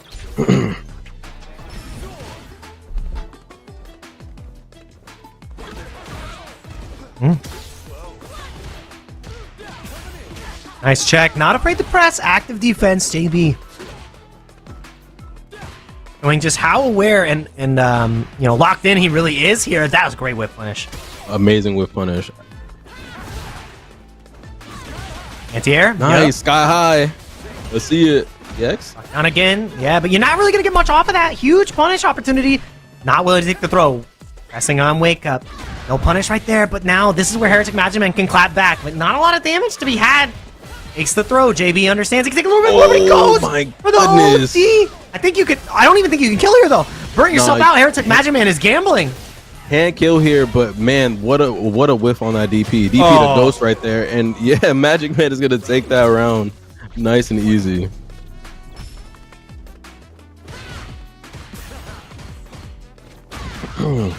Ooh, nice spacing. Heretic Magicman. Gotta feel good about that.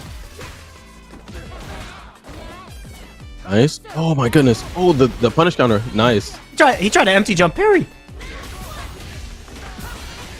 Oh, and that is going to be taking us straight to game 3 with a perfect game 4, actually. My apologies, because it was a 2-0 lead. I forgot that Heretic Magicman had that little bit of a fumble. Yeah, but we're gonna get a nice little competitive set here, which I like to see. Not so many 3-0s, you know. Like to see some competitive gaming. Ooh, drive reversal, get him back in the corner. He was for breakfast. A little bit of checkage. Oh my gosh, the micro spacing on that was beautiful.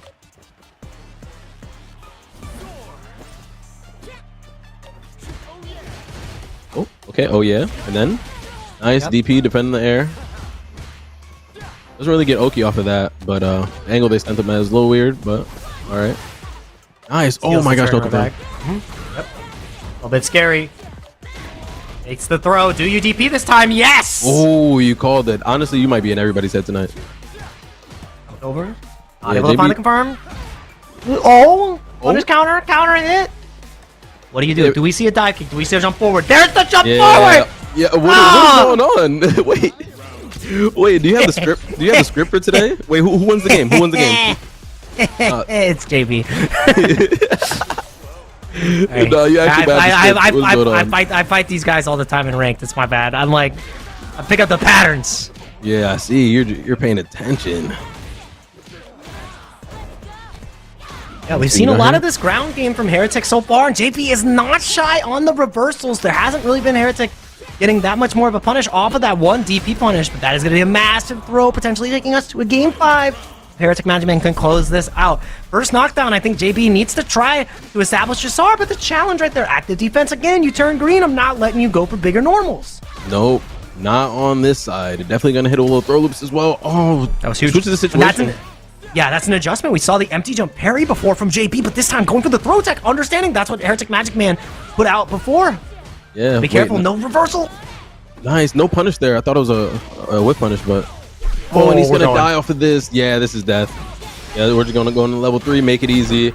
We're now, Jake, we're 2-2 in game 5. JB was never able to score a knockdown to even set up the level 2. Held onto the bar trying to establish that situation, but the button was never there. He got the drive rush cancel and was immediately stopped by the jab pressure. Yeah, Let's see how this goes. Game 5. Game 5. Let's see what we can get here. Oh my goodness. Oh. Nice jump in. How do you preserve your drive gauge, though? That is the question JB needs to answer. That was tricky. And he did just that with that Oki setup there. He ended the combo in a different way. Ended with the flip mix. It's not really, you don't really get a mix up there, but you don't have to really spend any drive gauge either. So there's Oki there. What are we doing? Oh, that was so delayed. So delayed too. So delayed on the overhead, and we're gonna just crack the noggin and take this one more round for JB on the board. Shout out to Punk in chat who put a bounty on Chris CCH for this tournament as well. I think he put one on Knuckle. Yeah, he put one. I think he put one on Knuckle Dude as well. So Punk might be paying out. He did put one on Knuckle Dude. That's right. Oh, that's not. He's not smiling right now. He wants his cash. Wait, so what's the deal here? What's this? So somebody beat the... If anybody would have beat NuckleDu or Punk, or NuckleDu or Chris CCH, they would have got the cash. But right now, out of cash, out of options, Heretic Magic Man needs to guess right, and that is a big way to bet. Oh my goodness, he balled out, guessing with the CA, and it's gonna work out. It actually worked out for him in the last game. I think it was game 3 that he brought it out, showed this option. So, see if we can get here. 50% life, a bit low on the drive gauge though. Oh my gosh, what a punish! AB's gonna take it. 3-2. We had a close set right there. That was good. Nice and competitive too, Jake. Yeah, really good. Both players pushing each other to the limit. And we're going to get to see more of Heretic Magic Man later as well, because that was winner's side. JB showing, that resilience. His, that's a Capcom Cup qualifier as well. A super strong competitor across Street Fighter 5 and now Street Fighter 6. Him and his brother are like, dude, I want to see Lex and JB both be in Capcom Cup. I also need Chris CCH to get in Capcom Cup. There's so many players I want to get into Capcom Cup. Yeah, that'd be the good timeline to see them for shine. sure. Like that's what I need. And this is how the timeline is shaking up so far. Winner's side is going to be Chris CCH versus JB. Potential preview to what we're going to be seeing at the World Warrior number 5 to determine how the points shake up at the end for that Capcom Cup qualification spot. But loser side is going to be Heretic Magic Man versus iPeru, and then Enzo the Hokage versus Mike X. And I think we're going to go Enzo versus Mike first to give Heretic Magic Man a little bit of a break. But yeah, I love the chat here. Punk is saying, you and do annoying, let somebody else eat. Yeah, Chris. Yeah, we gotta schedule. You gotta schedule the salon quarterly when Punk can come. All right, I'm tired of you and Danny winning these things, man. Collecting cash hastily is what CCH stands for. That's okay. That's different. Can't counter him. That's what I say. Can't counter. It's just his name, bro. Like it's nothing more than that. Well, it seems like Enzo doesn't actually want to run the Ken mirror, so opting to play the Akuma versus the Ken. I'm guessing because I didn't quite see the character that Mike. Oh no. Okay, yeah, Mike he is. Yeah. See, I told you, Mike has every character. I just feel like Ed is a character that you have to main. I don't think this is a character you kind of like pocket. But hold on, show me. I don't know what I'm talking about. Prove me wrong.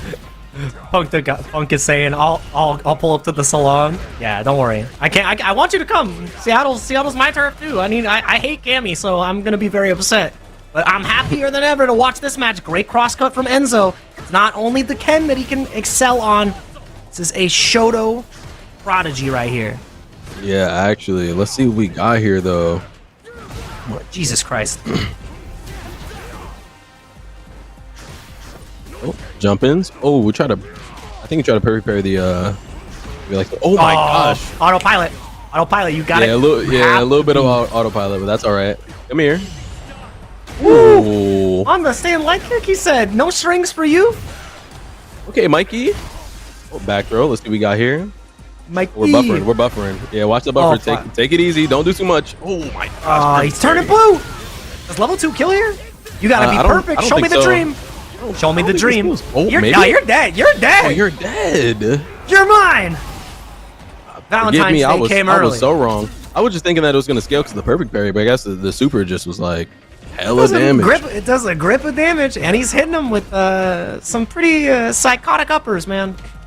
Yeah, this is insane work here. Nice. Yeah. Went for a little micro walk back, trying to catch Mike X, overextending with the throw tech. This time walking under. Nah, oh what? Punish counter. What did you press, Mike? Actually, what did he press? What the hell? Oh, trying to get that. He tried to get the heavy kick. Not able to find it in time though. Now you're one throw away, Mike X. Do you take the throw? Answer is no. You take the death. Don't. Yeah, we don't take those. We don't take those.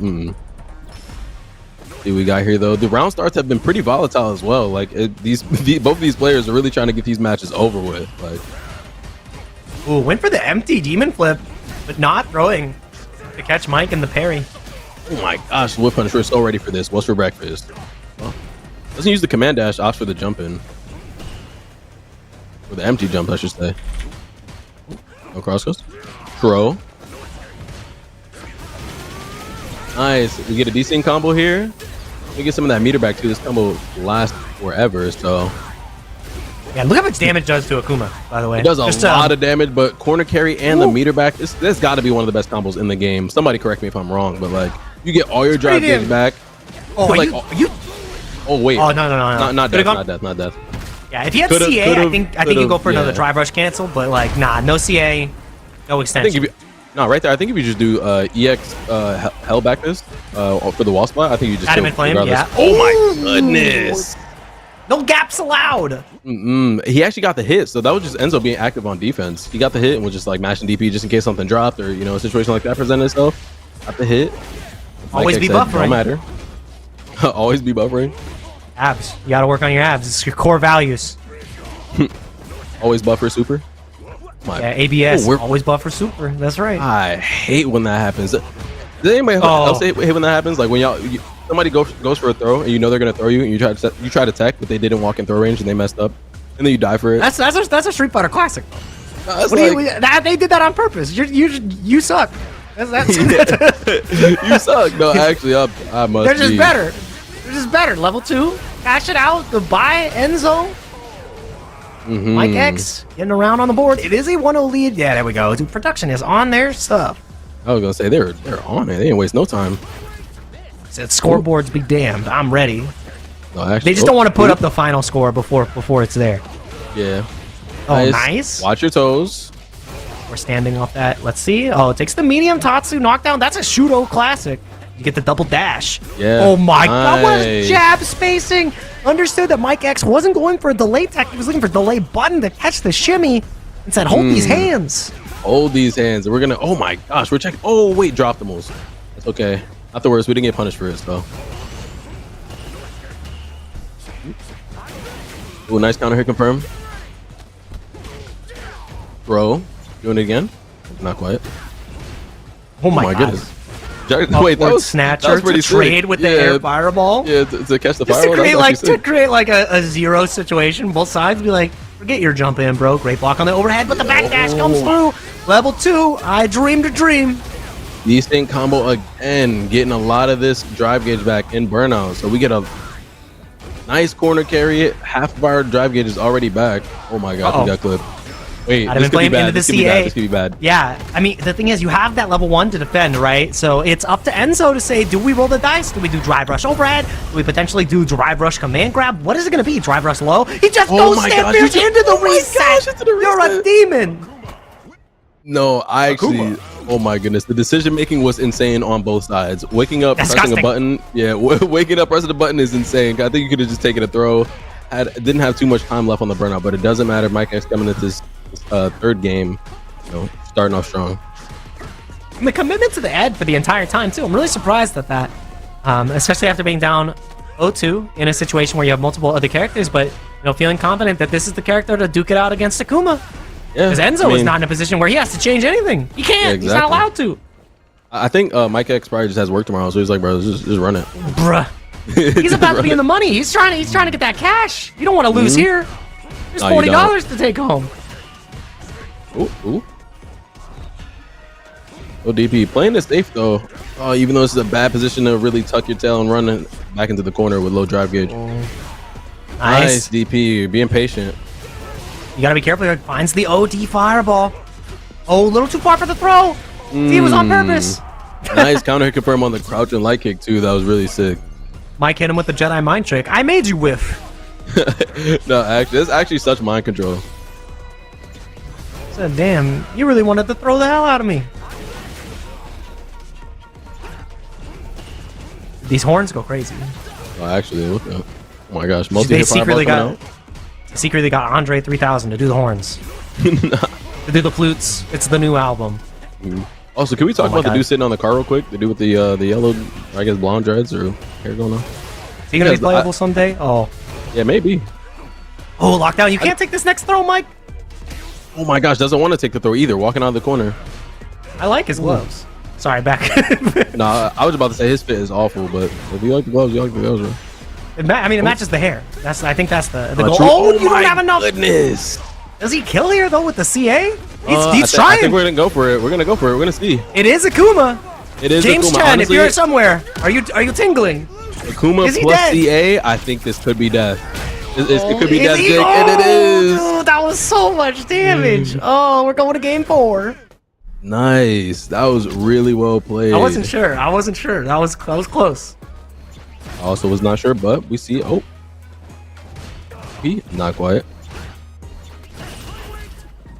Right now, what about this gentleman in the back drinking tea for the fight? He's like, people and horses watching these two people fight in the street. It's just normal. Okay, where are we? It looked like they about to. I don't know. This look like Boston Tea Party kind of. We're in England going on here. We are definitely in Cammy's territory. I'm just saying, if I see anybody with a tie in this game and it's not Dudley, I'm just gonna be so upset. I agree. Suit and tie. JP. Well, JP. Oh my. Yeah. Well. Yeah. True. He's pretty. I think any additional character. Yeah. No, he's pretty cool. Oh wow! What a jump in right there. Catching the recovery. And this is Mike X coming back. Oh my goodness.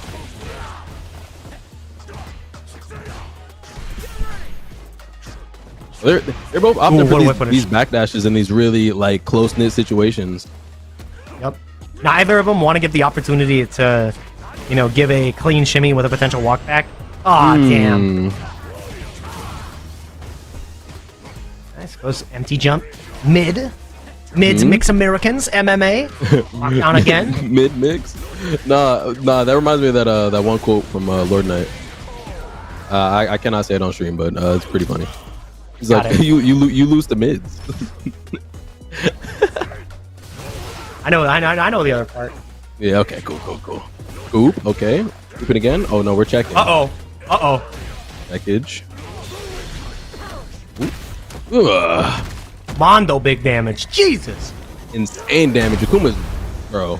Look at that. Your health bar is gone. Akuma makes everybody have his life bar. That's the caveat. Oh, finally, baby. And the ultimate immediately. Hell yeah.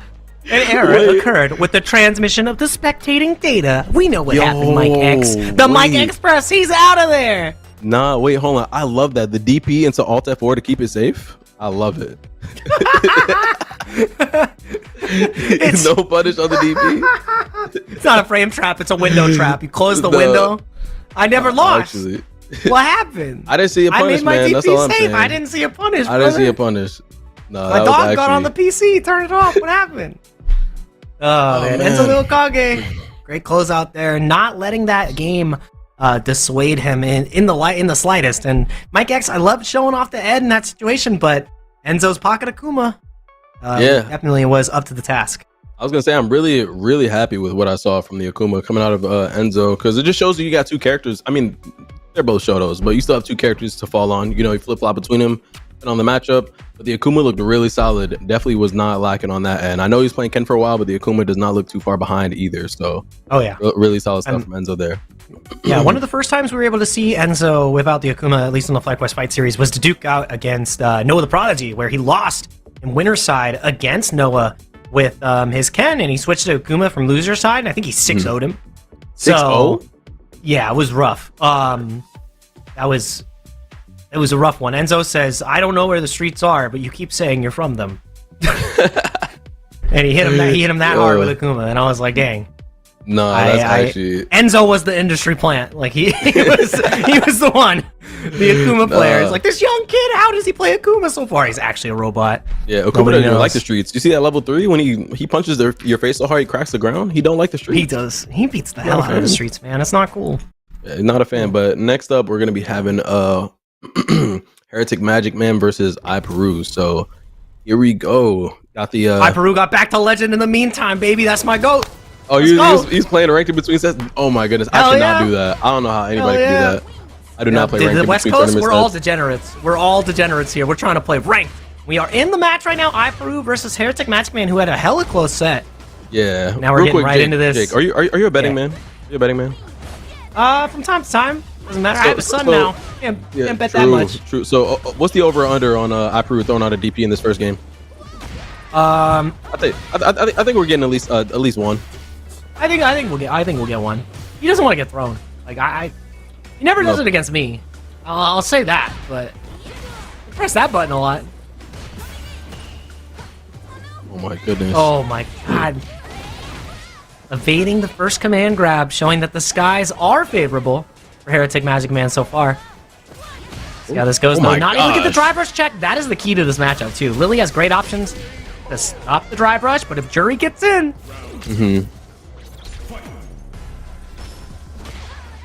Ooh. Also, iPeru is a little bit of a troll sometimes. He'll jump 8 times in a row at you. He will do it. Yeah, that makes me sick. He's a Fuerte player, man. He'll just do it. You gonna stop him? Bro, you donkey! You donkey. Wait, oh my gosh, we did it again. That anti-air is criminally strong. So good. Oh, it definitely is. But let's see What what a we got check. here, though. Boink. See, check the drive rush doesn't matter. If you do not first succeed, try again. Let's see. Oh my gosh. Oh, no whip punish, though. The Winstock whiff. We deep in? Oh, Careful. no, not quite. Yep, more Condor. Oh, you're too negative. Reversal It wasn't a punish, SPD? though. It wasn't a punish. Could have jumped, Yeah. just wasn't aware of the frames. The backdash could have jumped, just didn't think it was coming. Did you fade Yeah, it? I was about to say. Absolutely. Magic Man is definitely going to come through with a reversal at some point. So, Yeah, and that's the 3rd time we've seen Heretic Magic Man with the reversal level 3. Definitely something I've seen them use against me in ranked as well. So it's not a hidden tactic, I would say. yeah, I was going to say, it seems like he does that a couple times. Oh, jump out It's the a corner. common thread, the defensive hopefully- habits. Trying to reverse the situation here. Oh my Ooh, gosh. right on over. Oh my gosh. No wind charge, so that's why you see less of the Condor. Yeah, still anti-air Condor this over time. the Are fireball you there. dead? For the, oh my, wait, this might be death. Yeah, no, this is death. Her super is so silly, too. It just Oh, it falls is. on you. Only in the CA, though. Yeah, the CA, yeah, when she falls on you, I'm like, okay. It actually makes it look like the normal level 3 hurts way more. Like, Yeah. She just- slams you down, but when she falls on you, slams I'm like, you- how does that hurt more, man? Yeah, she slams you on your neck onto the concrete. 5,000 damage. Oh, she fell on you and dropped her combo. Oopsie, 6,000 damage. Like what? Hold on. Sorry, oops. She actually weighs 4 tons. You're like, what the hell? For real. What the? What? Loki, those gloves do look yeah. kind of heavy. Yeah. Oh, Oh my. Ouch. Backdash into the scoop. And now you gotta be so careful because you're gonna hold an OD Condor. Oh my god, yep, they're not stopping the drive rush. You see the counter, the attempt was there. Oh my gosh, cracking the open the noggin dome there. piece. Oh, we're dropping the combo. But you Oh. overextended. No, drop the combo Oh, we're again. dropping again. Uh-oh. But you know both of these players though. You said Aperu will jump. Let's see if he jumps again. He got the first hit by jumping. Oh, he traded. Under trade. Nah, dude. My goodness, the first jump in Gross. into the drop combo. That's what we dream of, brother. Yeah, Heretic Magic Man got another opportunity stopping the drive rushes, though. Very important part of this matchup. Every time. Oh, and the reset Okaiba might star chips. Oh, Uh-oh. Down again. go forth. Let's see. Oh. Go forth. Okay. Look at him just stand there. He's just standing there menacingly. It's all right. Menacingly. Yeah. Wishy Loki do look like Patrick too with the hat on. Oh my gosh! Wait. No, I'm gonna lose neutral. Oh, follow up right here, Feng Shui. Let's see what happens. Burnout. Where's the DI? Nothing just yet. Finds the Oh my throw. gosh, Do this you scoop. try to get out? Nah, it's just a chip. I just don't believe we don't do anything there. I feel like we should have did something. Nothing to do about that corner situation. Rough situation for Iperu. Oh my gosh! Still in Foot a to the pretty face. Convincing position though, gets the wind charge. Take my plus frames, take the throw. Heretic Magic Man now on the back burner. Gotta watch out for those drive rush win stocks though, because we could definitely do something about that if we're scouting that out. But maybe not. Oh, level empty 3. jump. Oh my gosh! Empty jump Oh my- SPD is such a demonic decision. So that's so degenerate. It's really not. It's actually a pretty decent option, but like my goodness. Oh, the empty jump was there. What do we got here? I think next hit, if it's a good enough here? hit for Jury, it'll kill. Ooh, next hit for either of them Same. kills here. Yeah, same can be said for Iperu. You gotta be so careful. That's why you see the drive reversal come through on the Condor. Now gonna be trying to find that last poke and finds Oh, the Fierce. That is gonna be it. Iperu with a 2-0 lead here now. Doesn't even need to spend the bar. We haven't seen any supers out Yeah, I of was this gonna Lily say- other than the level 3 to kill in the first game. Yeah, that was a swift 2-0. And yeah, everybody's kind of saving their bar. Terry? What's going on? Isn't it Terry? Terry? It was so funny because I think earlier I had said I never see Terry in this game. I actually barely even know. Well, I know what he does, but like my goodness, no one really plays him. He You would think he has he's the best song in the game. So I mean, I'm here for it as long as we get the soundtrack. Yeah. Nah, yeah. Have you heard this song? You heard this song, K7? I don't even care if Terry loses. This is the banger. No, I'm just not familiar. Just let it rock. Oh wait, no, That's I what he haven't heard does. this. Wait, this is a banger. This is a banger. Yeah. He burned knuckles and lies on the ground. And I Peru empty jumps and SPDs. Yeah. All right. Oh. Yep, right on over. Oh no, you're negative as hell, brother. Oh my gosh. Wait, there's no way we switched it to Terry for fun, right? Really not. Really, we got something in the bag. Oh.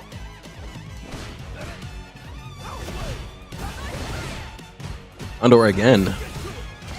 Man, Heretic Magic Man trying to find this opportunity, but Peru just needs a couple more pokes. Burn Knuckle not gonna connect. See, stand medium kick whiffing. I think if we're Magic Man, we kind of. Oh, never mind. I was gonna say we might want to play back and maybe try to build the bar for a level 2. Maybe we can find like a punish counter level 2 combo, but not gonna find it in that round. I want to shout out the viewer counter too. Shout outs to Bum163 for the huge raid. Hope the Dragonball Fighters bracket for Com was incredible. Looking forward to your continued success, my man. What's good, Cold Bum? Front is an incredible time. And yeah, we are right into the Street Fighter match. It is set point here for Peru. Nice. Yep, Raiders, welcome. We're currently running the FlyQuest Fight Series on the Thursday night. If you guys are not familiar, if any of you in the Bum stream are Street Fighter players, you guys can get in on the action on Thursdays. Oh my gosh, jump in. Peru not going to cash out yet. Needs to find one more opportunity and gets the burnout from Heretic Magic Man, which is actually a critical error here. If Peru can get over one of these power waves, it might just be over. So you got to be careful here too, because trying to build if he the goes, stocks. yeah. Oh, he did exactly that. He's in the corner now. He's going to go for the DI, and it is going to connect. Peru just needs to super, and that is going to be the set with the level 2. Peru sends the Magic Man packing. Yeah, after seeing that, how could you not want to get in on a Thursday action? You don't see this? That's another 3-0 on our hands. If we, how many 3-0s is that now? I think that's like 5. Let me count. We got 1, 2, 3, 4. Yeah, that was number 5. Yeah, that was 3-0, number 5. 2 of them being Peru. And receiving one. He's been 3 of the 3-0s. He said, I could take it and I could give it. Yeah, actually, he could take it, he could dish it. Unfortunately, in that one, he just, he couldn't bring that one home, but it's all good. Real solid stuff, though. I think the winner is going to, guarantee themselves into the money, aren't they? Oh, yeah. That is like top 4 berth for these players, which then breaks it down $200 for first, $100 for second, $60 for third, and $40 for fourth. But I'm going to have you guys hang tight here for a second. If you haven't already done it, make sure you follow the stream.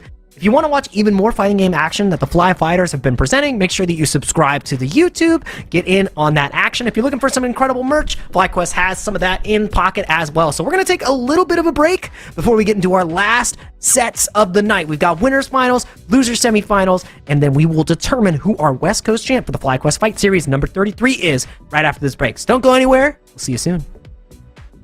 Who's your least favorite Swedish person? Oh man. Y'all know Swedish people? I only know laughing. Like I don't know any other person from Sweden. I guess I hate Lefted. This feels like pretty specific. Yeah. Yeah. It was very specific. Yeah. Which one do you wrote this?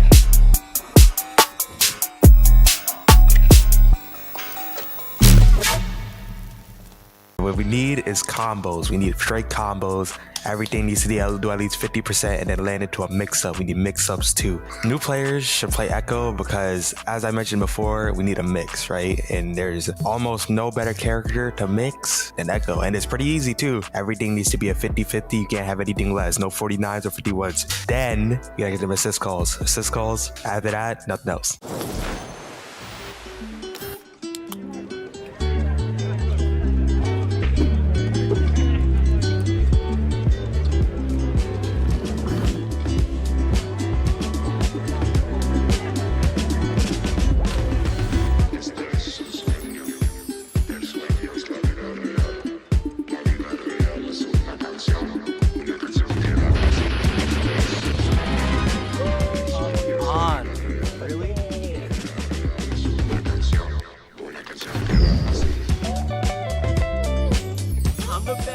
I'm the best of all time, baby. Let's hear it. You're so good.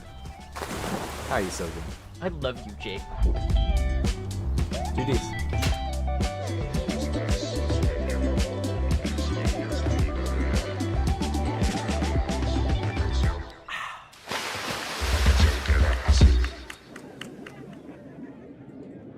For new players, I would probably recommend Braum for how easy it is to just swing and attack. If you like just being like a big reliable like support or like tank type of player, I think Braum does that for you. I also think that his moves are pretty big, pretty swingy, can hit from pretty far away. So you don't have to worry too much about movement. That's like the big thing with Braum. You know, just get in there and just hit them and just protect your friend.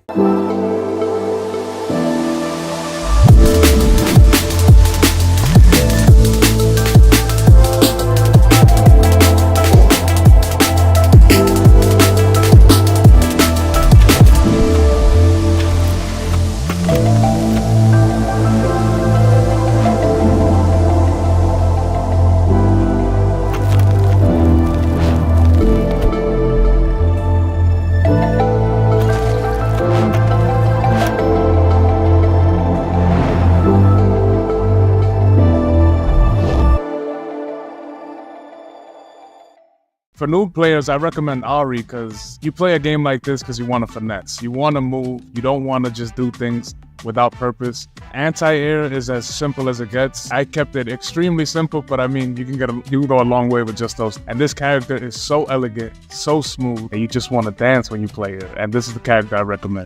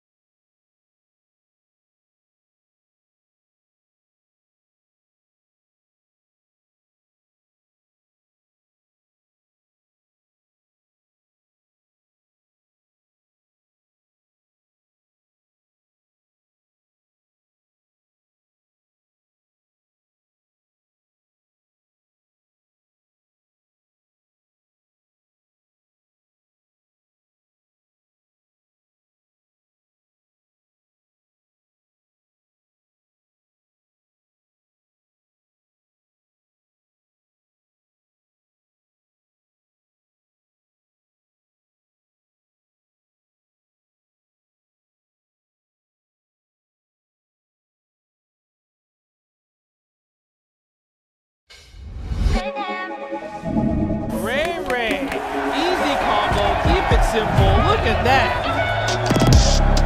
And there's like so many different things that you could talk about. We're gonna make a shitty f***ing tier list. Best way to live his life. Oh my god, pump to God, FlyQuest over! Champion! Let's go, pump to God right there.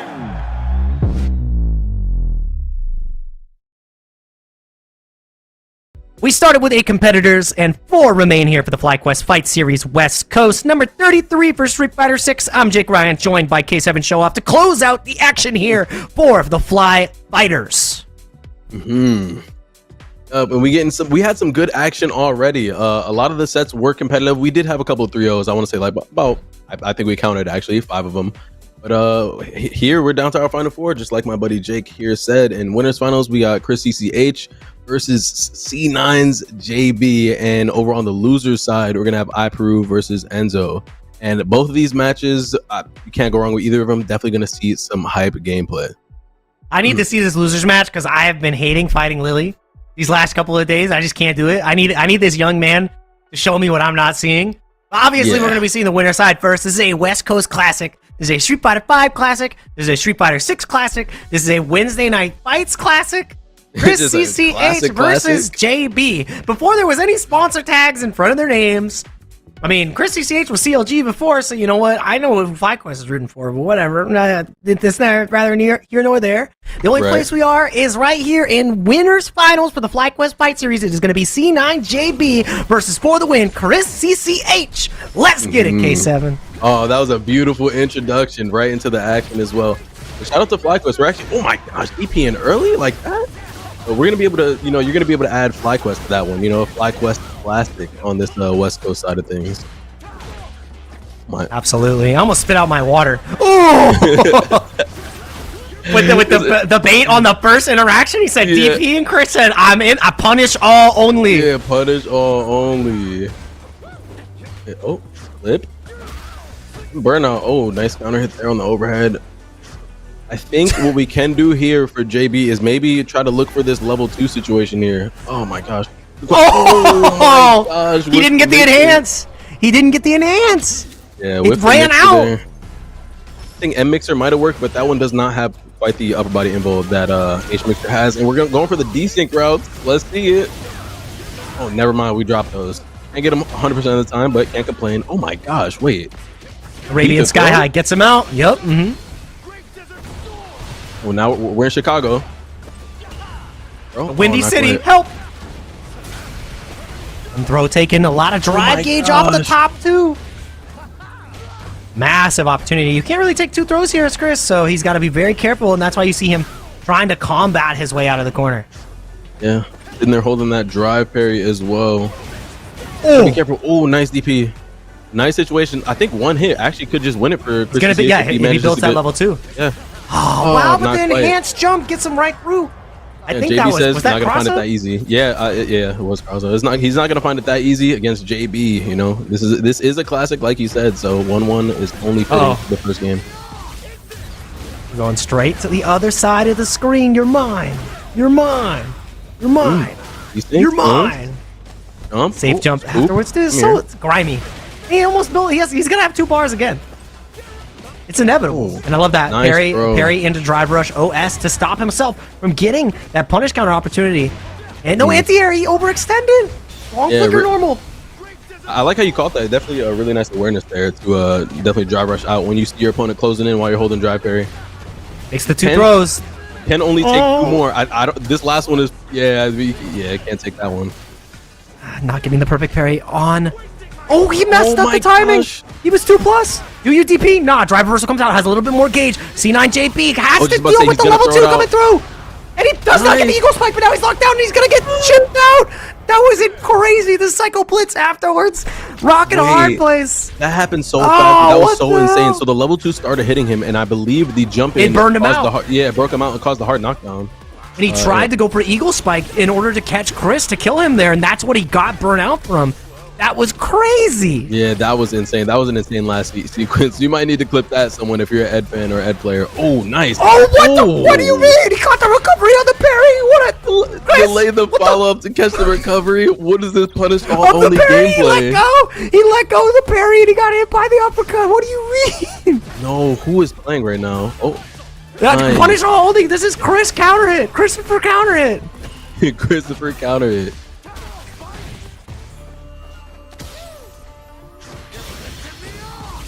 Into the level 2. Gotta stand for catching counter hits for sure. Catching hands? Chris catching hands? Dude. It's actually just Christopher. Because he's him. Christopher. The first of his name. The first of his name. Oop, back throw into the corner, get the good situation going. As they say in Game of Thrones, the siege is strong, the neutral is strong in this one. I was born to play Street Fighter. Oh, gets the jump back jab. That's a Street Fighter 5 player, baby. We don't anti-air here. We jump back jab. Yep. Oh. House Christopher. House Christopher. Exactly. What's with all these Chris players being good at Street Fighter? Chris T, Chris CCH. I'm saying, bro, what's going on? Jesus, Chris T. It's pretty good at Street Fighter. Oh, nice. Spike, we just at the level 2. Yep. Double backdash, get the space that you like. The DK setup, the dual Kevin classic. Double backdash, just Char. I'm throwing again. Oh, Yep. you can take one more. Oh, hey. Yeah. I like the way you think, K7. Yeah, I was just about to say ditto, brother. Ditto. Yeah, we had the same idea on that one. Chris Wong, that's right. Thank you, chat. I was like, I had another one. Chris who? Oh, you do a desync into a combo. No, I can't. Do the super.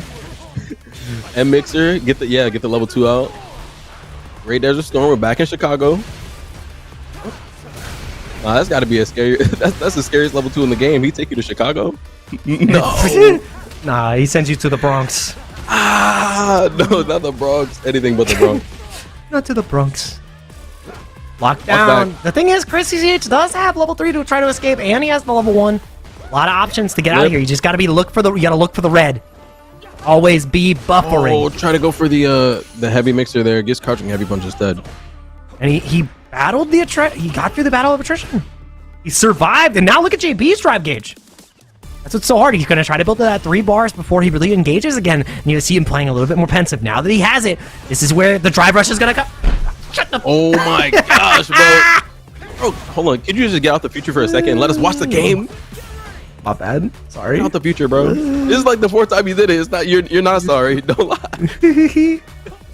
All right, wait. Let's see it. Oh, nice scoop. Anti-air didn't get it. Try to go for the walk under. Yeah, Not many opportunity. Both of these, they both die in one hit. K7. This one's going down to the wire, but I think for JB, what we're looking for is the level 2. We just gotta find a situation to use it. Oh, and he's gonna find it. Confirmed. Chris CCH with a 2-0 lead. The CA. He's not losing. No sleep over this. He's got work tomorrow. Catch and counter hits only, living up to his name. Counter hit confirmed into the level 3 CA, and that's gonna do it. He has said single hit confirms in this game. So much easier than 5. He's in his element. Oh my goodness. Ooh, perfect parry.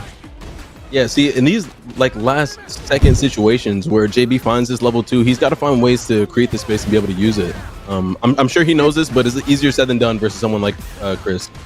The thing is, you see JB try to create these situations with the Arabian Sky High so consistently, and Chris is not letting anything fake get through the cracks, right? He's finding these OD Psycho uppers to just bust out, and it's making JB play a lot more honest. He has to really, condense down his game and give the good stuff.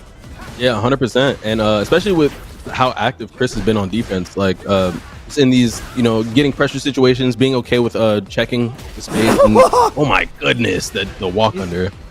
Yep. And that's something too. You see him never going for the anti-air. He's just written it off as an option because of the air trajectory that can be changed from the likes of JB. So he just goes for the movement. That was a triple shimmy. What the hell did we? Oh my god! No, they're playing in the future. Playing in the future. Really strong. Now throws on both sides. You might see a drive rush come out of Chris, maybe a reversal DP from the likes of JB. He's trying to get this winded charge right here, and then lands again. He did it again. He walked right under.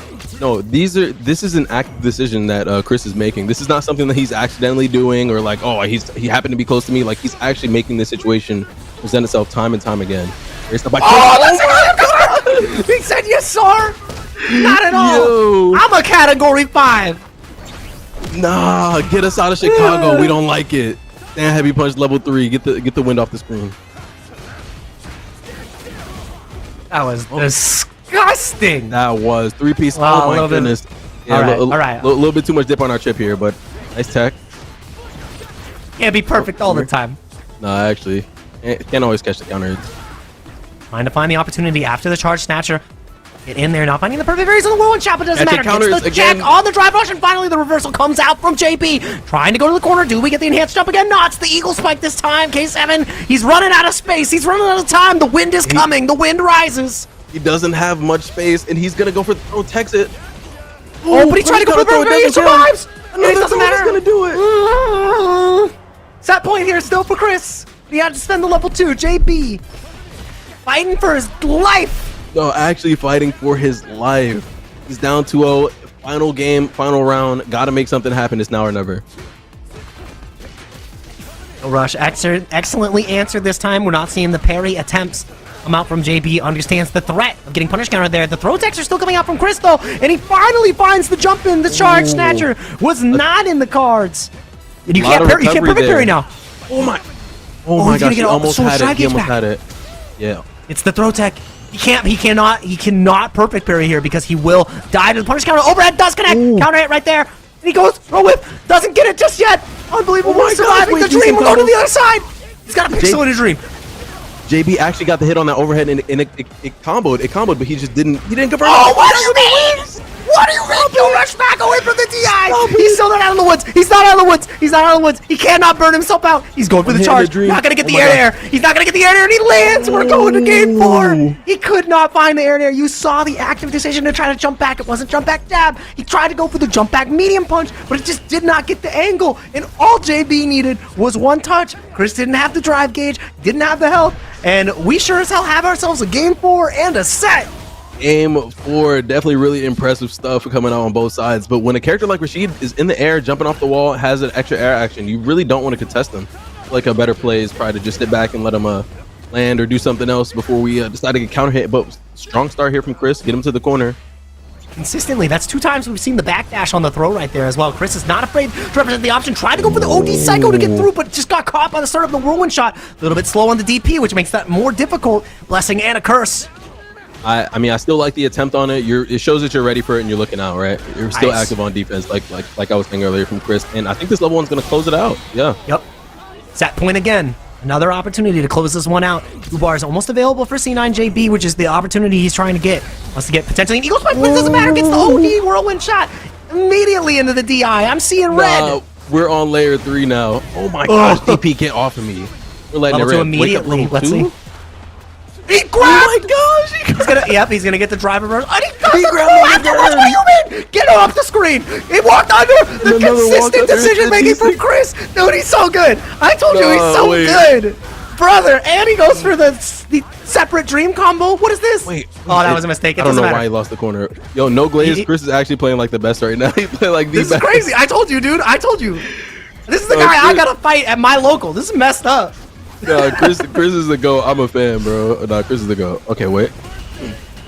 Still trying to work on building a bar here. JB is halfway there. Can make something happen. We have 50 seconds left. We don't have to rush anything. We can take a throw. Nice, perfect parry.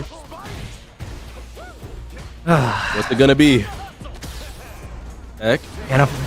Oh, and he goes straight through the OD one shot to close it out. Chris cannot be stopped. He had some freaky ass neutral. He's a Psycho Blitz god. Oh my gosh. He's a fan. You're a fan. I'm a fan.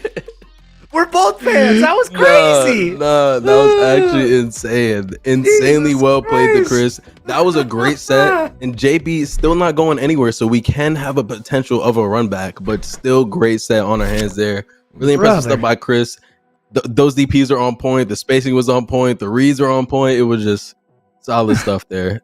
When anybody's playing Ed that efficiently, I feel like it can be hard to take down. So Ed has one of the highest ceilings for a reason, and Chris CCH shows that he's trying to punch his ticket for Capcom Cup later this month.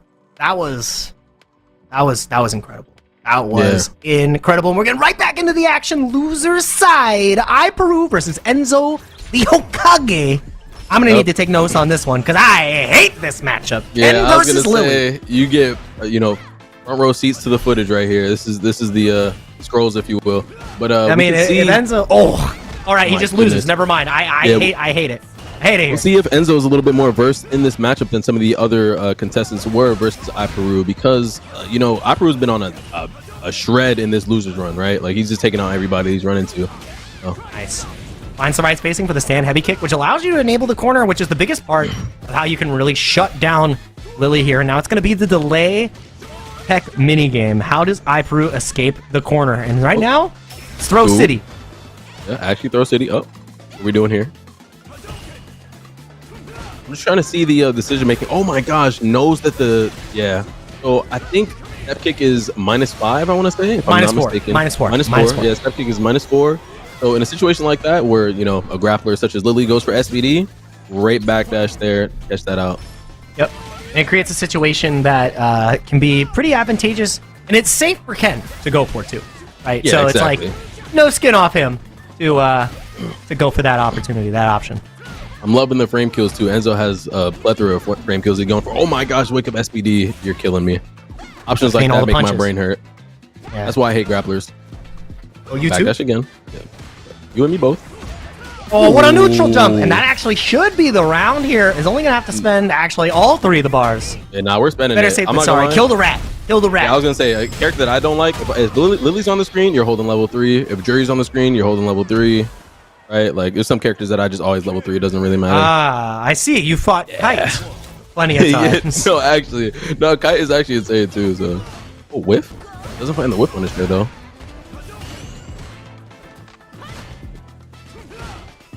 I see it again. Yeah, see, and there's the adaptation from Iperu, starting to go for that crouching heavy punch off the backdash. In that there. It's the next layer here, and that's where it becomes scary, right? Because then if you get the step kick, crouch heavy punch, it's going to get you punished. And then it's like, okay, do I stand light kick here? Like, what do we do? We're going to be going through the next layers, and waking up jab after the plus frames. Not afraid. No big normals for you. Yeah, these neutral jumps are losing him a lot of space, actually. Enzo might have to opt for something else here. See if we get another step kick. I actually want to see the interaction on the 3rd time around. Nice dry rush. I really want him to do step kick again. I want to see if Iperu decides to do crouching heavy punch again. Oh my gosh, yeah, keep caught out. Yeah, keep your finger on the pulse. See if they're able to consistently get the perfect parry.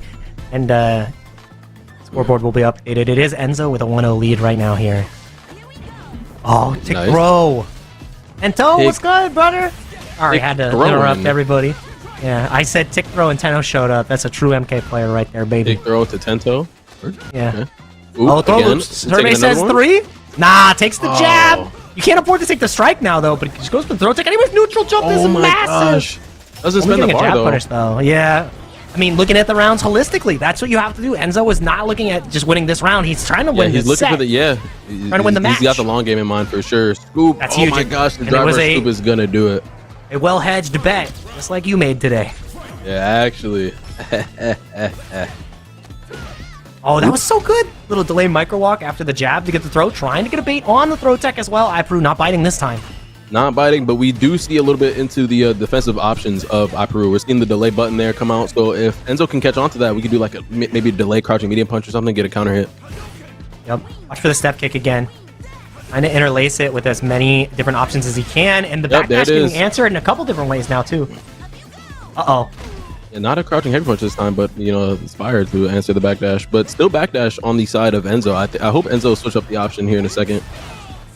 It's so hard to escape this position against Lily, though. Yeah, 100%. This definitely... Oh my gosh! Not for Enzo, though. Low forward into Hadouken. Level 3 confirm is going to do it. And it's not going to burn out, though. That's actually tragic. Yeah, no burnout. Gotta be so careful. Look for the DI, and that's Iperu is just running away. Doesn't want to burn out, but not able to evade that situation. You cannot anti-air again. If he jumps at you, he's looking to fish for level 2. Oh, he didn't get it this time. That's exactly what he's looking for. If he jumps again, he's looking for level 2 as anti. I told you. He baited it though. It doesn't matter. You do. No, you know Peru so well. You gotta permanently play rank to sit here and know these. You know. you know everything. Actually, I'm actually scared to commentate with you ever again. It's like you're just speaking into the future. Like, my bad. No, I actually think it's great. I really like this Street Fighter shit, man. Street Fighter is kind of cool, huh? I really like this stuff, man. Hey, Capcom, can you bring me back on? I promise I'll do a good job. Oh my gosh, step kick. Oh my gosh. See, I love that Peru's got the conditioning in on Enzo. So now he's not trying to backdash. He's gonna stand there and block. And this time, Peru is gonna be like, okay, you want to sit there and block? Man grab. Oh, yep, and there it you is. want to sit there and block? Want to sit there and get counter hit? Command grab. And you know, all these great situations that are looking good for Iperu, it's a 2-0 lead for Enzo. Yeah, actually, even though I think he's doing great. Yeah, I think Peru's playing great. It just you start to see a little bit of the differences as far as like the damage goes, or like the positioning as far as the combos and the callouts even in neutral. As we saw the neutral jump there on the Spire. Oh my god. Oh my goodness. Another throw. Do it again. Battering her. And yeah, now it's rough. Yep. That was huge. Nice DP. and it's the light game that's really paying off. Drive rush jab, drive rush light kick. Just keeping those opportunities to really catch out iPeru and not let him get away with any shenanigans. Ooh, but yeah, beat on the DP. But the whip, you can't leave those punishes on the table. No, Lily stocks are down. We're dropped the punish. We can't have that. Oh, DP again. Oh, not even the DP. Stand heavy punch. Level 3? Oh, not quite. Frame kill. It's the anti-air though. Enzo the Okage. Nah, he hesitated. The hezi. Nah, actually the hezi? Wait, hold on. E-Rose, is that you? Nah, that's a Ringe classic. He's taking it. Let's see what happens. Ooh, lockdown. Gotta be careful. Trying to find the step kick again. The perfect parries have not been there from either side. Needs one more hit confirm. Maybe a crouch medium kick. It's so risky to put that out because of the range that Lily dominates there. Step kick coming out again. A little bit of extra poke. Not finding the step kick. About to be in burnout. That was the... Oh my gosh, that's the hit you needed. Another step kick situation gone unpunished though. Maybe run overhead. I'm not sure. Nah, run not overhead. Sure how he goes. He finds the medium kick, but it's not close enough to go into the level 3. Jump back. Ooh. Not enough to kill. If you go run DP into super, you can kill. Super, yeah. Oh, baited it out. Super. Nah, you got baited again. No. Enzo knows better. He knows. The thing is, iPeru knows that Enzo is good enough to anti-air, but Enzo is good enough to know that iPeru is that smart. So guess what? You were wrong for being too right. You were playing on layer 2, and I said, I'm never anti-airing you ever. I love that. That's the I know that you know that I know. So no, that was actually that was insane play. I actually think that was a really solid set. I just think the difference in that was definitely a bit of the call outs in neutrals. Like, you know, a lot of the neutral jumps from Enzo and a lot of these drop punishes even, you know, that we saw iPeru drop the punish on Enzo's DP. Is situations like that is going to be really unfortunate and definitely set costing. So now we're going to have our C9 JB versus Enzo. So it's going to be a nice little Ken versus Rashid matchup here, which of course JB is no stranger to, right? Like JB plays this matchup a ton. So we'll see how this goes. Yep. Definitely has loads of experience in this matchup, whether it be against the likes of Chris Tatarian or Enzo the Okage. Again, these are both West Coasters, California representatives here. Or Christopher Wongington. Christopher Wongington. Full charge. Oh, nice jump in. Actually, don't really know what happened there. I think Enzo might have been looking for a DP, but actually, nice spacing opportunity. Nice. Catching the backdash as well. Enzo showing those options one more time. You can't take this next throw. And it looks like we're going to throw the match out. Not sure what happened here. I see the throw animation. Yeah, I do see the throw. I see the throw. F4. Oh, no, it was just okay, a little desync. It's all good. We got the throw. I needed it to turn black and white and be like, you're probably wondering how I got here. Yeah. No, like, I don't know either, man. That'd have been a great timeline, but okay, we know how we got here. Oh, corner. Oh my gosh. Love that. And immediately busting out. That's the thing we weren't seeing from Enzo before. Remember when he lost against Chris? He was really hesitant to show the wake up DP, but now showing it up against JB, not afraid this time. Tornado's still there. It's tornado time. Oh my god, the quadruple shimmy! Oh my goodness. You're dead. And that's gonna do You're it. Dead. Yeah, and in situations like that, everybody's trying to catch a clip. Everybody's like, "Oh, look, I sweeped the Rashid level 3 and walked up and parried it," or "Oh, I grabbed them," or "Oh, I DP through it," and it's just not gonna work in that situation. Just JB real ready for that and catches a beautiful punish. The Akuma immediately comes out. Yeah, he was like, "I'm not dealing with this. Let's just kill him. Let's just kill him." I mean, the thing about this too, right, is you get a lot more reward on the Akuma. The fireball game is better, which means you can deal with the whirlwind shots. Demon Flip can allow you to evade a lot of the wake up DP situations that can be pretty BS. You have a consistent overhead, which means it's going to be easier to open up JB. A lot of different options there. Trade for health. Also a level 2 option to go through the whirlwind if you want to. Yeah, because level 2 on Ken, it's not going to get you through shit. Yeah, it's not going to get you through that. Yeah, you're right. Not finding the perfect parry on the Arabian Sky High right there. Oh, it doesn't matter. Punish counter. Excellent stuff. Nice little knockdown. What's the frame kill? Take the plus frames. White girl normals. White woman normals. A lot of checkage here. Yeah, we're not letting that rock. No dashing up. Oh my gosh, nice punch. Oh, you fluked it. Oh my gosh, stop drive rushing at me. We grabbed those. One hit to put him in a burnout. Nice. Yeah. Oh, air to air, and now you get ODDP. You're dead. Nah, not even needed.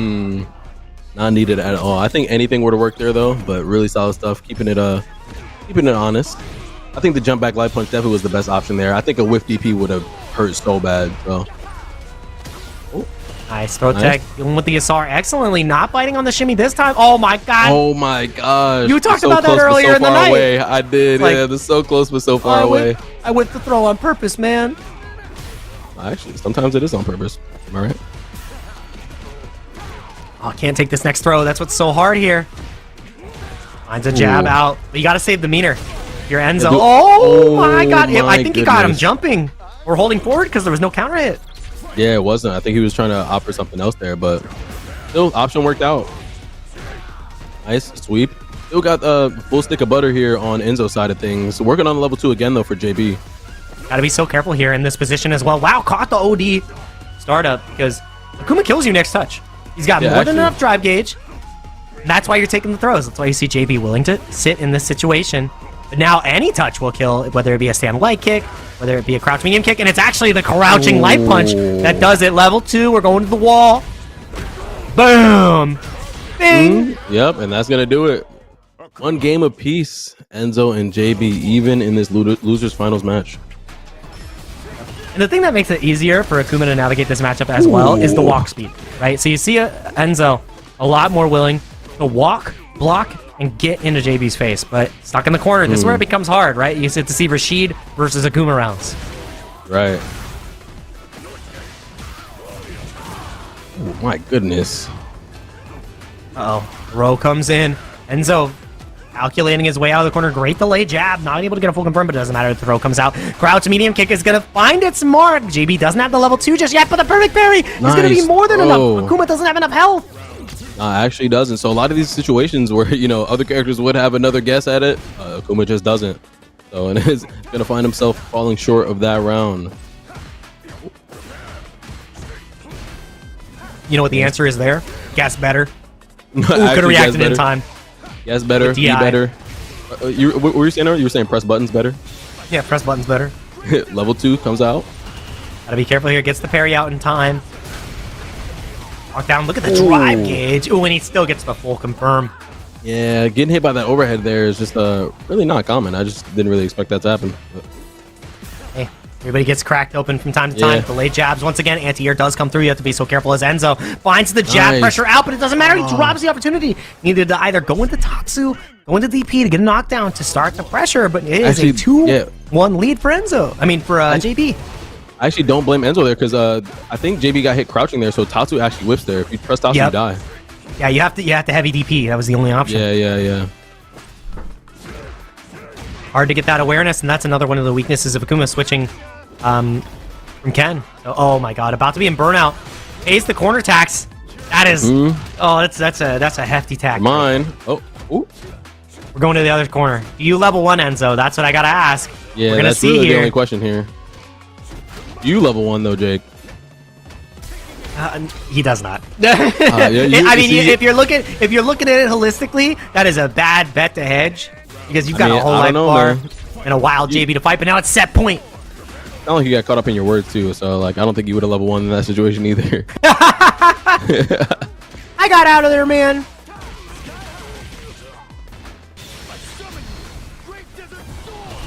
It's the level 2 out.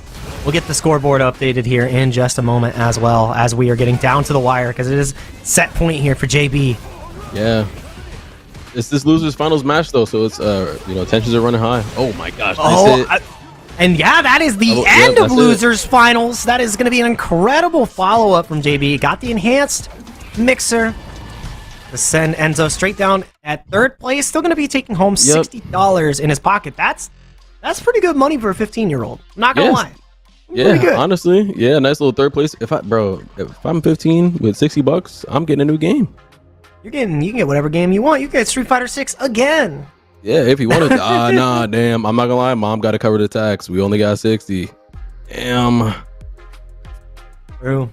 That's unfortunate, but Enzo Lokage putting up an incredible performance, only falling to Chrissy CH and JB, who are the best to grace Street Fighter 6 on the West Coast. So nothing to be ashamed of there. Has a huge potential for his future in Street Fighter 6, which takes us to our final match of the night, which is going to be for the win, Chrissy CH versus C9's JB, where we saw Chrissy CH be the detractor for JB winner's side earlier, where he played absolutely mental, and I'm expecting a very similar type of vibe for this set. Honestly, you would think that like if you have work tomorrow and you know you're trying to get these games over with, you don't see that kind of level of play. But I guess Chris DCH is just that caliber of player where you're just gonna bring that every time, huh? Just actually super locked in, counter, catching counter hits only. Christopher, first of his name. House of Christ. House of Christopher. Yeah, he is incredible. Yeah, this is going to be an incredible grand finals that we have here for the win, Chris CCH versus C9 JB, winners versus losers. Who do you think takes it, K7? This is a hard bet to make, but if I got to put my money on Chris. Got more games, under the belt as far as like being a winner side, and he was playing fantastic the last time he was up on the stream, but you can never count out C9 JB. Nice. Oh my god. Yeah. There it is. We found the hit there. Yeah. Didn't quite believe in the stand heavy punch there, but I get it. Nice catch to the throw. And this game is going to be centered around the battle of the level 2s. All about who can get that bar first, who can capitalize. And Chris, already showing different looks, utilizing the kill rush to literally duck and weave on JB. Funnily enough, there it is. We got the first level 2 of the game coming out. Oh, nice found the first tech. You can't take the strike though. Yeah, you cannot. Can't take the throw. So, oh my gosh. A forward jump on the DP. Gonna make it whiff, and we find the punish. Easy stuff. JB going up around. Oh my gosh, it whiffed. Oh, I hate to see that. It is -3 though, so -3 is such a scam of frame data. Like it really just it's not is. Real. It's actually not real. It creates the mini game of walk forward, throw, tap parry. He whiffed again. That's all he's fishing for. All he's fishing for. This time he goes for the regular blitz. Yeah. Let's see what we can do here though, because Chris does have the advantage as far as meter is concerned, but we have to spend some of it to get that the potential advantage of it. We already got 2 bars used out of JB, and we got a round 1 from it, but still no bar usage on the side of Chris. There it level is. 3 debate. Yep, he did not bait. You die? It's so much damage. I think he's live. I think it's Pixel though. I think it's Pixel. Yeah, just one throw does it. Oh, we bait the DP. Nice. That was a guess for game right there. I respect that. I mean, he has the level 2, which means his first knockdown, we should see Yasar, more than likely. It's time. Tornado time. Yasar is coming out one way or another. Oh my gosh, wait, that was the farthest backdash I've seen in my life. Yep, it's because of the wind enhance right there. Yeah, I mean the super shimmy. Yeah, this actually the super shimmy. Chicago does that to you. Gives you like extra back rhythm. Whoa, perfect parry. Oh my goodness. Yeah, really good awareness from JB. A win out in that situation. A throw comes through. Chris, how do you evade the corner? How do you escape this time? JB is going punch for punch. That comes out again. Yep. Walk under. So deliberate about that decision almost every single time. Yeah, he was doing it a lot again in the winners final set. Taking these walk under situations. Oh my goodness. JB he's gonna take that one. That was really like oh my gosh, just round start does it. That actually happened in their set last time, where round start drive impact worked because JB decided to go for a fireball. Yeah, he went for OD whirlwind shot, and then it worked out to get the counter DI. So yeah. Scoop again. Oh no, DP, you're not gonna perfect me. Nice. Beautiful spacing. A lot of times you'll see what these top players do. These Capcom Cup caliber players will do. They'll do a lot of these like light walk back crouches just to bait, the slightest movement just to bait something out of you and get these nice counter hit confirms. Also protects himself from the anti-shimmy of the crouch medium kick when you're trying to go for the shimmy as well. So it's a dual layered effort. Not only beat a wake up reversal, but beat that anti-shimmy tech. Very active defense from JB, though, has continued to let him shine in this set. My goodness. Oh, finds a mash again. A lot of times in that situation where he's doing these EX speed bag fists, I'm actually unsure of what the move is called, but a lot of times in that -3 situation, Chris is opting to mash. Hopefully JB might pick up on this. Psycho Blitz. Goodness. Level 3, yeah, level 3 is gonna do it. And yeah, that's gonna do it. It's gonna tie it up, you know, a game apiece. Chris is gonna take this next game 2. She's gonna go into a really important game 3 because this is if Chris finds this game 3 and he's up 2-1, you know, that's a really strong position to be in when you're trying to take the tournament in grand finals. 2 away, but JB going straight to the corner. Oh, and getting the perfect parry. He's punished early and often here. Uh-oh. Uh-oh, how many more? Yeah, no. I was gonna say, let's play the game. Over or under on 3 grabs. I want to play. Oh, tech. We tech those. See it again. Oh my gosh, nice. We're gonna find that hit, and that was a really dominant round from JB here, which is really what you like to see, especially when you're on the back foot, or since you don't want to be on the back foot in this grand final set on loser side.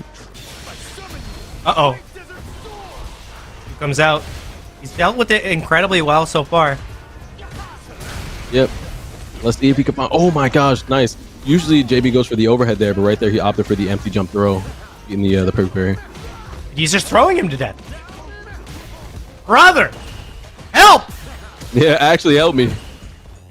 Wait, this might be a perfect. I think JB's probably trying to work on building this level 2 as well. Oh yeah, my even if he gets a couple hits in, we're gonna get this level 2. We're gonna be able to force something. So. You gotta watch out for the wake up DP, but Chris is so cognizant of it as well. Finally going for the anti-air this time, not going for the walk under. Understands that he needs to create a little bit more out of these situations.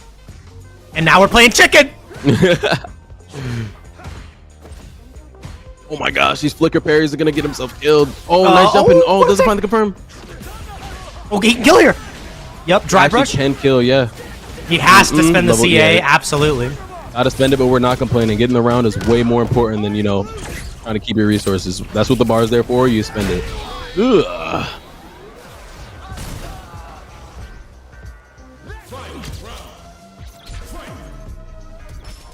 Final round. Let's see it. Only benefit is JB on this first knockdown gets you a star. And he starts his game plan first. Doesn't matter though. Gotta find the pocket to get started. Gotta find the first hit. Yeah, with that in mind, what do you think? There it is. Oh, never mind. He finds the hit. I was gonna say, what do you think Chris can do to like circumvent this? But it doesn't seem like it's much because this level 2 really comes out after everything. The wind is inevitable. What a punish counter. And so much damage to boot. Oh, stop bringing us to the Bronx. Chicago. Not or dead wherever. yet. Oh my gosh, another scoop. DP. The bust out, he doesn't give a damn. Get your hands off of me. Finds the tech, walking the overhead. Massive, huge back throw. We haven't seen any DIs really come out from Kiss. We're playing chicken again. No perfect parry on the charge whirlwind shot. Enhanced jump, no anti-air.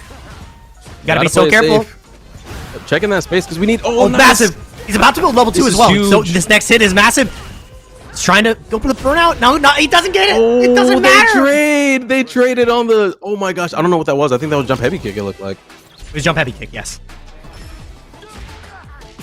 Ooh, trade combos. We got those.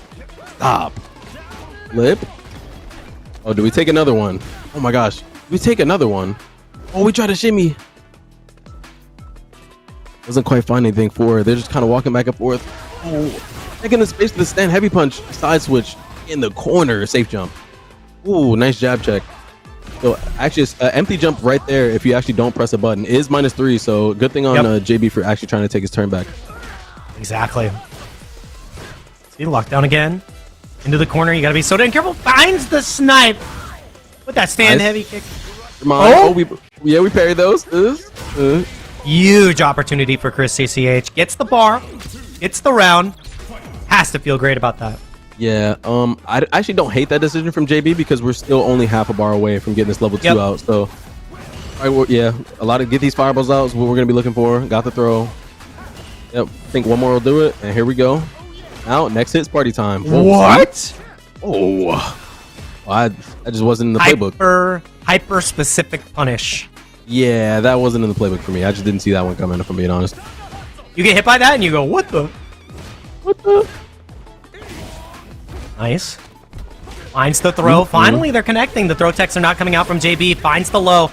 Massive opportunity. This next touch kills. You have to take these throws if you're JB. And that's exactly why you are not permitted to walk forward. You cannot pass go. We're going to game 5. Yeah, to determine. Don't pass go. Don't collect your 200.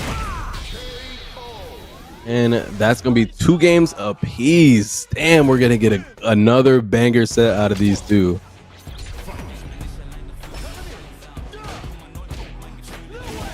Nice. Locks the overhead, takes a turn back. Throw. We doing again. Working our way in. Ooh. Oh, he is just snatching JB's tournament hopes. Nah, he's really right from him. Or he's snatching his hair off. You see this? He just, oh my. Damn, he's boxing. Do you wake up, see him throwing hands? There's no way. Oh, you're not allowed. The spacing off the crouch jab is crazy. Chris, 1 round away from being your FlyQuest Fight Series number 33 West Coast champ, and he gets the jump in off the start. Chris CCH gotta stand for come catch hands, because oh my goodness, these stand heavy punches and these jump ins. Oh my gosh, the jabs too. Look, just straight hands. Everything's working. Do not double perfect this man. After all of this. Okay, thank God. Thank God. Finds the throw. AB not getting up. The backdash is massive. He's gonna get the dream combo, and he can potentially build a level 1 here. K7. If he doesn't mess this up, it might just be a wrap. It's gonna be close. I don't. No, wait, hold on. This can't be. This can't be. It's not enough. It's not enough. It's not enough. You got one more guess. Anything though. Needs anything to hit. Anything. He just walked at him. He walked full screen to close out the tournament for CCH. He cannot be stopped. My man walked all the way down and said, "Your demise is in my hands." That was crazy. He said, "I'm gonna get you." He zoomed all the way in. He didn't say I'm gonna He get said, you. He said, "I'm gonna get you." He said, "I'm getting your ass." No, that was crazy. Oh, that was crazy. He pulled up. He pulled up. He said, "Boom! I'm in there." He said, "Wow." No, that was really that was the I work a 9 to 5. This set is over now. Like, dude, he hit him with the Jamiroquai. That was crazy. He went the Nah, the full screen walk up throw. Oh my gosh, really solid stuff from both our competitors there though.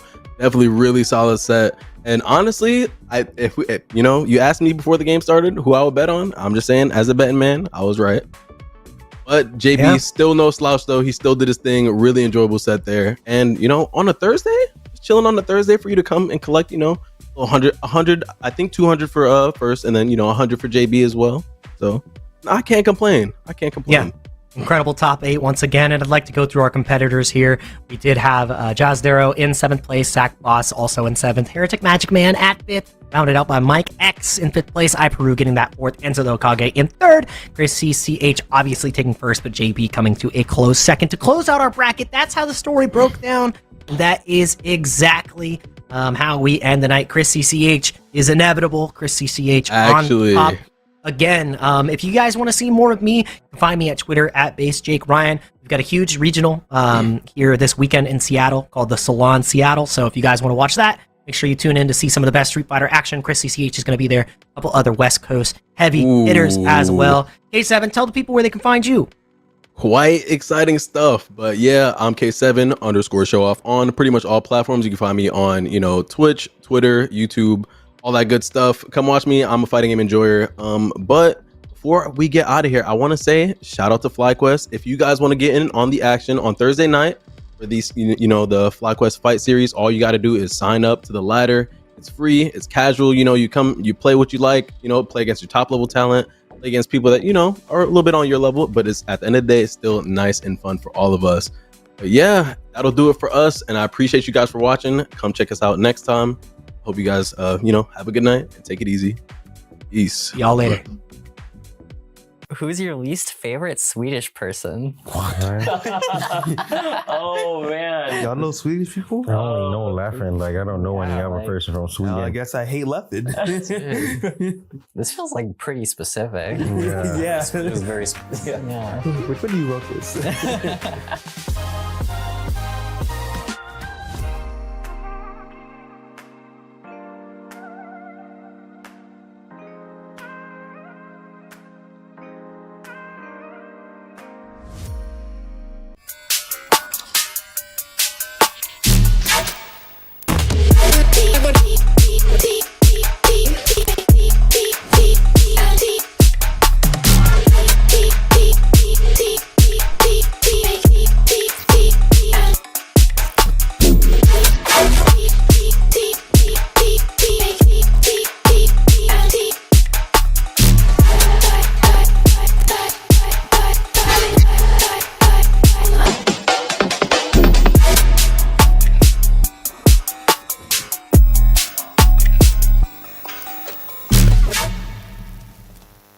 need is combos. We need straight combos. Everything needs to do at least 50% and then land into a mix-up. We need mix-ups too. New players should play Echo because, as I mentioned before, we need a mix, right? And there's almost no better character to mix than Echo. And it's pretty easy too. Everything needs to be a 50-50. You can't have anything less. No 49s or 51s. Then, you gotta get them assist calls. Assist calls. After that, nothing else.